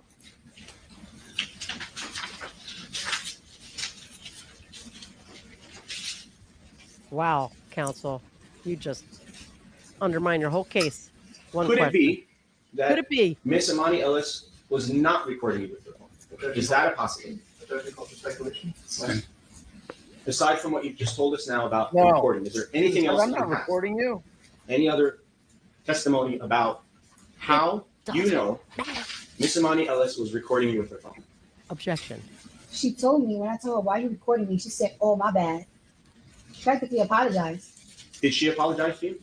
Yeah. If you say, "Oh, my bad," when I'm telling you why you're recording me, to me that means you're recording me, and it's right there, right now. It's on my face. Well, not on my face, literally on my face. I'm trying to be as detailed as possible, but she had it right here on her chest, like this. And when Miss Imani Ellis told you to leave the building, you refused to leave, correct? Oh God. Yeah. Just if you're not familiar with this case, it's a civil case. It is not a criminal case. This is all about money. And it is part of the accusation is that she intentionally spit on her, that Cardi B intentionally spit on the plaintiff. And then But- gored her face. with her Right, gored her with her with her sphere nails. But if, like he suggested, Cardi B is just talking and spadiddle flies out of her mouth, if that sure as fuck is not actionable in any court of law anywhere in the world. So stupid Spadiddle. lawyer alert. Stupid lawyer. Play stupid games, you win stupid prizes. Correct. And at that Still point, on you were break, trespassing, by the way. correct? Objection, Your Honor. Where did you go? Did you leave the building? Did you go to your Trespass? doctor's office? Where did you go next? To my doctor's office. And where did Miss Imani Ellis go? I don't know. Did she see you walk into the doctor's office? Objection, false speculation. Did you see Miss Imani Ellis when you walked into your doctor's office? Did I saw her? Right. We was arguing. The receptionist came out. She got in between us. They were like kind of like she was like trying to calm her down. The doctor was already coming out, and he was like, go to my office. I'm like, after that, I just went to his office and I haven't seen her again. And when this, how long after, from the moment you saw Miss Imani Ellis, how long after did the doctor think he'd come out of his office? Was it in the middle, towards the end? Can you give us an estimate of time? Can you repeat that a little bit? Sure. So, just for argument's sake, I'm going to estimate the time was 2 minutes. I'm not saying it was more than half a minute, just for argument. So during the 2 minutes that you and her were outside in the hallway, No, objection. screaming at each other, whatever you're doing, for those 2 minutes, how long after the 2 minutes, or sorry, how long from the beginning of the 2 minutes to the end did doctor think he'd come in? So he could have came in at 59 seconds, 119 seconds, 1 second. Do you understand my question? But it wasn't 2 minutes though. Sorry. Go ahead. It wasn't. I'll withdraw the question. All right. Yeah. Let's do it again. I suggest How so, many buddy. seconds? Question. I need to know this. How many seconds were you and Miss Imani Ellis in the hallway? Let's just pick a time. You pick. You said 45 to a I'll minute. say from like the beginning all the way to like walking down, it had to be like a minute or less. Okay. And you say walking down, you mean walking into Dr. Finke's office or leaving the building? Excuse me? When you say walking down where? Remember, I got off the elevator. I hate to tell you, this guy makes Lally look like a fucking genius, like a Oh, rocket yeah. scientist. This guy, I've never seen a worse lawyer. this guy has no business being in a fucking courtroom trying a case. None. He might. I mean, come, and he's he had might try to sue us. years. This guy has had years to prep this case, and this is the shit he's coming up with. Oh boy! Luckily, we've got truth on our side as a defense to any defamation case. How dare you? And this is for entertainment purposes, so we exaggerate. I mean, all I know is Cardi B, national treasure. And so I'm walking, treasure. trying to find the room, the office. So in between that was like the minute there. Like I like the verbal dispute, it had to be like 20 seconds of that Fine. When did Dr. Finke come out of his office? at the end. When it was all done, correct? Well, when Tiara was calming down, she was still like screaming and like trying to explain herself to Tiara. I just walked away. All right. When you got off the elevator, was there anyone else in that hallway or in that vicinity? No. And how long did it take before Tiara came out? How long did it take? And that's Tiara Malcolm. Yes, What's your best estimate? like 40 seconds at most, or like 50 seconds, like around there. I don't know. So you and Miss Imani What? Ellis Come on. were alone for approximately 40 to 50 seconds before anybody came out into the hallway. Correct? Yes. And in those 40 to 50 seconds, anything could have happened. Objection. Right? You could have scratched her face. You could have cut her face in those 40 seconds. We're not going to engage in speculation. If you have fact questions, ask her. Please do so. When you had the fingernails on that day, what color were the fingernails? Do you remember? They were like Green? no, they were like orangey. And you said that there were some kind of flat, I don't know, stones on them? Yes, Were Oh my those God, this flat has all been stones on asked all and 10 answered. fingernails? most likely yes. Were the 10 fingernails all the same size and had the same exact stones on them? Except for my scratch. So if there was one Yes, stone, ma'am. Yes. if there was one stone, it would be one stone times 10? Or is one might have 3 stones, another one may have 1 stone? Do the stones change? Objection. Vague, ambiguous, culture speculation. What do you call them? The things that you said yesterday, what did you call them that were on your fingernail? Flat rhinestones. Flat rhinestones. Were any of them sharp? Not if they're flat, they're not sharp. If they're like 3D, like popping up, they sharp. But if they're flat, they're not sharp. Okay. And do you ever wear the ones that are 3D? Were you wearing the ones that were 3D on the date of the incident? No. At any time? No. This guy's got no concept of nails. Like she's just changing going to the nail salon in the middle of the day. Rhinestones that are 3D, how do you know they're sharp? Why don't you just tell us that now?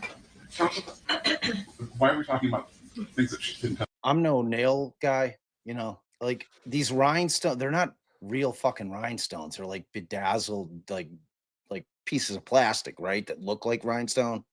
I right? mean, typically, but who knows? I When mean, you're when when you're you're Cardi rolling B, in it, maybe you got like real.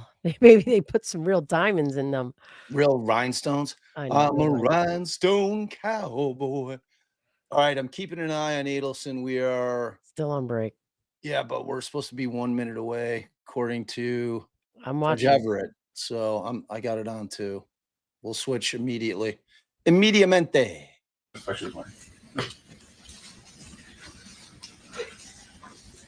Do you remember how many rhinestones were on each fingernail? If it was 1, 2, or 3? And this is true. They always paint over it at the end. They don't just, so it's got a level of paint over top of it, even if it is. Aside from that day, the date of the incident, which was February 24th of 2018, aside from that day, have you ever seen Miss Imani Ellis either before or after that? No, honest truth, I wouldn't even recognize. Like I totally forgot how she looked until I came here again. Like, Well, isn't everything you just told us the honest truth? yes, Now, when Miss Tiara Malcolm came outside, she came outside with about 40 to 50 seconds, and she came out first, right? mm-hmm. How long after that? yes. How long after that piece Good one, Trevor. did the doctor come out? Because he came out after her, right? They didn't come out together, did they? Tiara. I withdraw. Piece of time. But anyway, when Tiara Malcolm came outside, did she come by herself or with the doctor or someone else? She came out by herself. So how long after she came out did the doctor come out? He came out like 4 to 5 seconds later, 3 seconds later. And he said, "What in the wide world of sports is going on here?" When Tiara Malcolm came outside, Buddy, just go how home. did she get between the two of you if you were chest to chest? Fold it up. Okay, has this guy never been in a fight? Like the person that's trying to separate two people usually inserts themselves in between the two people that are warring. Right. Well, that's do it what all the time. I do that's it all what the she time. described. So he's like, "Well, what do you mean? You shoved him with your hand?" But everybody knows when the person starts to come in, then the person makes some space. Depends. I'm the Depends. peacekeeper. All right, I'm switching because I'm going to get irritated when people are like, "Isn't it back? Is it back?" So we'll throw it up. It's not back. We are live. And we will pick up Cardi B's scathing, fantastic testimony at a later date. Later. So that case is still going on, right? I think. I don't know. Can you believe they're dragging this fucking steaming pile of shit on for more than a week? Holy shit, That bro. lawyer needs to I mean, I was trying to I Google- hope that she owes so much in attorney's fees. Those attorneys should have to pay the attorney's fees for bringing a bullshit case. There is a petition you can file after you win, even a motion. Yeah, because Imani Ellis doesn't have shit. It's like you're Mm-mm. not squeezing anything out of her. Because the lawyers, when they sign a pleading, they're saying there was merit here. I've investigated it. I decided it to be meritorious. But the fact is, it wasn't dismissed on summary judgment. So, Oh, there! I finally found the. Wait, what? damn it! Where- This whole thing with the vet is driving me insane. So apparently, while I had the notifications off still, remember I kind of made an announcement that I got to turn them on so I don't miss the call. I missed the call. Was Damn it! 20 minutes after I called them back. The guy's And sitting here so sweet. now it's been an hour He's so since I sweet. called again, and I have heard Sweet nothing. boy. He's such a sweet boy. You're making me angry. You're making me angry. You won't want to see me when I'm angry. Let's see. So Schmo had said, thanks for hanging with us Sunday, Bob. My pleasure, Joe. Love you. Go check out my boy Schmo's channel. He's a boots on the ground guy. He's out there. Boots on the ground. He's a compassion dude. Likes to try to get the truth out there. It's one of the good ones. Hey, did you get through all these stickers, by the way? What stickers? I'm going through them right now. Oh. What do you, huh? What? We got that one. Oh, we did? Yeah, Oh, Lisa Cunningham, 8 years. So hospice Jess. So this was her response to me asking, because she's like, I'm having a hard time, like feeling like I could convict Donna. And so she answered, and I said, well, tell us why. She said, Donna just looks so pathetic. The trial strategy is working on me. I think it was Wendi and Charlie, and she got caught up. Where is your defensive spirit? I mean, look, we call it like we see it over on this channel. And I got news for you. I've got some like hints of reasonable doubt, but when I hear it all together, Mr. Zellman, I can't even were you remember able them. to obtain Miss Cunningham, or was she able to return? Okay. Just to say that those phone calls happened on whatever app. Judge, can we Stupid. approach on the scheduling matters? Yes. You Google vet med, I Google how to be a lawyer. Little devil head. Thanks, Scorp. Do you think Harvey made him pay in cash for the chipped tooth? Probably. Maybe. Probably. Idiot Wind, thank you for that incredibly generous donation there. Can we do an anti-crime con? Sure, you all know Delphi shenanigans, where it's a criminal justice with we have Truth and Justice, which is my boy Bob Ruff, you guys, Cat Now Williams, Runkle, Andrea Burkhart, wrongfully convicted, prelate lawyers. What's that? I don't know what the fuck a prelate lawyer. But I know what you mean. Even ethical law enforcement, defense attorneys, legal. I'd love to do that. Yeah, it's starting those things are a lot of work. Lot of work. It's a lot of work. But your point's well taken. Like CrimeCon is very law enforcement prosecutor centric. Yeah, but like last CrimeCon we were at, Runkle was there. Yeah, but I mean, Runkle wasn't speaking. Like their speakers and their panels tend to be like, you're not going to hear a bunch of wrongful conviction stuff. I think that Emily D. Baker spoke. I mean, I don't remember. I didn't go to any of the speaking stuff. I'm sure Runkle might have spoke. You don't know. He might. Yeah, he might have. I think I would have known because I actually look at the schedule because I usually speak. He did check his heart at the emergency room. I'll have him check again. Start that thing up. We'll be a part of it. Tons of fun. Have them check his heart at the vet. They checked his heart rate when Allie brought him on Friday. Said it was good, pulse good, lungs good. But and then Idiot Wind is continuing on with their concept. Allow attendees to donate to some selected causes of their choice. Working idea. Sorry for all the fighters not mentioned in organizations. Just workshopping. Really, we really need it in the UK for sure. Ironically, even more because of CCRC. Is that like their camera system? I thought that was CCTV, but oh yeah, maybe. So maybe CC's whatever CC stands for. Closed caption. No, closed stop. Closed circuit. CrimeCon. Crocodile cookies. Thanks, Idiot Wind. Expand on that. Keep expanding. Despite the look on my face, you were still fucking talking. Two sounds compete. Oh yeah, you went through that one. Thanks. Despite the look. Tina Lewis. Well, in Alessi, he has not. What could be the direct examination of an expert isn't strong with this one, Master Obi-Wan Alessi. True story. Yes. Definitely not Bob Alessi. Sandra, family hug. Welcome to the fam. Love having you here. Holly Johnson, Thank you so much. A narcissist will always testify on their own behalf.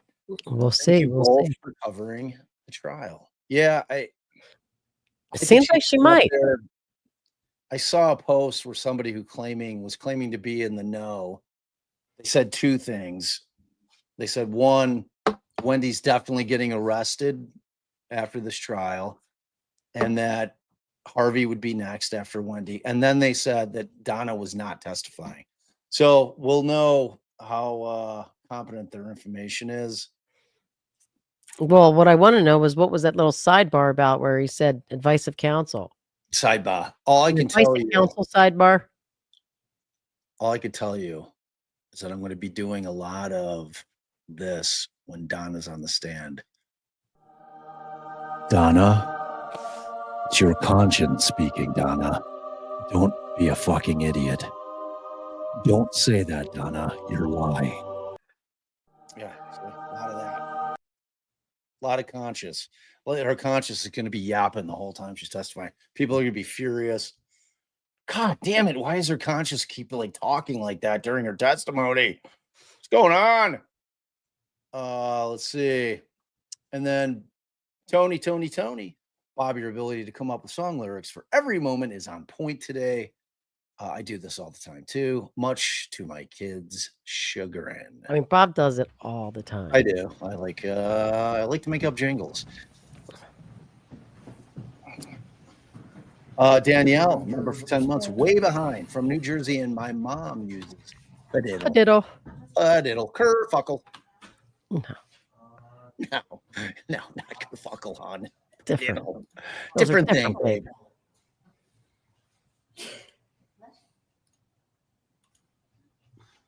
Our poll has 1,600 votes. And will the meddler testify? Hell yes, she cray. No, Tom Spade talked her out of it. Only got 18%, 82 for hell yeah. So our folks think she's getting on the stand. I mean, No. only time will tell. Only time will tell. I mean, I don't it's like she's not going to be the next couple because the cheeseburger said something about the next couple. I don't know how long their cross is going to be. Blah blah blah blah blah. Well, they already put their spittle expert on to make a For spittle. everyone observing in the gallery, please turn your Spittle? phones off once again. Spittle instead of a splash. We don't even have to go to Alec Murdoch. We just go to Charlie, her son.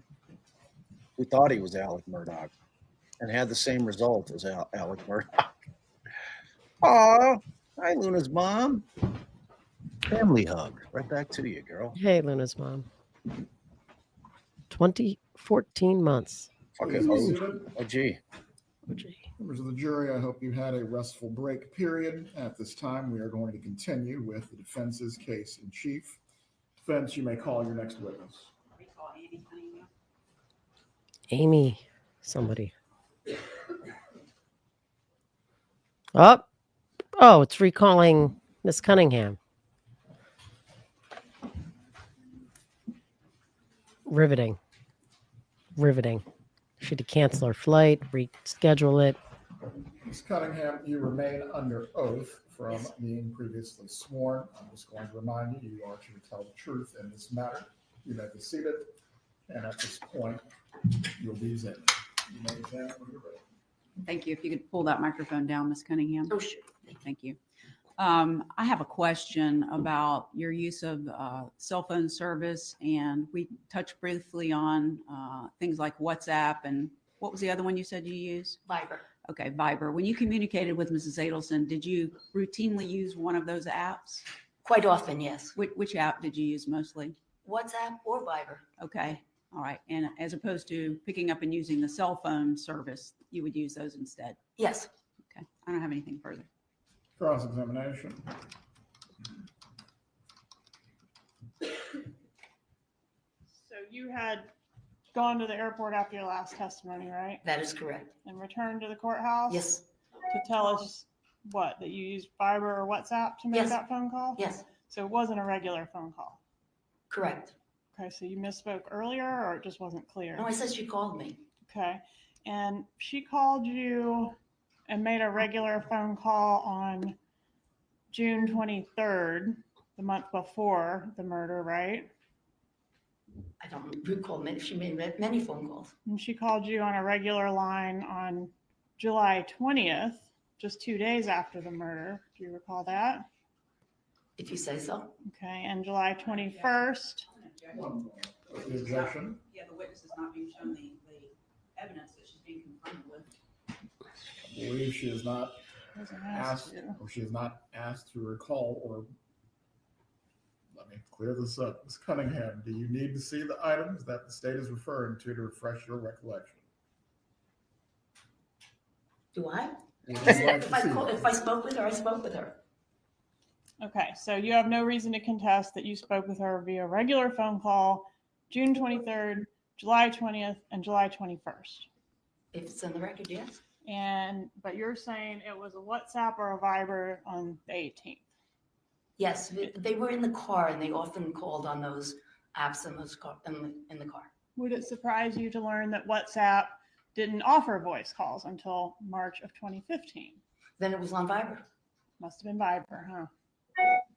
Nothing You further. calling this woman a liar? You may step down, Suppose. Ms. Cunningham. I'm finished with this guy. We are certain she's good to leave at this point.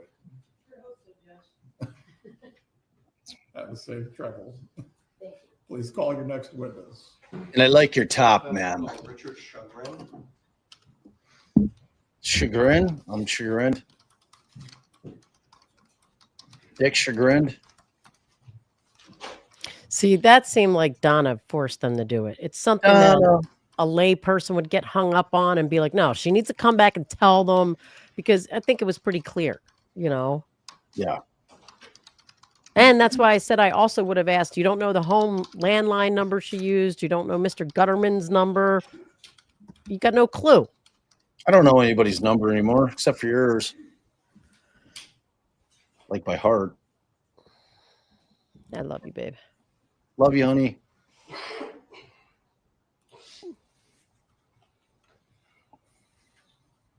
When you say honey, it feels not real. Really? Yeah. It was don't very usually- real. You're my honey child. God, Let me- this I vet. will throw my actual nickname for you out there. Oh, stop. Stop. Stop. Jeez, our kids watch this. I mean, I put the Stop. initials of it on our little gift tags to you.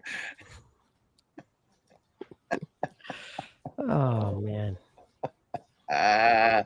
Oh, look at this Aw. guy. Oh, this poor guy. Oh, this poor guy. Look at you, Donna, dragging this poor guy out. That is See, a flamboyant that's the guy. that's the kind of walker I want you to get your dad, because then you can just turn around and sit on it. Good afternoon, Yeah. sir. Please raise your right hand. Yes, sir. Do you swear or affirm the testimony you will give today will be the truth? I do. You may take your seat. I would say Please he adjust the ambulates. microphone. a He's little got his better than pinky the guy. ring. He's got his bracelet. This fucking guy. This guy.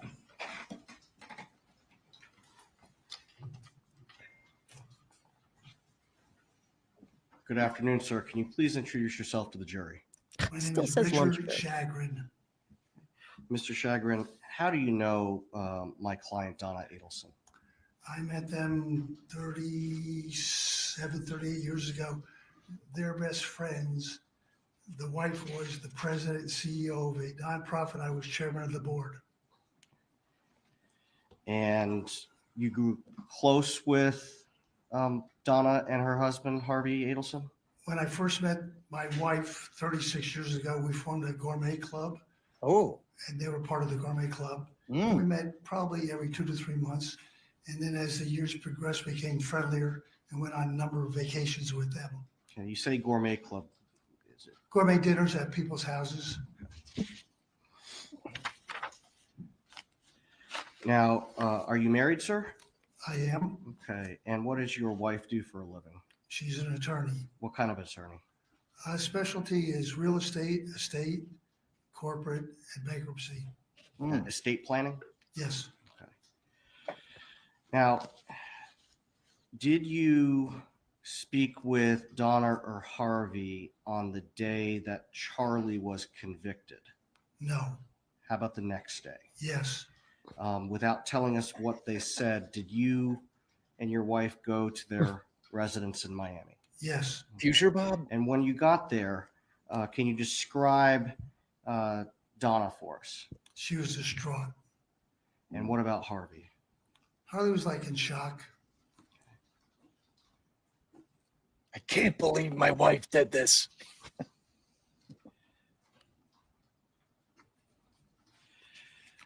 Now, prior to this, you indicated that you had traveled with my client and her husband. Did you travel extensively on your own? Well, we went on cruises, and then we did there was 13 of us, did I guess 2 weeks in Israel. Were you somewhat savvier than they when it comes to booking travel? Oh yeah, I've been to 75 countries around the world. And were you asked to assist them in any way on November 7th of 2023? Ooh. Yes. And specifically, what were you asked to do? Initially, I helped Donna with the visa. Wow. And then when we were done applying for the visa, Donna took Susan to show her the dress that she bought for Lincoln's bar mitzvah. And then she asked Harvey to sit down with me and make plane reservations. When you sat down to assist with the reservations, what did you discover? The ironic thing was that the round trip was a fraction more than one way.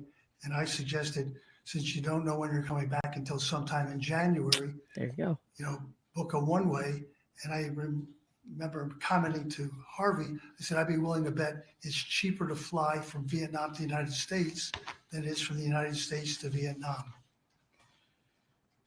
Now, let's back up a little bit. Let's talk about the visa. Were there options that were given when selecting which visa to apply for?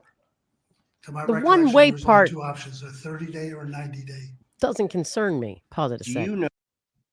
So, the state makes a huge deal out of the one way. This guy just obliterated it. Okay. The searching for non-extradition. That's therein lies the rub. That's the only thing that matters to me. There's the because, rub. as Guterson said, there was no warrant at the time. Right. But had there come a warrant, you'd have to really think hard before coming back. Yeah, you'd have to really think hard. Here's the deal. Fuck that. I'm not going back. Nah. I just saw what they did to my Charlie. I'm not doing it. They can't make me come back, Harvey. Fuck them. They're terrible people. Know why the 90-day was selected? Well, I said they didn't know how long they were going to be gone. And do you remember if the visa that was applied for only allowed them to come into the country once, or did it allow them to come into the country multiple times? I'm not aware. Now, you indicated that they were coming back for their grandson's bar mitzvah. Yes. Real quick, Lori, our thoughts are with you. I hope everything goes well tomorrow, and Yes. we'll be thinking of you. The Sending you power all the of healing vibes. yes, everyone send their healing vibes. The power of group. Yeah. Focus. Hey, sorry to chime in with something off topic, but let's switch back to Cardi our B? audio. Oh. No. Oh. It's a You mean? 67 or whatever. Wait, you want me to start? No, I was saying we took our audio, we put it back onto adjust to mic volume. I just changed mine back. Oh. Good luck, Lori. Our thoughts will be with you. Why, if you know, why were they wanting to get out of town? Well, unfortunately, they were barraged by the media. Unfortunately, live in a condo, so they didn't let them in. And they were afraid to leave the building. To your knowledge, had the Adelsons been to Vietnam in the past? Yes. And they found it to be relaxing? To my knowledge, I was there. I thought it was a great country, great people, great food. See? That's what she's thinking. Yeah. Told you. Fucking told these people. Now, although you are the Look it one over. that See that, guys? suggested the one-way ticket, who booked the flight? Harvey.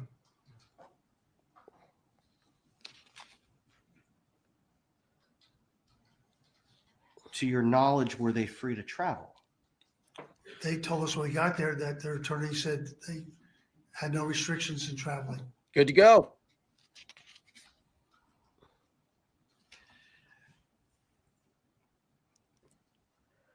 Can you describe the type of mother and grandmother that you observed Donna to be? Well, Donna was the ultimate Jewish mother, not unlike my wife, that was very involved in their children and grandchildren's lives. I think Donna maybe was a little more involved in her grandchildren because of the situation of grandsons losing their father, Wendi working, and also they live close by, Donna and Harvey in South Beach. So, am I hearing you correctly? You would describe Donna as a typical Jewish grandmother? More than typical. And a typical Jewish mother? More than typical. He said it. And how is that a description all of a sudden? Typical Jewish mother. Just let everyone fill in the stereotype, whatever you want. At the time that you were assisting them on November 7th of 2023 with the travel, had they decided when they were coming back from Vietnam? They were undecided, other than the fact that they were going to, whether it was prior to the bar mitzvah or just before the bar mitzvah, they didn't know how long they were going to be gone. But they were coming back for the bar mitzvah. Oh, definitely. They wouldn't miss it for the world. Just a moment, Your Honor. Don't nod. Don't make the judge yell at you. She's like, you're nodding. Don't move your head. Nothing further, Your Honor. She's going to punch right on this not typical. More than typical. More than typical. Way involved. Over involved. Sir, at the time that the travel was booked, the bar mitzvah was less than 90 days away, right? It was in January. Do you recall giving a deposition? It was by Zoom, but I was present, August 29th, 2024. Vaguely. And in that deposition, weren't you asked, so did you make any of the decisions when to travel or how to travel, or were you just the conduit to the technology? And your answer was the conduit for the technology. Yes. But today you're saying you're the one that suggested that they fly one way. Objection, Your Honor. Improper impeachment. Right. Should have said that beforehand. Isn't that right? Overruled. Well, to me, that's part of being the conduit, just suggesting. You were there because you were more computer savvy than Harvey or Donna, right?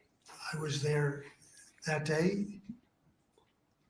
Yes, sir. To help with the computer is what you said in the deposition. Well, once we got there, I was there because my wife had done estate planning for them. Okay, but what you did in reference to the travel planning was help with the computer Yes, because you were more computer savvy than these two. correct.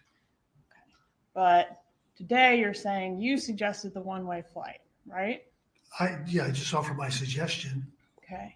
And you said that Donna Adelson is a typical Jewish grandmother. Does a typical Jewish grandmother suggest dressing her grandchildren up in Nazi uniforms? Not to my knowledge. No further questions. Thank you, Your Honor.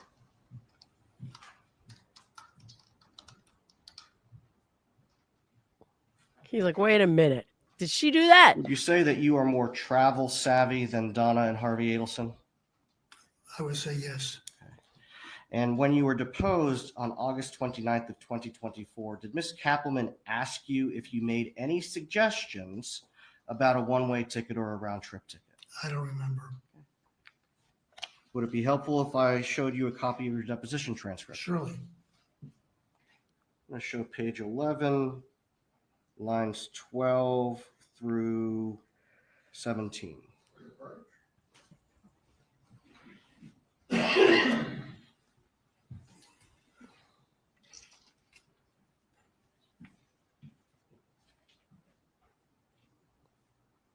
Okay, want me to read which one? If you could just read page 11, which is where you're on, lines 12 through 17.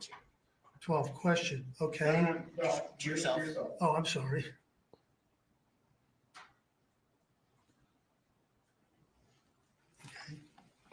Did Ms. Katherine ask if you made any decisions? No, Well, she asked if you made decisions, but you did not make decisions, did you? no, You made suggestions. yes,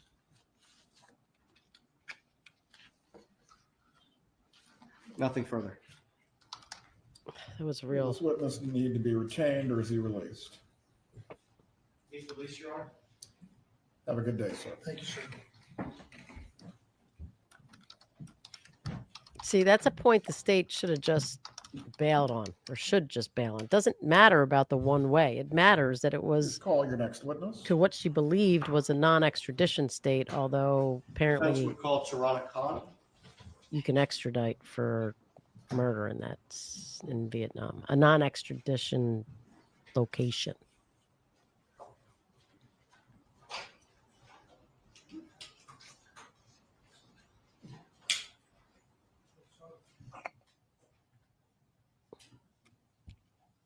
How'd it go at the end there? You know, I had to let the guy out. still no splash, all spittles, All spittling. spittling only. Spididdle. No, actually, that was their best witness so far, because he says I'm the one that told him to book it one way. Yeah. Harvey's taking notes. The difference between a one way and a round trip were basically one way times two. Yeah. Pennies saved. Not worth it.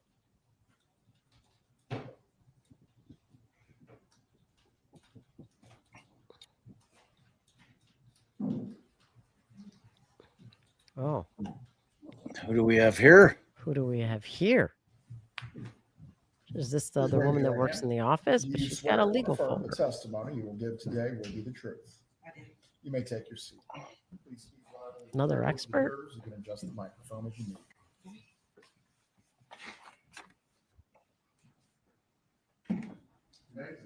Thank you, Your Honor. Good afternoon. Can you please introduce yourself to the jury and spell your last name? Yes, my name is Tarana Khan. Last name is Khan. And Ms. Khan, how are you employed currently? I'm a mitigation specialist / paralegal for the Federal Defenders of the Middle District of Georgia. And what is that what do those job responsibilities entail? What I do is I go down three different, the male side and the maternal and paternal side of the families, and I investigate all of the issues. I don't do fact investigation, and I also do the mental evaluations not the evaluations, but I go back, doing all the records and get all the things together, present it to the courts so we can try to get a lesser sentence for our clients. Okay. And that's with a habeas unit? Not right now. I'm just with the Middle District of of Georgia. But I was doing that with the habeas here in Tallahassee. Okay. And how long have you been in your current role in the Middle District of Georgia? 1 year in Georgia. Okay. Prior to that, did you work for the Federal Defender's Office here in the Northern District of Florida? I did the Capital Habeas Unit. And can you tell us what you did there, please? Yes, I Thanks. I did investigation, went to talk to clients, all their families. It was more of a fact investigation at that point. Okay. And so that entailed you going out at the direction of the attorneys that you worked with, interviewing individuals, Correct. gathering records, Yes, and that included individuals that were in custody, correct? correct, And preparing reports correct. and presenting that to whom? The attorneys. Okay. Did it also bring you to have occasion to testify in court ever? No. Now, how long were you employed with the Northern District of Florida Federal Defender's Office? From 2016 until July 2022. And can you tell us a little bit about your educational background? Yes, I have an associate's in paralegal, a bachelor's in legal studies, and I've studied sociology, and I've earned a certificate in it. Hey. And when did you complete your bachelor's? In 2000, around 2014, maybe. Now, in between working for the Federal Defender's Office in the Northern District of Florida and the Federal Defender's Office in the Middle District of Georgia, did you work as a licensed private investigator in Florida? After I left the Federal Defender's Office in Tallahassee, yes. Okay. And how long did you do that for? Since 2022, and I never, I guess, stopped. I just took the job in for the Federal Middle District of Georgia and left. Okay. And as a licensed private investigator, were you retained by my office to interview an individual by the name of Patricia Bird? Yes, And where was she located? in the Leon County Jail. How many times did you meet with Miss Bird? Once. And that was at the Leon County Jail? Yes. And do you remember when that was? I want to say January. Can I look? If it'll help refresh your memory, Okay. sure.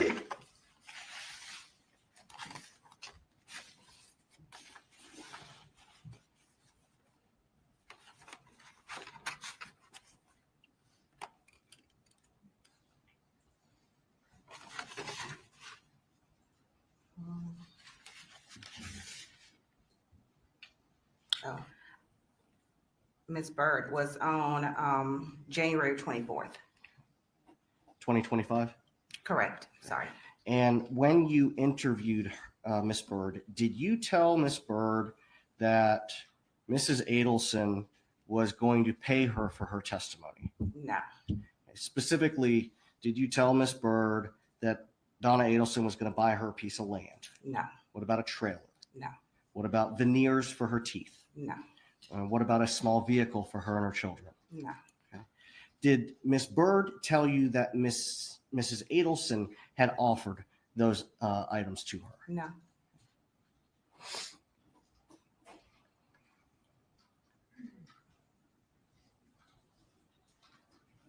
Did Miss Bird tell you that Mrs. Adelson confessed to any portion of the crimes with which Mrs. Adelson is charged in this case?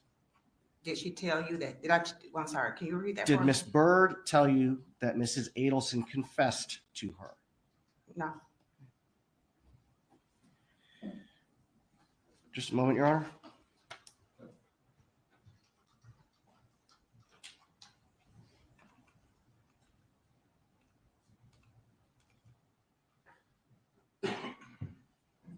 Ms. Kahn, prior to interviewing Ms. Bird on January 24th, 2025, did you meet with or speak with Donna Adelson? No. Have you ever met with or spoken with Donna Adelson? No.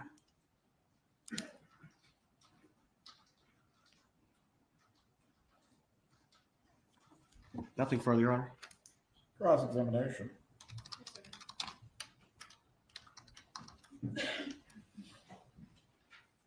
Not a terrible witness. Basically saying that Miss Bird's full of shit. Why did you interview Miss Bird? I was given a list of names to interview. By defense counsel? Correct. Okay. And she was not a state witness at that time, right? I wouldn't know. Wouldn't know. Would it refresh your memory to see a copy of the state's amended discovery when we did list her as a witness? I didn't see that. I wouldn't have seen that. So you can't Okay, refresh so your that, memory. that wouldn't help you to know when Correct. she was amended as a witness in the case. I wouldn't have known. Okay. So you were not asked to go there because she was a state's witness. I'll just put it No, that way. no. All right.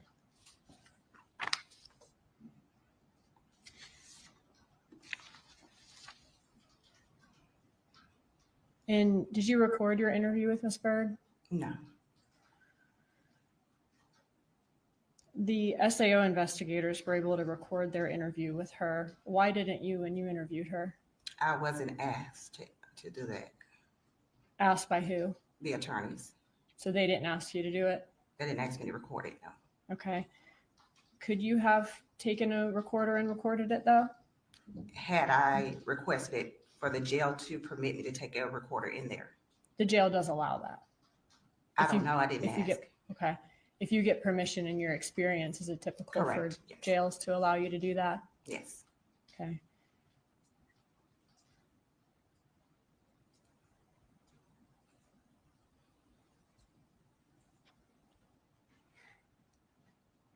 Just a second. I mean, the reality is she probably was instructed not to record it, just in the event that Miss Bird said the same shit she said on the stand. They don't have to turn that over. Oops. Oops. Prank call. Prank call.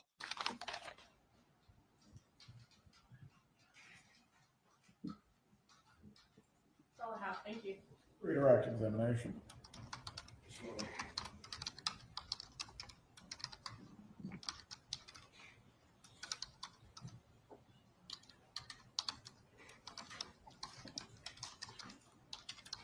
Tom Spade's like, look, go fix it. Ma'am, do you enjoy cheeseburgers? Since you didn't ask for permission to take a recording device into the jail when you met with Miss Bird, how did you take accurate notes? As I was speaking with them, I wrote everything down that they said, that they were saying to me. Okay. So I did pen and paper. Pen to paper. And had the state requested those through the discovery process, you would have been able to produce those. Correct. Nothing further. Will this witness need to be recalled or retained for any reason? I missed that last point. What was? We're going about her business. Step down, Ms. Khan. Oh wait, the vet answered. They will let you know. Do not discuss your testimony with any other person. Please call your next witness. Eddie Barnes.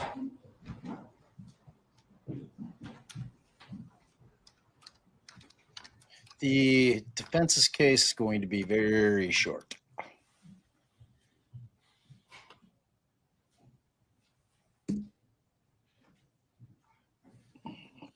Tracy always corrects my horrible misspellings of people. Whoa, she looks exactly like Miss Khan. It's crazy. Oh, just kidding. There she goes.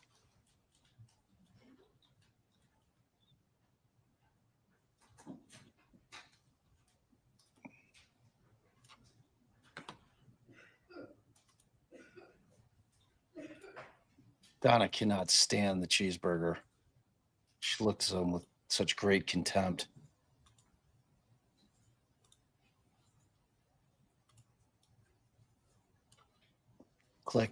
Clicking. Oh, we do have a. Oh, here we go. Tom Spade got her one. Hey, how you doing? How's it going? How's it doing? How you do? How's it go? Please raise your right hand. How you doing? Do you swear or affirm the testimony you're about to give will be the truth? I do. You may take your seat. Thank you, sir. Please adjust the microphone as you need to. We'll do it. Thank you. Good afternoon, sir. Can you please introduce yourself to the jury? Yes, my name is Eddie Barnes. Excuse me, E-D-D-I-E. Last name V as in Victor, A-R-N-E-S. How are you employed, sir? I'm a private investigator. How long have you been a private investigator? I've been a private investigator on my own for 10 years. Prior to that, total 27 years. 27 years as a private investigator? Yes, 27 years as an investigator. The last, yes.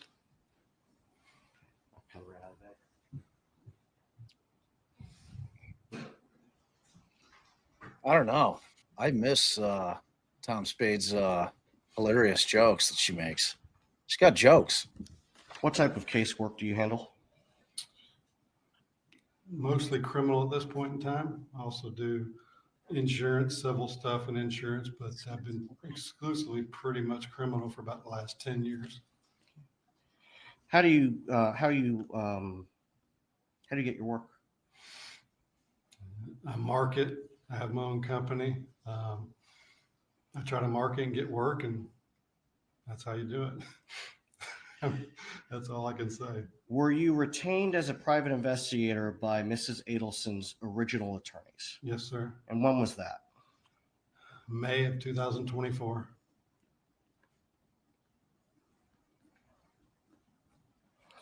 Now, I want to specifically direct you to when you were asked to speak with an individual by the name of Patricia Bird.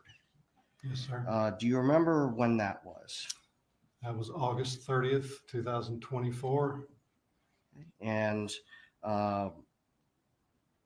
did you go to the jail to meet with her? Yes, sir. I received a call from prior defense counsel saying there may be a person that has information on the case. He gave me the name. So at that point, I had traveled to Leon County Jail, got there about 11 o'clock, and then was able to meet with Miss Bird. Now, there are different kinds of visits that you can do at the jail. How did you meet with her? I met with her in an attorney booth.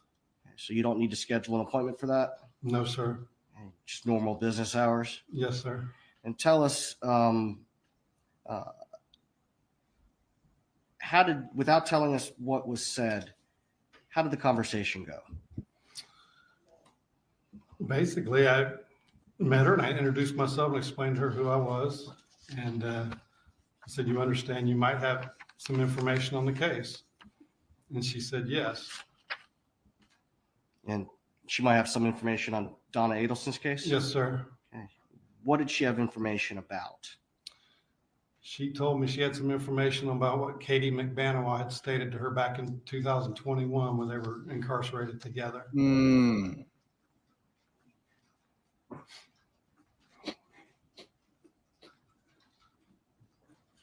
Now, did she tell you that Donna Adelson offered her any sort of compensation to testify in her case? No, sir. Specifically, did Miss Bird tell you that offered to buy her a piece of land? No, sir. Did Miss Bird tell you that Donna Adelson offered to buy her a trailer for that piece of land? No, sir. Did Miss Bird tell you Miss Adelson offered to buy her a vehicle? No, sir. What about veneers for her teeth? No, sir. So she didn't tell you any of those things that Donna Adelson, that she is saying Donna Adelson offered? Absolutely not. Did she tell you that Donna Adelson confessed to her? Absolutely not. Did you record your interview with Miss Bird? I was instructed by prior defense counsel to not record the interview. That wasn't unusual because we spoke to I spoke to several prior inmates throughout those 2 or 3 months. So to answer your question, no, sir, I did not record the interview.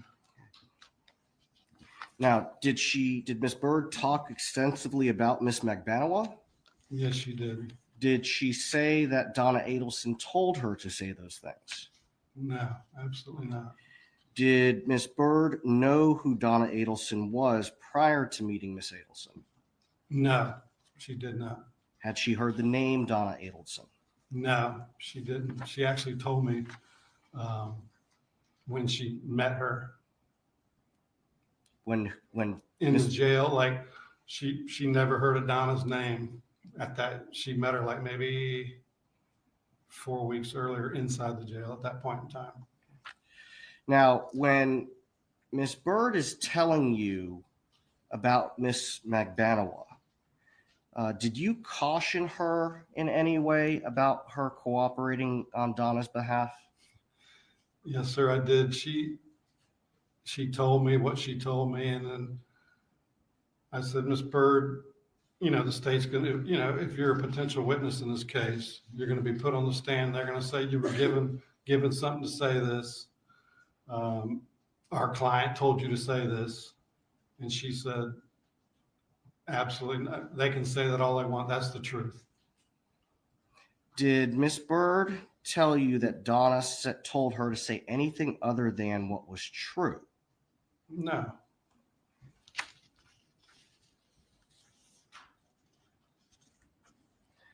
Was it your understanding that she was waiting for a plea offer in her own case? She made mention to me that I asked her about her charges. I wanted to get to know her a little bit. So she told me why she was in. And we discussed that a little bit. And then she said, I'm expecting an offer soon. That was what she said, expecting an offer soon? I'm expecting an offer from the state soon. And that was just over a year ago? Yes, sir. That was August 30th, 2024. Just a moment, Your Honor. Yeah, what about the note? How are we getting over the script? Who's going to blow up the script for the defense?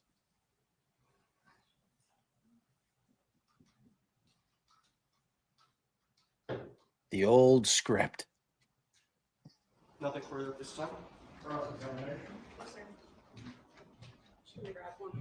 Oh, is she using the walk the dog Corey Richards excuse? Oh, I was just writing a book.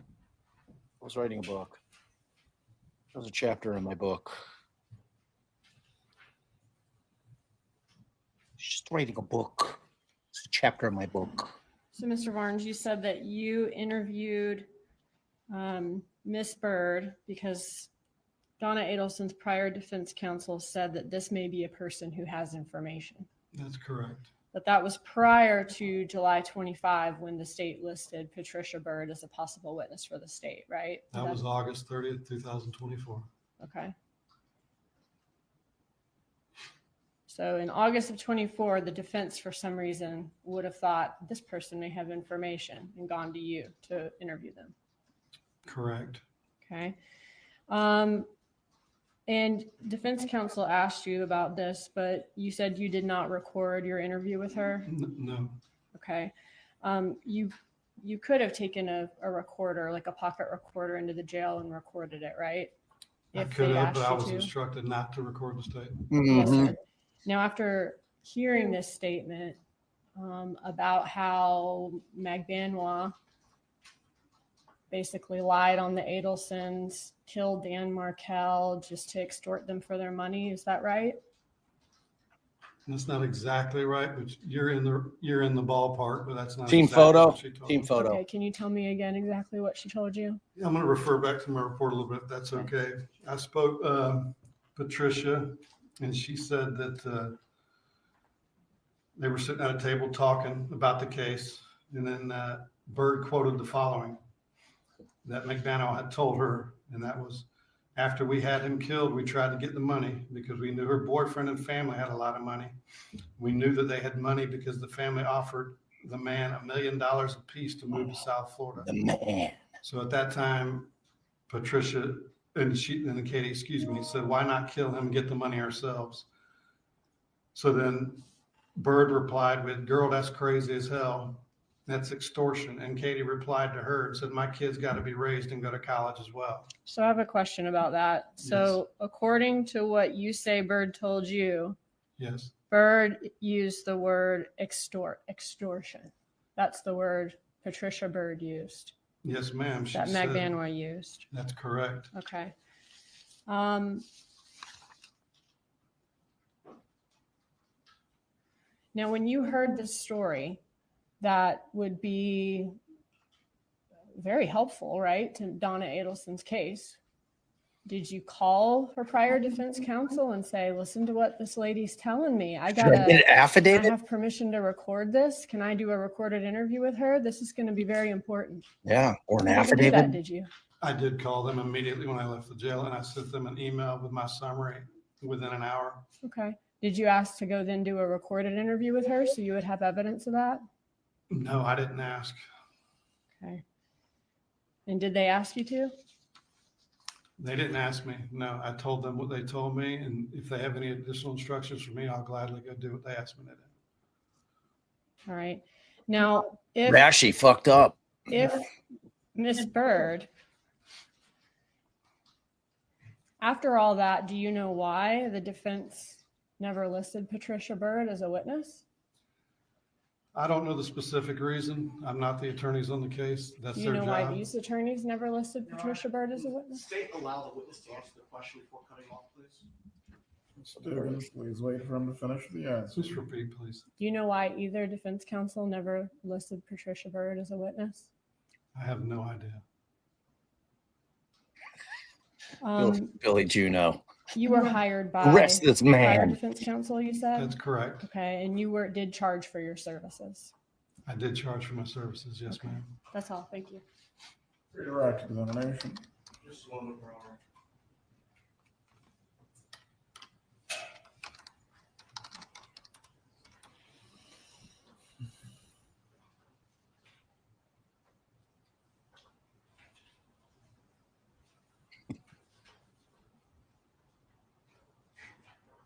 Donna's like, what is this fucking idiot doing? I would like to punch this guy's fucking face in. Where's my Rashi? Stuck with this meatball. This cheeseburger eating motherfucker. Yes, sir. The state just asked you, according to what you say Byrd said to you, isn't that, in fact, what Miss Byrd said to you, not just what you claim? No, that's exactly what she said to me. Okay. And you've been working in this industry for how many years? Sustained. The state attacked his credibility. We're not doing speed. Ask your next question. Would it surprise you, sir, to learn that contrary to what the state implied, You didn't ask the question. Please let him finish his question first before you reject. Yeah. Thank you, Your Honor. Tell her, Would it Judge surprise you Edward. to learn that prior defense counsel, in fact, listed Patricia Byrd on the witness list that they submitted prior to this case being set for trial September of 2024. Fair That question. surprised me, no. Okay. And so contrary to what Ms. Dugan indicated on cross-examination, it was your understanding that Ms. Byrd was listed as a defense witness. Yes, sir, that is correct. Just a moment, Your Honor.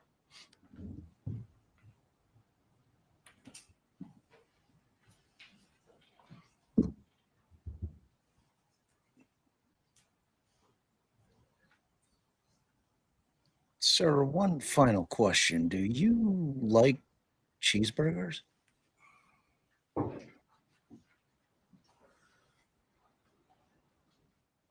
further, Your Honor?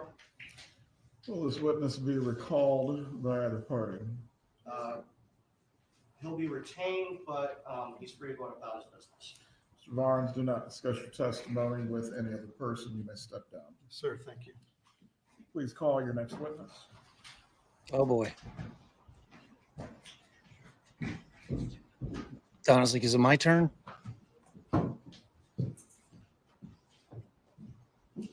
They're going out there.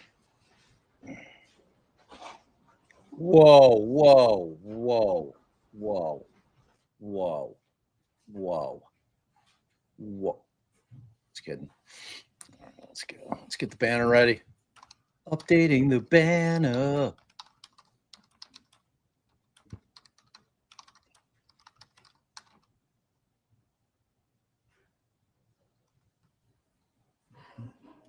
All right. Man in a sports coat and a nice white Please raise your right button hand. down. Do you swear or affirm the testimony you're about to give will be the truth? I do. You may take your seat. The attorneys can approach briefly for one moment.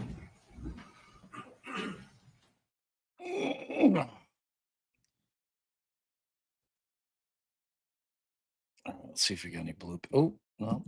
Oh, oh, oh, oh. Oh, look at that. Oh, no. Oh, no. What are they doing? What are they doing? It seems to be there's a kerfuffle that has happened. Is there potentially some kind of proffer going on? I don't know what's going on. Everyone can be seated. Sir, I invite you to step down from the witness stand and step outside the courtroom doors. You get out of this room, sir, immediately. What's going on now? Judge Everett does not look happy. Looks like he wants to crack some skulls. Once What's the rule of sequestration as a vote? It applies equally to both. Oh, parties. shit. How long was he sitting in the back of the court watching the defense case? I was not aware he was here, Your Honor. Our assistant was trying to find him. I went in the hallway looking for him. I didn't see him before we called the witness that he sat in here for. She sent him a text message asking him where he was because we were concerned he was not here, and that was about 1:30. I believe, based on speaking to my assistant, that he was present during all or part of Ms. Khan's testimony, which is completely unrelated to his very limited scope in this case. State, do you wish to be heard?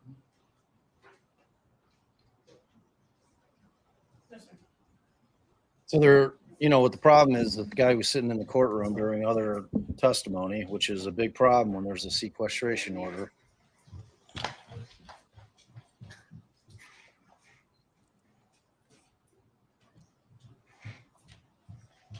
What is the substance of the testimony to be offered? The substance of the testimony. That's $1 million is question. a home search with Mr. and Mrs. Adelson and Dan Markel. He's a realtor. No, court is boosted. It's pretty good when they're sitting. If you're just coming in, the sound's pretty good. They're not talking into their mics right now, but as a general rule, witness and lawyers, you can hear pretty well. Bailiff has informed me that he was present for 15 to 20 minutes. I'm not entirely sure how this testimony would relate to other matters that we've gone over. We need a moment to determine if the witness should be permitted to testify. We'll take a brief break. 10 minutes.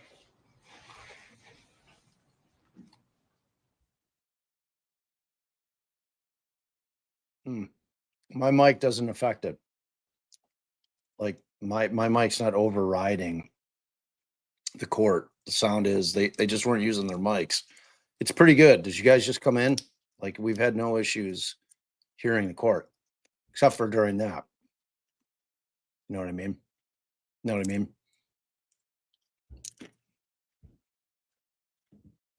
Sounds like he's going to let him testify.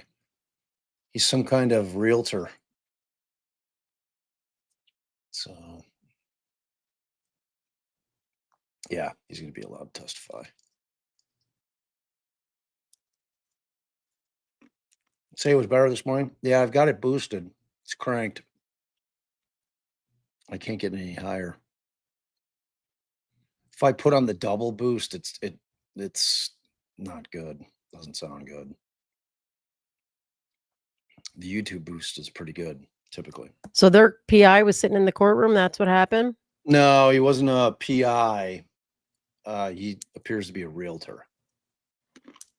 Oh, their next witness. Yeah, for like 15 minutes, apparently. Oh, boy. But you missed the last couple.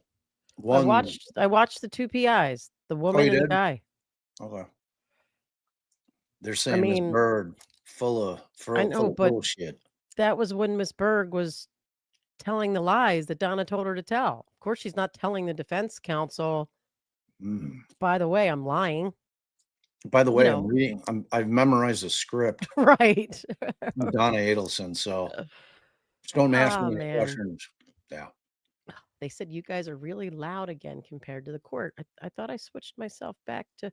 Was that an old comment or a current comment? Oh, that was an old comment. We fixed that. We rewrited it. People were asking to lower the mics, our mics and try to pump up the court, but all right, let me lower us a little more. Then. It's boosted. Well, you go down to 55. Remember that? 55. 55. 55. How you living? Okay. There, I put it down to 55. How we sound now? Too loud? Too soft? Too loud. Well, now there's no court, so now we probably sound too soft. Well, no, but it's to their volume that they have to turn it up to hear the court, right? We are fine, says Kraken. Perfection, says Mary Lou. Perfect, says Deja Vu. Bob and Allie. We're too loud when we boost for the court? But we are boosted right now and our sound's fine, right? We're boosted right now. Well, the court's boosted. Right. Yeah. Because there's two different things. Our mics are different different line than when we're sharing the screen. Like that's a different, like I'm boosting on the actual court stream. Like that's a sound boost. It may affect us. I don't know. I don't know how it works. That sounds Well, like super fucking techie. right. And then when we switched to Cardi B, Bob and I switched our mics back to like automatically adjusting. So it took us a second when we switched back to this to turn it back down. So that's why it was loud, soft, loud, soft. Okay, so the vet needs me to get a longer video. That's why I was trying to sit with the dog.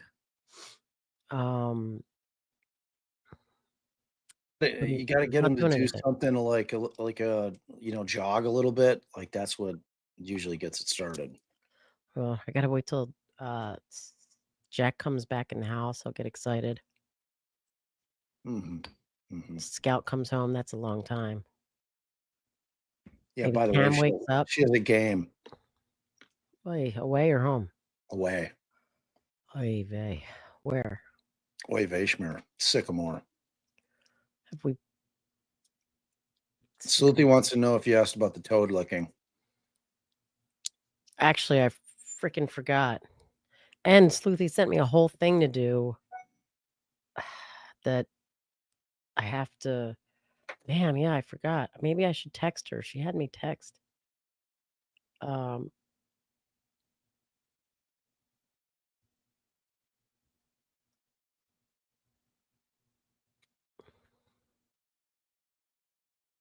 Oh boy. So I just typed in dog licked a toad. And it's got like all sorts of craziness. That's not what's going on. I heard that you can really like have some heavy duty Vomiting, shortness of breath, heart arrhythmia, pawing at the mouth, tremors, seizures, drooling, redness of the gums, high temperature. No, no, no. Why are toads so poisonous to dogs? What the fuck's going on? Some sort of auto protection. Toads and chocolate. Dogs can't fuck with. But I didn't do what you said because I don't even know if he'd let me in there. That guy's tongue. I don't know if all dogs' tongues are like this guy's tongue. I mean, He's got a this really tongue long tongue, bro. is really long. Like I don't even know how the hell I'd have to put my head in there. Like I was thinking about it. Could he, if he accidentally tongue bites, if I depressor. hit his gag reflex? Yeah, he'll chops vomit. my arm off. Yeah, he'll like just eat your face, your whole face. It'll be like, those guys at the circus that used to stick their heads in the lions, and I'd always root for the lion to bite down on that guy's head.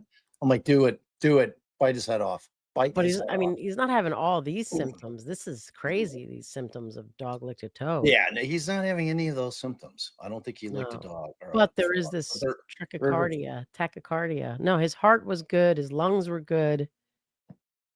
Yeah, they checked his heart because you've Yeah, been pretty good about getting him in his heartworm, right? Yeah. Yeah. I just switched it to, I extended it a little bit in July so I could be on the first of the month because I have multiple alarms in my phone.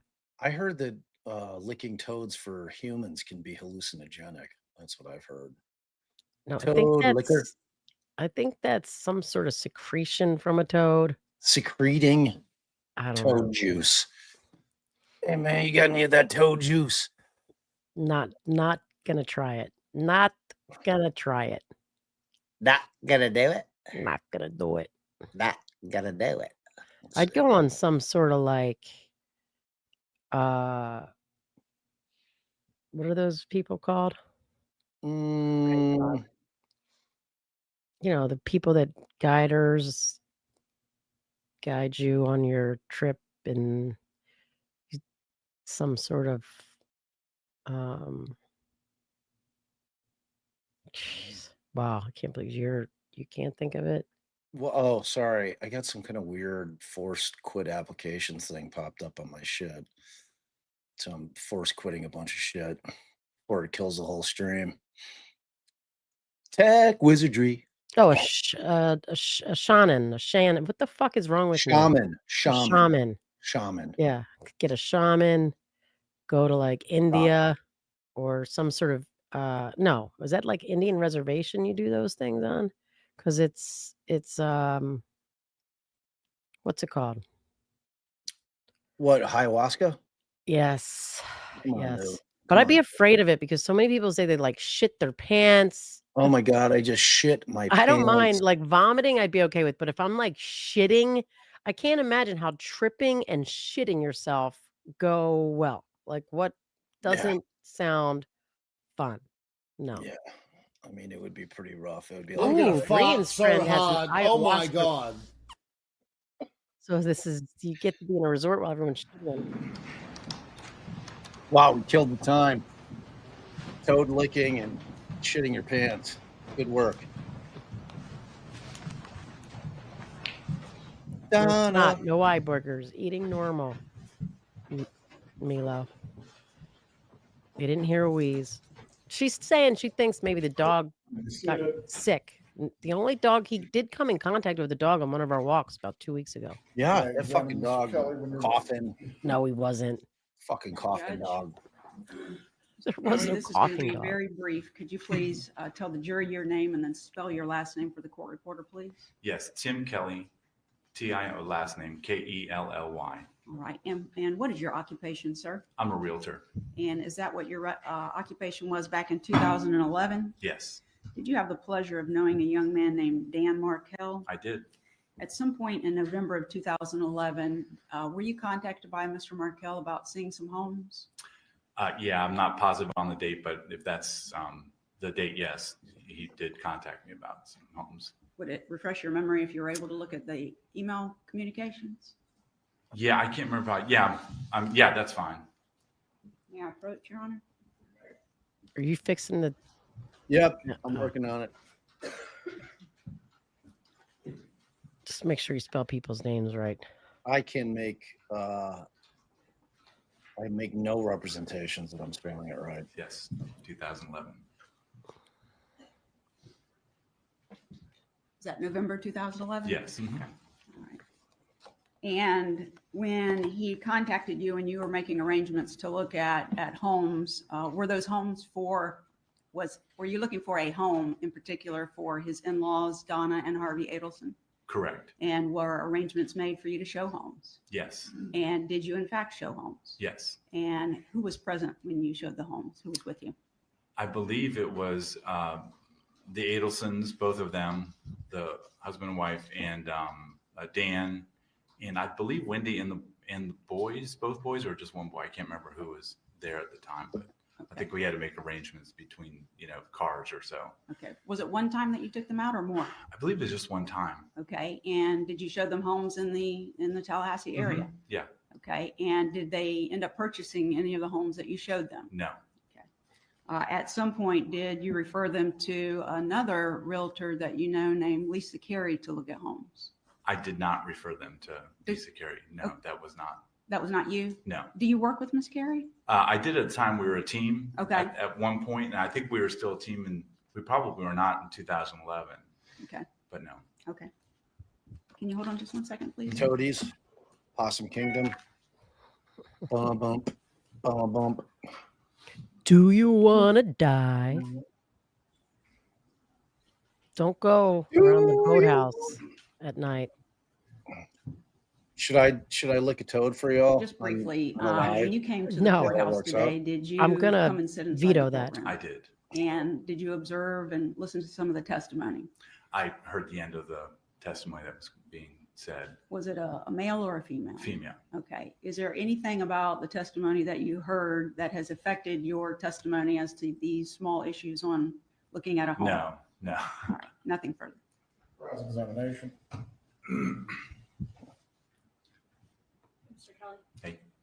So you showed these houses to the Donna and Harvey Adelson at Dan Markel's request. Correct. Was the thought that they would have more space, be able to stay up here for longer periods of time visiting Dan Markel and his family? I believe that was it. Yes. Okay. Yeah, and that was in 2011, you said? According to the emails, yeah. So Dan Markel and Wendi Adelson were still together at that Correct. time? Okay. And if they got divorced in summer or fall 2012, your interaction would have been about a year before that. Correct. Thanks, Sparkplug. And about 2 years before Halloween of 2013, right? Yes. Okay, thank you. Any right from the witness? No, Judge. You may step down, Mr. Kelly. Please call your next witness. Defense will call Detective Joshua Turner. Oh, I thought they were calling Donna. Joshua Turner. His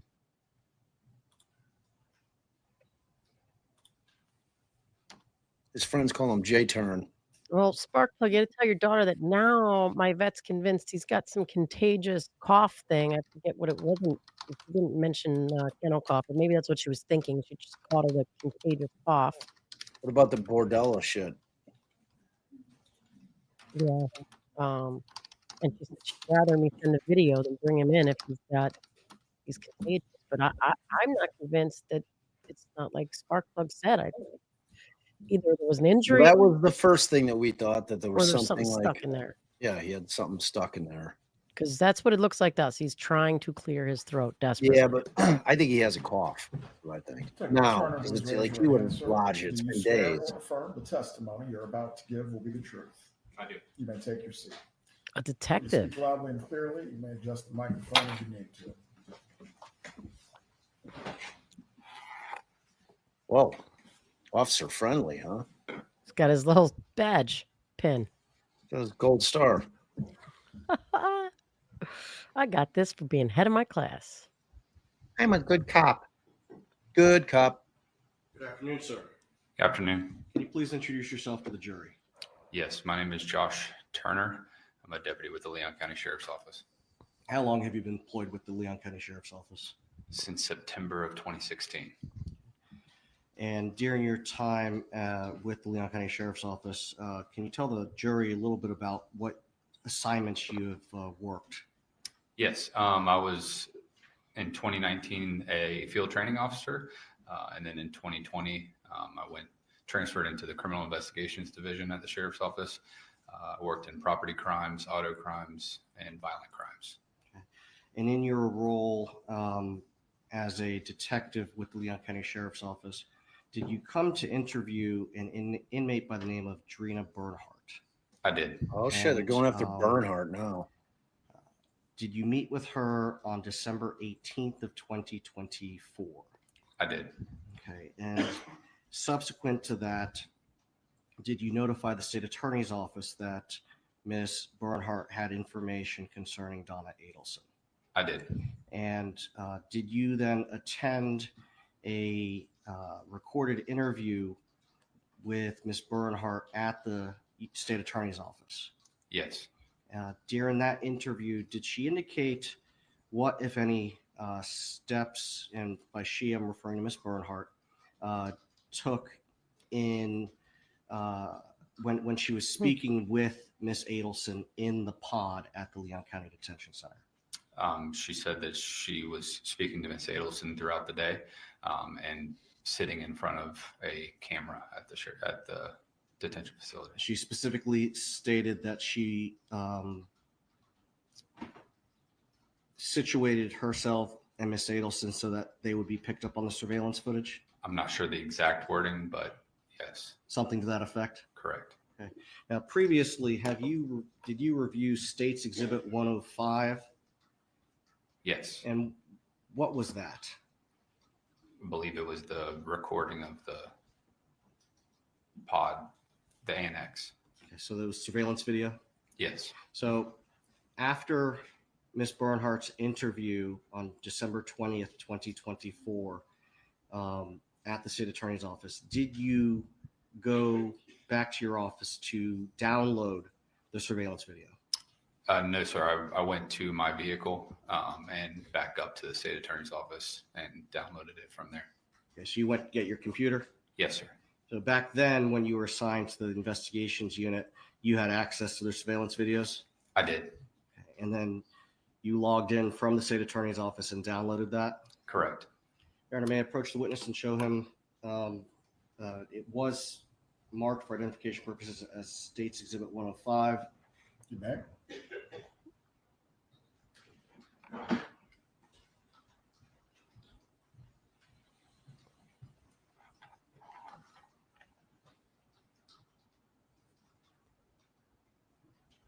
Sir, do you see the video of the cheeseburger right here? I Do you mean, recognize? give the guy a break. State's Exhibit 105? I do. Fucking guy loves Is cheeseburger. this a portion of the surveillance video that you obtained from the Leon County Detention Facility? Never get an interview is. with this guy if you want one. Aside from shortening the video, Oh God, so a spider. it was easier to show in court, any changes to it? Not that I'm aware of. Just a moment.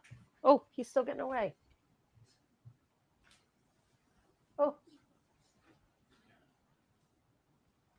And at Oh this boy, point I in lost time, him. I would move into evidence as Defense Exhibit 70, the surveillance video. Any objection? Attack me. Objections will complete, Ms. Judge. I would, Oy I'm not vey. sure how much shortening occurred, but I would ask for all the state's. Oy. And I can say, Your Honor, that You all right, the video babe? that was provided to There's a us, spider the all 105, loose. is exactly what I've copied onto this thumb drive. I didn't get him. Item is admitted. It is to be published in its entirety. All right, let's see the video. Oh, don't come on my foot, please, spider. Squish it. No, I can't find it. It's gone. You guys have It's in the wind. Crawling on the carpet. Dust in the wind. Damn it. I don't like spiders. They catch the other bugs though. Yeah, I like that part, but that's with a web in my house. That I don't need. And they I think on average the average American or human swallows 7 spiders a year while they sleep. Factoid. Little known fact. Yeah. I've definitely swallowed a spider before. I could just tell.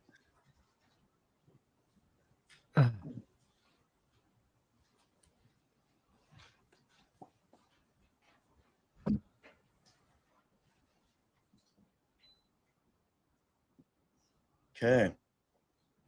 Sir, do you see Donna handing, what's that other woman's name? A script of any kind?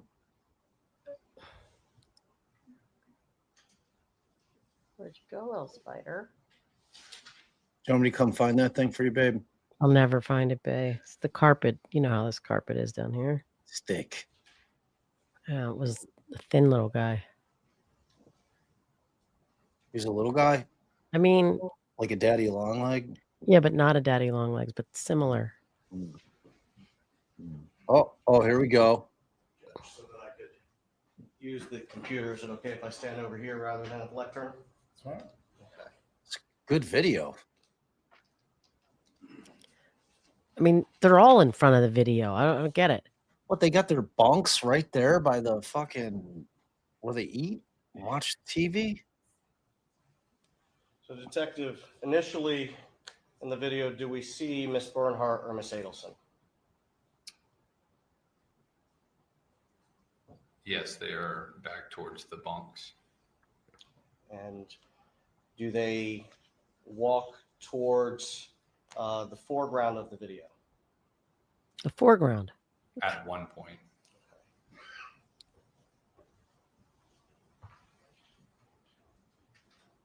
Fast forward a little bit.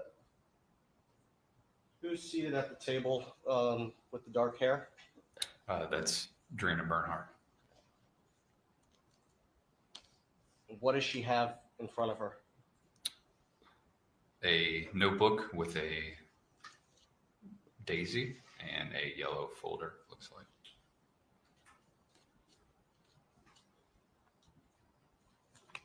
Cigar, I'm going to go off camera for a second, then I'm going to come back.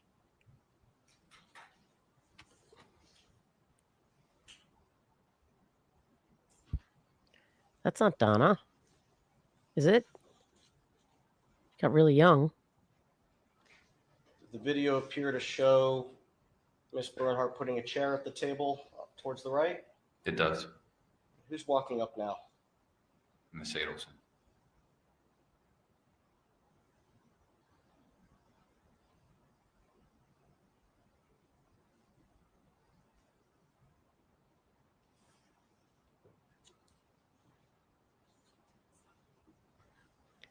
It's like, well.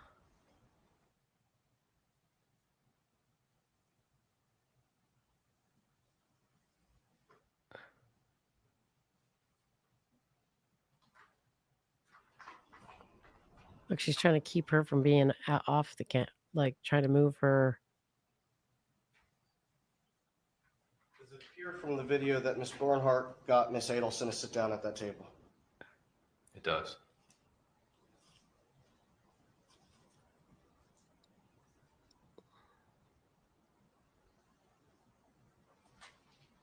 And they're engaged in conversation? Yes.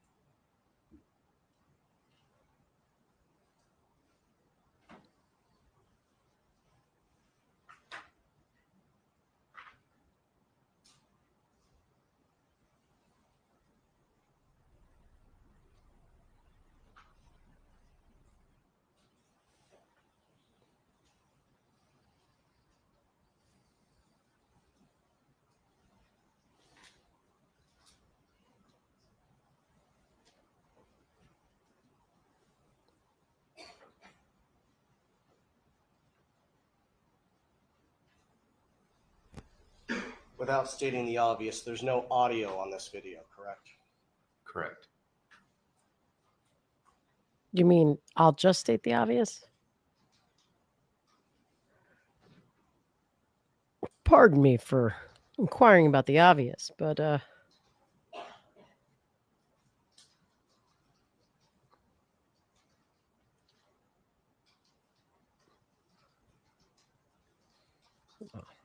this is fascinating.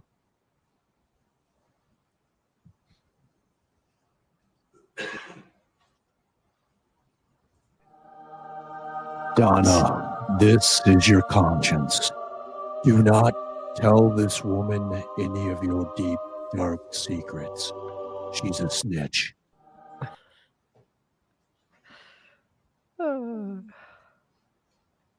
Hey, babe.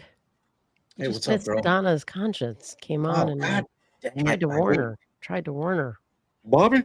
Oh, the boy just said, You think she's talking about her narrow ear canals? I Yeah. have very tiny ear canals. So does the Nook. Yeah, he does.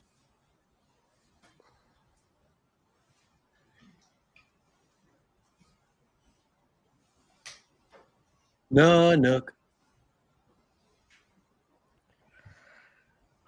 I mean, wouldn't they have on no, I guess not. It could be going on in on those decks back there, on those bunk beds. The exchanging of Oh, I would definitely be a top bunker. Fucking have a bird's eye view of these mofos. What the fuck are we supposed to be watching here? Is this like a one-day thing where Donna was exposed to these two women? No, there were multiple days. I don't know why he's just not. What are we getting at here? What are we getting at? Yeah, let's summarize this shit. So she got her on camera to sit there, and then they talked. If there's more, skip to it, buddy. Good God. Let's go. Let's go. Yeah, that place looks horrible. Looks treacherous. I wonder what Cardi B thinks about this. That's suspicious. I mean, Exactly. She knows. I'm ready to go back and watch some more Cardi B. Yeah, I mean, What the dog doing? Yeah, I'm wondering the same thing. I was about to hop off and go back up there. Yeah, 100%. Can I ask you one more question? Hank knows. Hank knows. What the fuck is this guy? What are we watching here? Well, Sleuthy says it's the state's fault. They wanted the entire video. Oh boy. I mean, couldn't the judge have told them no? Then on rebuttal, you play the entire video. The defense isn't forced to. I mean, we can't make the prosecution do anything. I mean, at some point, Judge Everett's going to be like, all right, fuck it. I know what I said, but I done Change changed my my mind." mind.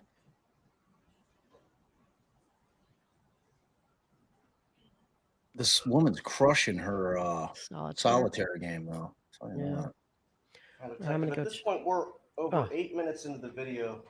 Neither one of them have started writing, have they? No.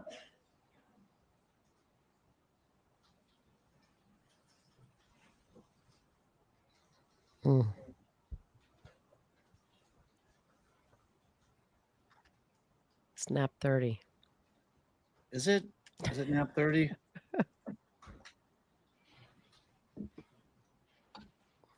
I gotta bounce. Wait, what? Oh, you mean bounce. I thought you were talking. Whoa, whoa, whoa.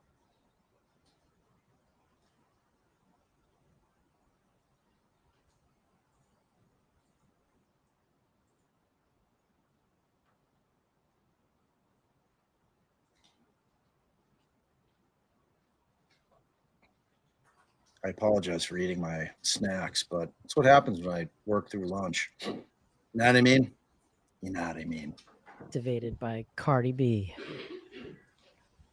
Worked right through lunch. Worked right through lunch. I mean, Cardi B is captivating. She is. Delightful. Delightful. Delightful. Well, time to punch grandma. Well, time to punch grandma. Well. Lord. Explain to the jury what Ms. Bernhardt just did. Am I supposed to look at my text? It appears she took a piece of paper out of her notebook. Oh, shit. Showing Paper. Ms. Adelson something on that page. This is the Something's already written game on that page. Potentially. when I beat you. Art, shh. This is Oh, actually, sorry. art's interesting. Oh, sorry. Could have fooled me.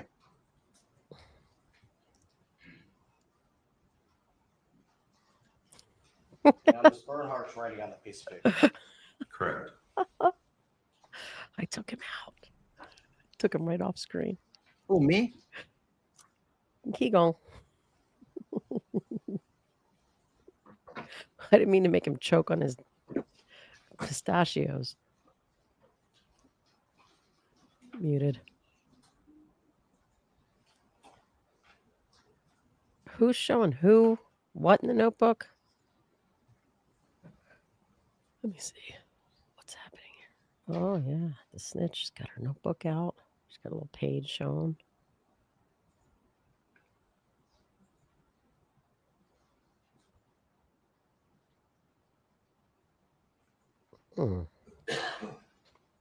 Pistachios and craisins.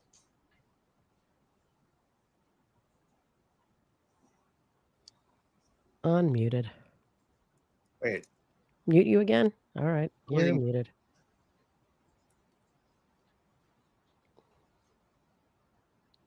While he chomps away. Pistachio chomping. Chomp, chomp, chomp, chomp. Chomp, chomp, chomp, chomp. Kerfuckle. Sue, we're watching jail video. We're watching paint dry. Thank you very much. Lower right-hand corner, you've got Dana or Donna and the other Drina, the snitch, down there, and They're trying at the round table. Having a round table. Yeah, with the little chess/checkerboard down there in the How do you lower see right-hand that? corner. How do you even see that? Okay, haven't you ever been to a fucking jail? I mean, the other day, you didn't even see like a street sign. Wait, what? I just know what kind of table it is because I can see the checkerboard, chessboard. I can't. It just looked like a square in the middle of the table. Okay, well, again, haven't you ever been to a jail? That's what they put on the tables. They have checker and chessboards like on the little round tables. I mean, you know, for chessing. For chessing. Checkering. Yeah. You've got to have the shell, Kylie, because otherwise you just eat the pistachios too fast. Need a shell. So we always have shelled. That Ms. Bernhardt is writing at this point. Correct. Judge, given that this is an hour and 14-minute long video, instead of publishing it in full as requested, is it okay if I fast forward to the points that I'm trying to make?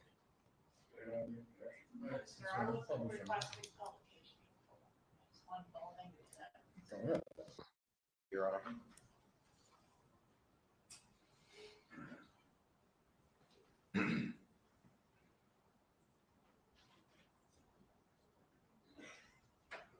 $13.26, who's writing?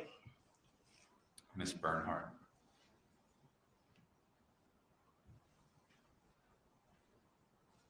$14.17, who's writing?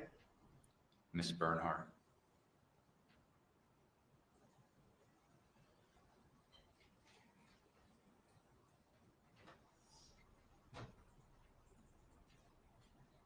$14.33, she's still writing? Not yet. Yes. 14:46. My client takes the paper and starts writing, correct? Correct.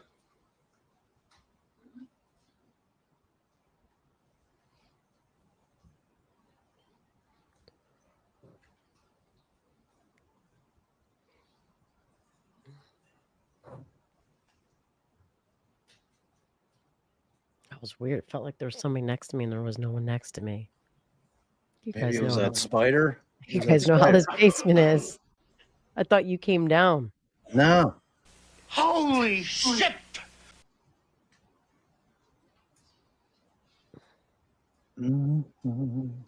So, did the judge say you may not fast forward? Take the notebook back. I think he did let him fast forward. All right. Well, that certainly wasn't a long enough time for Donna to write the script. Case over. Not guilty. And from this vantage point, we can't see what Miss Adelson is writing, can we? Correct. Could it be a script? I suppose. However, it's clear that Miss Barnhart's still speaking with my client. They seem to be engaged in conversation.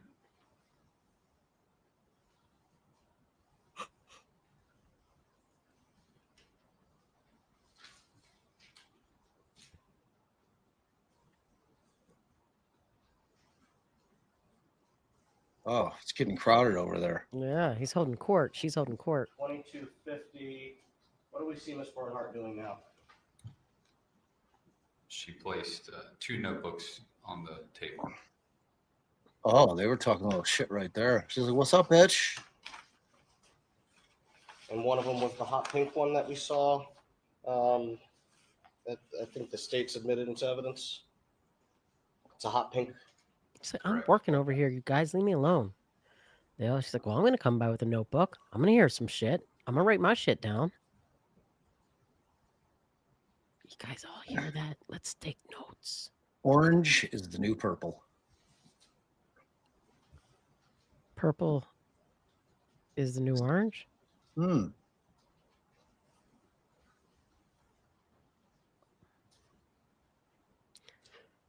I mean, if I've got to go to prison, into jail, I'll take purple. What do we see?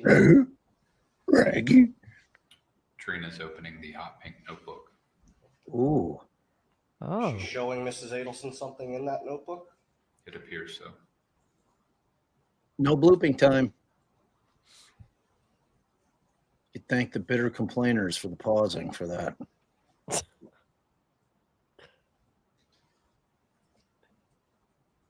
No, there was 44, extra. Are they both writing? No, we had some blooping time, but we used it up.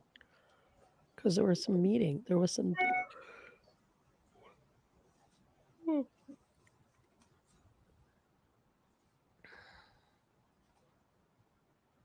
Wow. 2 hours later. She's writing. She's writing. They're both writing. Everybody's writing. They're really writing. You got a pen. Everybody's got a pen. Look at this distinguished gentleman. Look at the way he is sitting. Yes, very distinguished. Mm-hmm.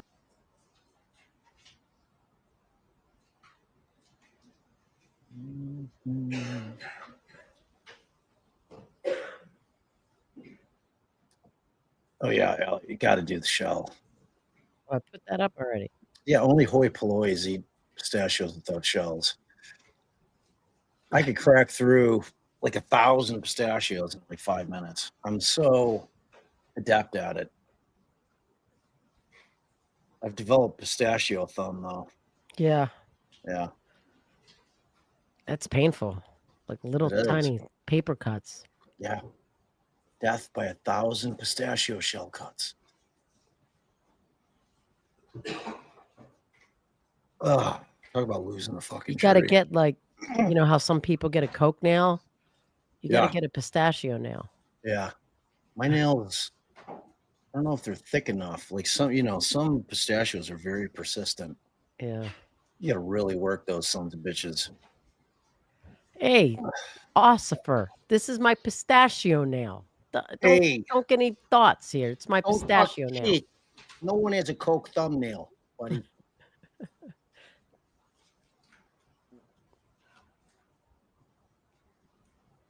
Mm-hmm. Oh, American Dreamer. Have doubts. Free Donna. Not gonna happen. Not Good. gonna happen. I don't think so. I mean, it seems unlikely. I don't think so.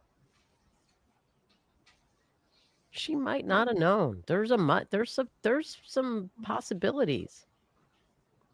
Yeah, that'd be exciting, Tammy. I don't think it's happening. Though. Yeah. Little These jail fight. ladies seem pretty docile. Little jail fight. I mean, are they even watching TV? Oh yeah, there's no. Yeah, there's a sound. screen right Yeah. up there. Right. I They're keep thinking, watching, why is it so quiet? I'm forgetting it's just we don't have any audio.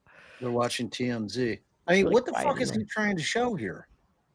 I mean, Donna could easily be writing the script right now. Or on her bed later. Yeah, or whenever.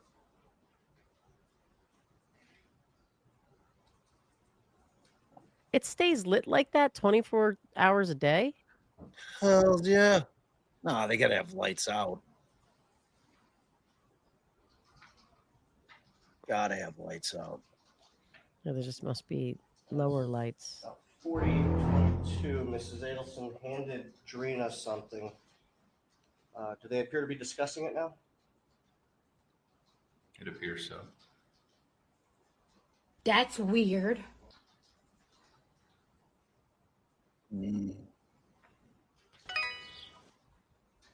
We already heard the handwriting expert.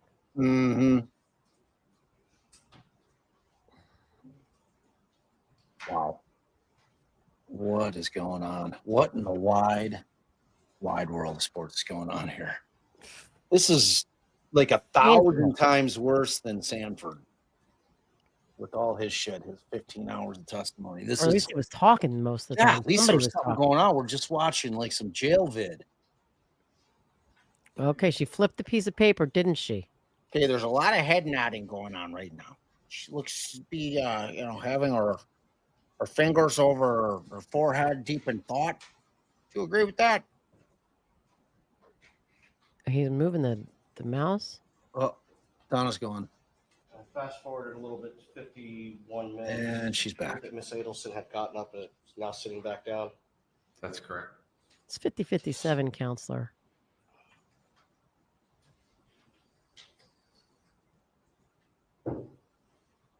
Precise matters. Oh, he's fast forwarding.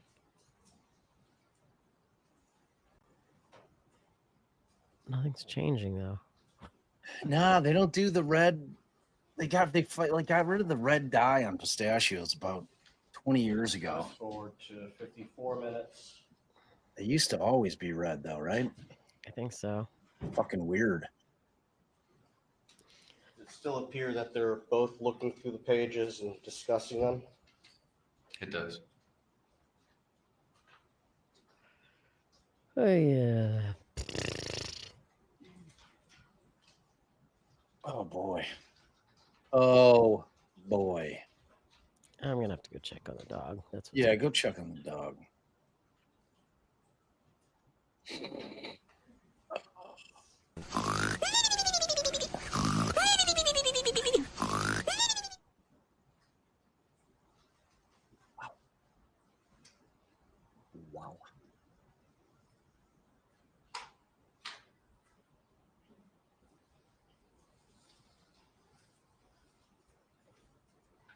We don't know, Sparkplug. We don't know.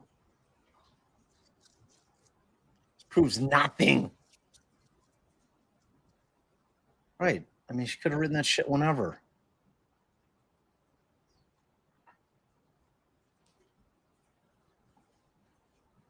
Getting her little bunk bed over there.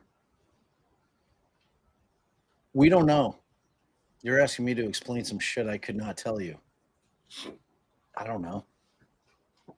I mean, she's clearly writing some shit from the state. I'm like, well, she definitely could have been writing the script right there, right? Now No, I we're really- at 55:35. They're still both discussing some topic, correct? Correct. We don't know what they're discussing.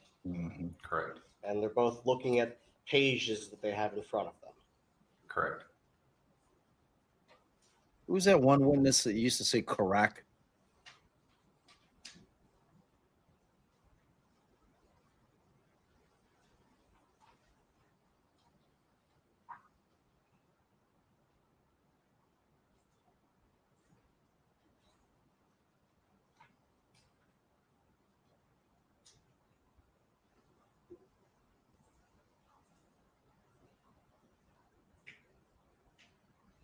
And we're at 59:34. Appears they're both still writing.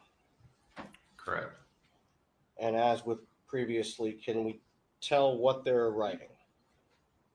No. Can we determine what they're discussing? No. Oh, okay. And could it be a script? Well, I suppose it could be. Why not?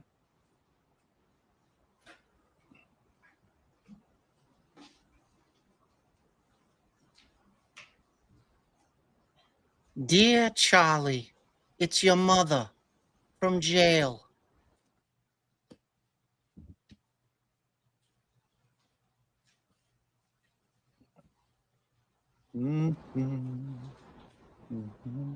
Riveting testimony. And the Donna, I could just see the 5 o'clock like clip. Riveting jail testimony today in the Donna Adelson trial.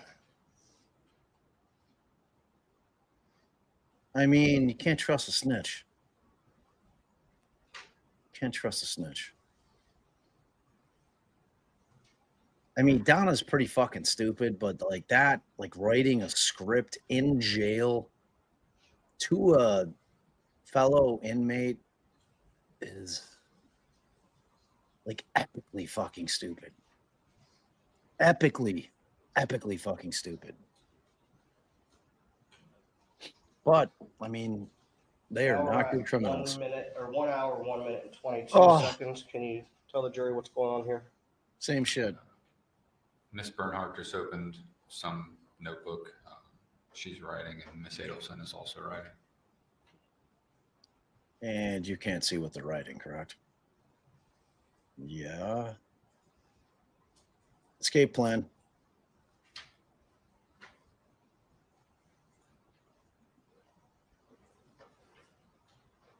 Oh yeah, correct. It was Burgess. That's right. Correct. I was like, motherfucker, there's a T at the end, bro. You would have finished college in your 7 years. You would know that, sir. Detective, from your previous review of this surveillance video, does the same behavior continue where they're both writing and discussing things between now and the end of the video? I believe so, yes. Correct. All in your mind. All in your mind, mistress. It was just food coloring. There was no flavor additive with the pistachios. They thought they just looked more attractive. It's crazy. Like you couldn't get Can you get the lights, please? just plain pistachios for the longest time. Look at this guy.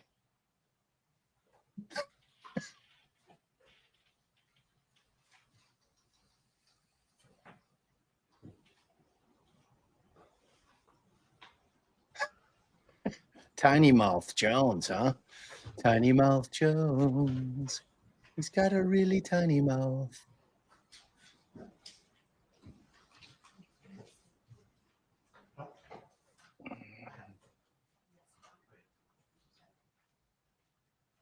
Tiny Mouth Jones. Do you recall the date that video was collected? I'm sorry, it's a poorly worded question. Do you recall the date that video was taken? I believe it was December 19th. It looks like a goober. So the day before Ms. True. Adelson met with the state attorney's office. I'm sorry, Ms. Bernhardt. Thank you. Correct. I mean, this guy has a really small mouth. That is, I mean, I know I have a big mouth, but this dude is tiny, tiny pie hole. Detective, that's the day after Ms. Barnhart told you that she had information about my client. Mm-hmm. Correct. Nothing further? Cross-exam. Mm-hmm. Thanks, Pammy. Okay, so we're going to watch the video again, the whole hour.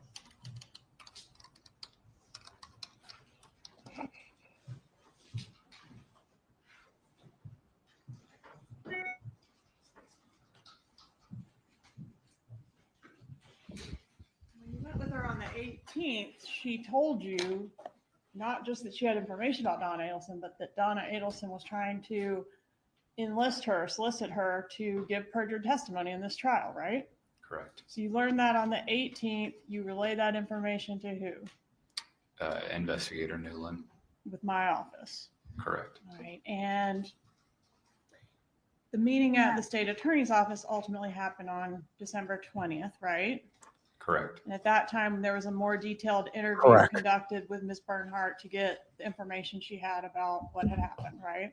Correct. Okay. And at that meeting, Bernhardt shows up with this pink notebook pictured in State's Exhibit 62, right? Correct. And she tells us in that meeting, hey, here's the script that she's written for me that she wants me to deliver at trial, right? Correct. And you were able to photograph the thing, and this is what's pictured in State 62? Correct. Okay. And what were Drina's instructions from the defendant about this exhibit? Why did we have to photograph it instead of impounding the thing? Her We're gonna have to instructions reading. were to read over that and to trace it in her own handwriting and provide that back to Ms. Adelson. Okay, so she's supposed to copy what's here and give this back to Ms. Adelson. Correct. So Ms. Adelson was going to be expecting to get this thing back. We had to send it back with her, right? Correct. Okay.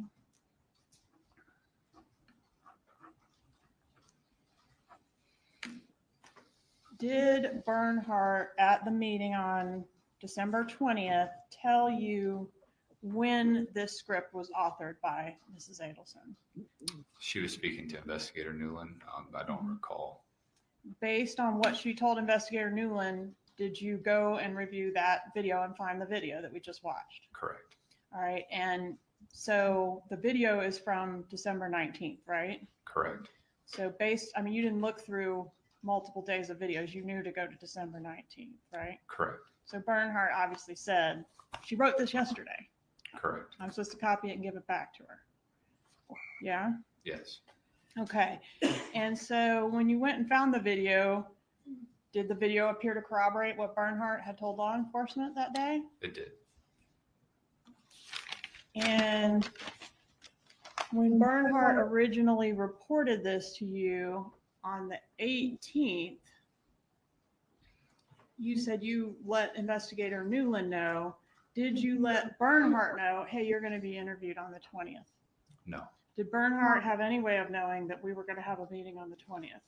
not to my knowledge. In fact, didn't we consider waiting until after Christmas to meet with her? Do you Correct. remember that? I was home with a bad injury, bad back. Yes. The kids were out of school. It was Christmas time. We talked about doing it after Christmas, right? Correct. So wasn't it just dumb luck that we happened to bring her over on the day that she was in possession of this thing in defendant's handwriting? Yes.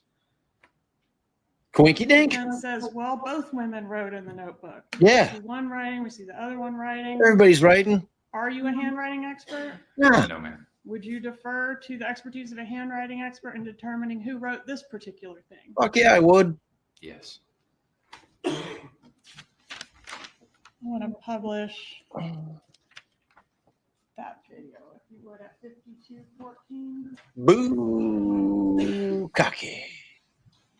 Boo cocky. You cocky? Cocky?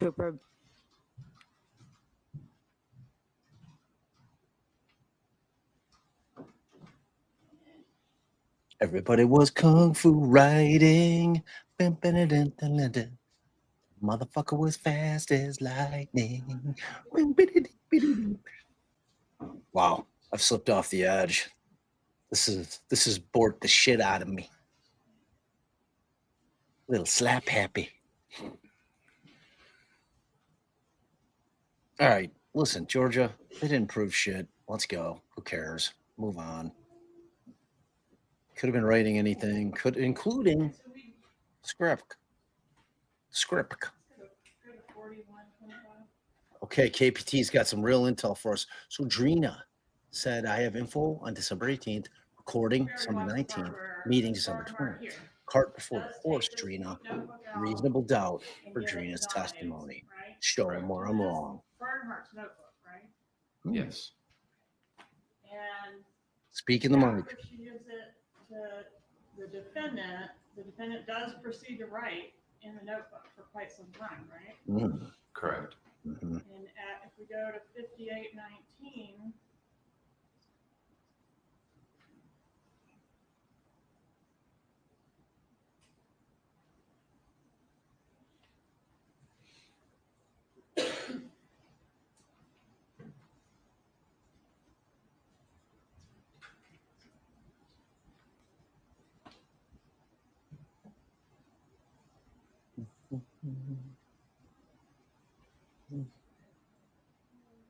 so we see Mrs. Adelson get up and walk away, and then she later returns, right? Yes. Okay, and if we go to 104, I'll allow it.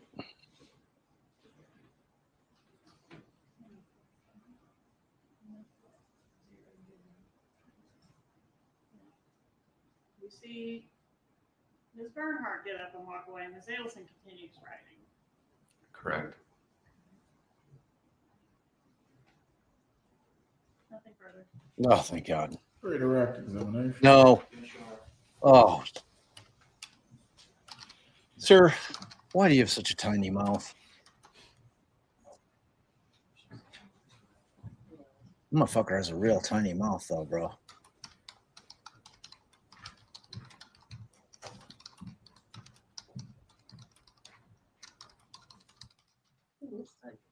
Detective, we know that You're welcome.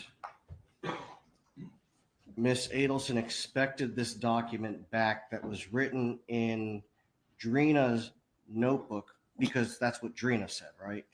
Correct. Trina. But we can't hear what's being discussed on that video. Correct. We have to rely on what Miss Bernhardt says. Correct.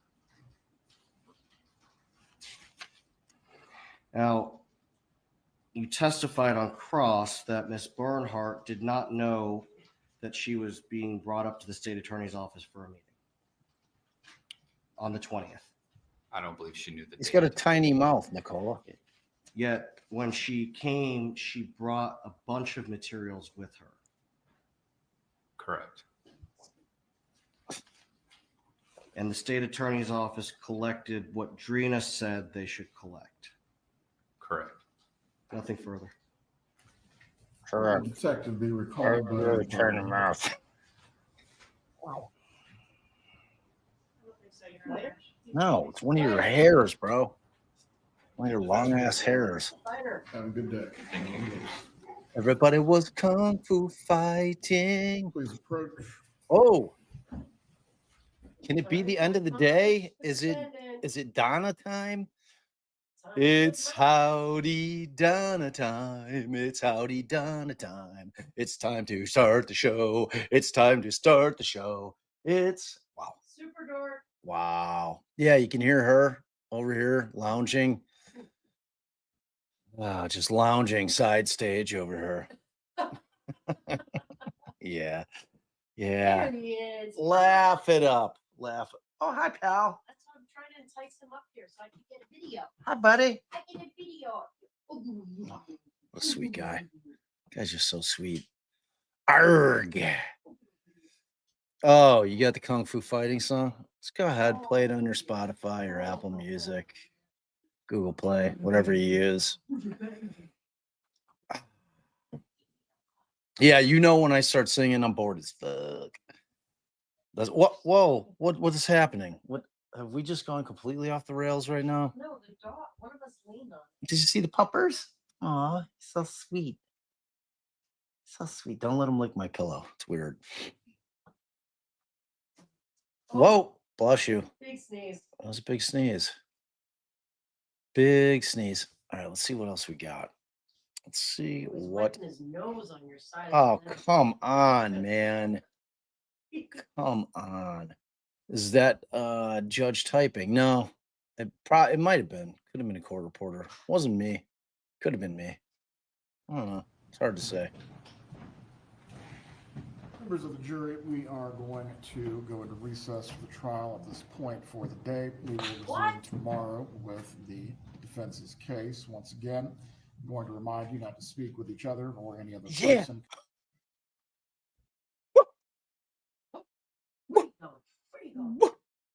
What the hell happened? Why he all froze?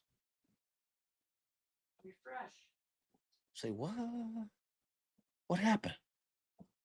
What happened was. Oh shit! They just cut it. Once again, I'm going to remind you not to speak with each other or any other person. Yeah, that was it. What? Law Crime's like, fuck that.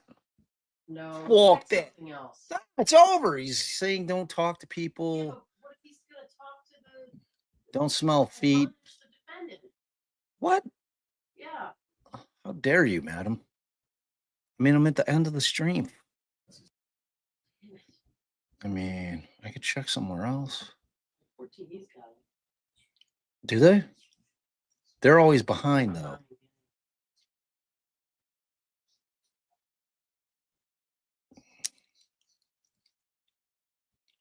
Oh, shit. Closing arguments and Cardi B.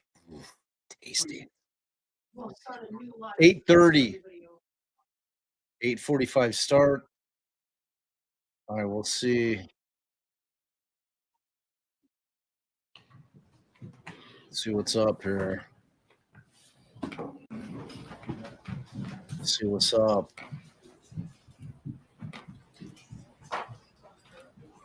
Who the hell's Andrew Myers? I don't even know who that is.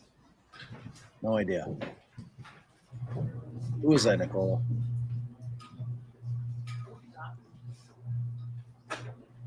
Who? No, Nicola. Everyone can be seated.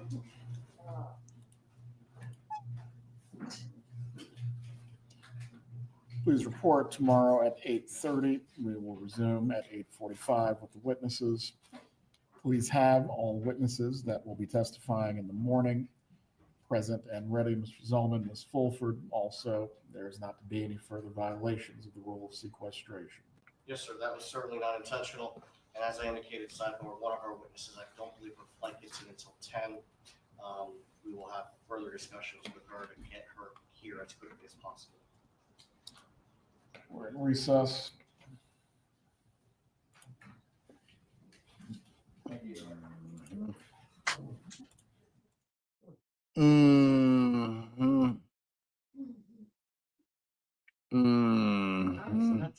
That's it.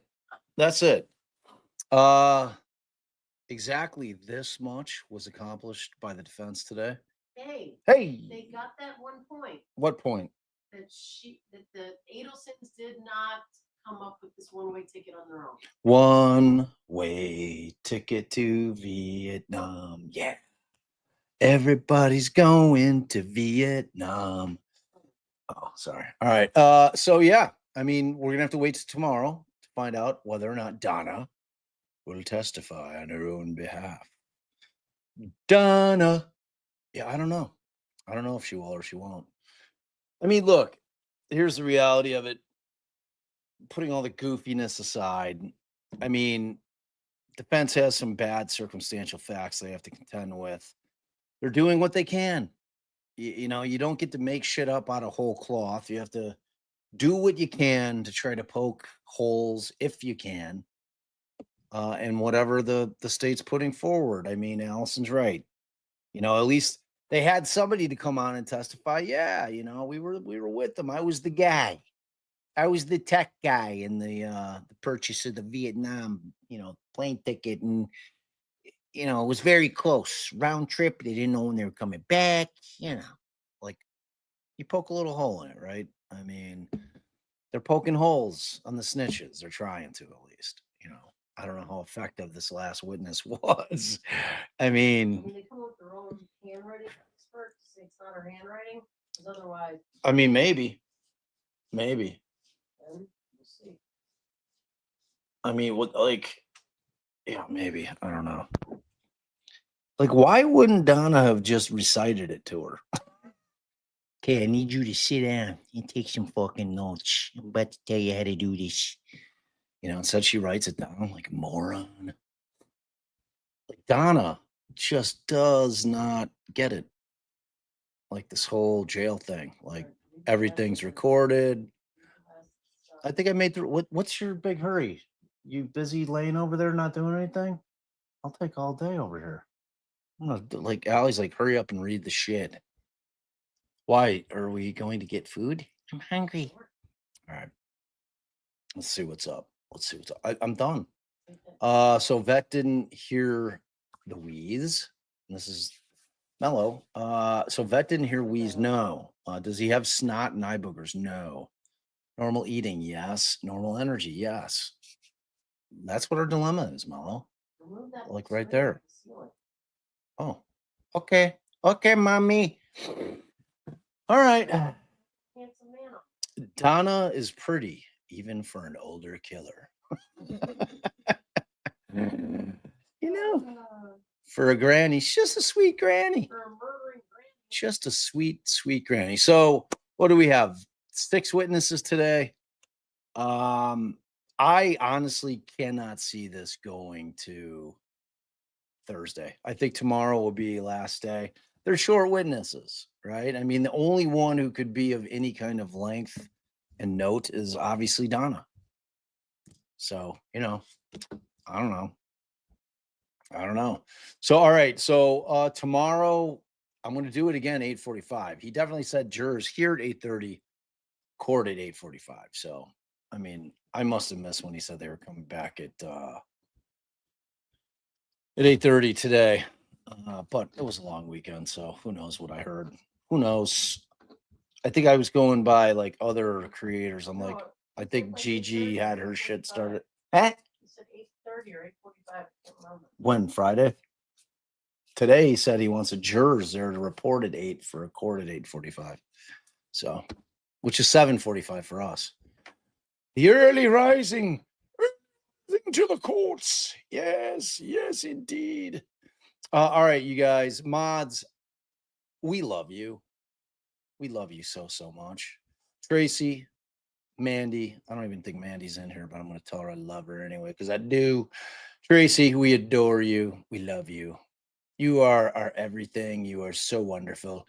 Thank you to all of you that were so very generous today without even a wheel. I didn't even do a wheel today. You guys were super generous. We always appreciate that. This is my full-time job. So, and you know, we want to keep doing this. So you guys make that happen, which is very, very true with the old generosity. Your continued generosity is always greatly appreciated.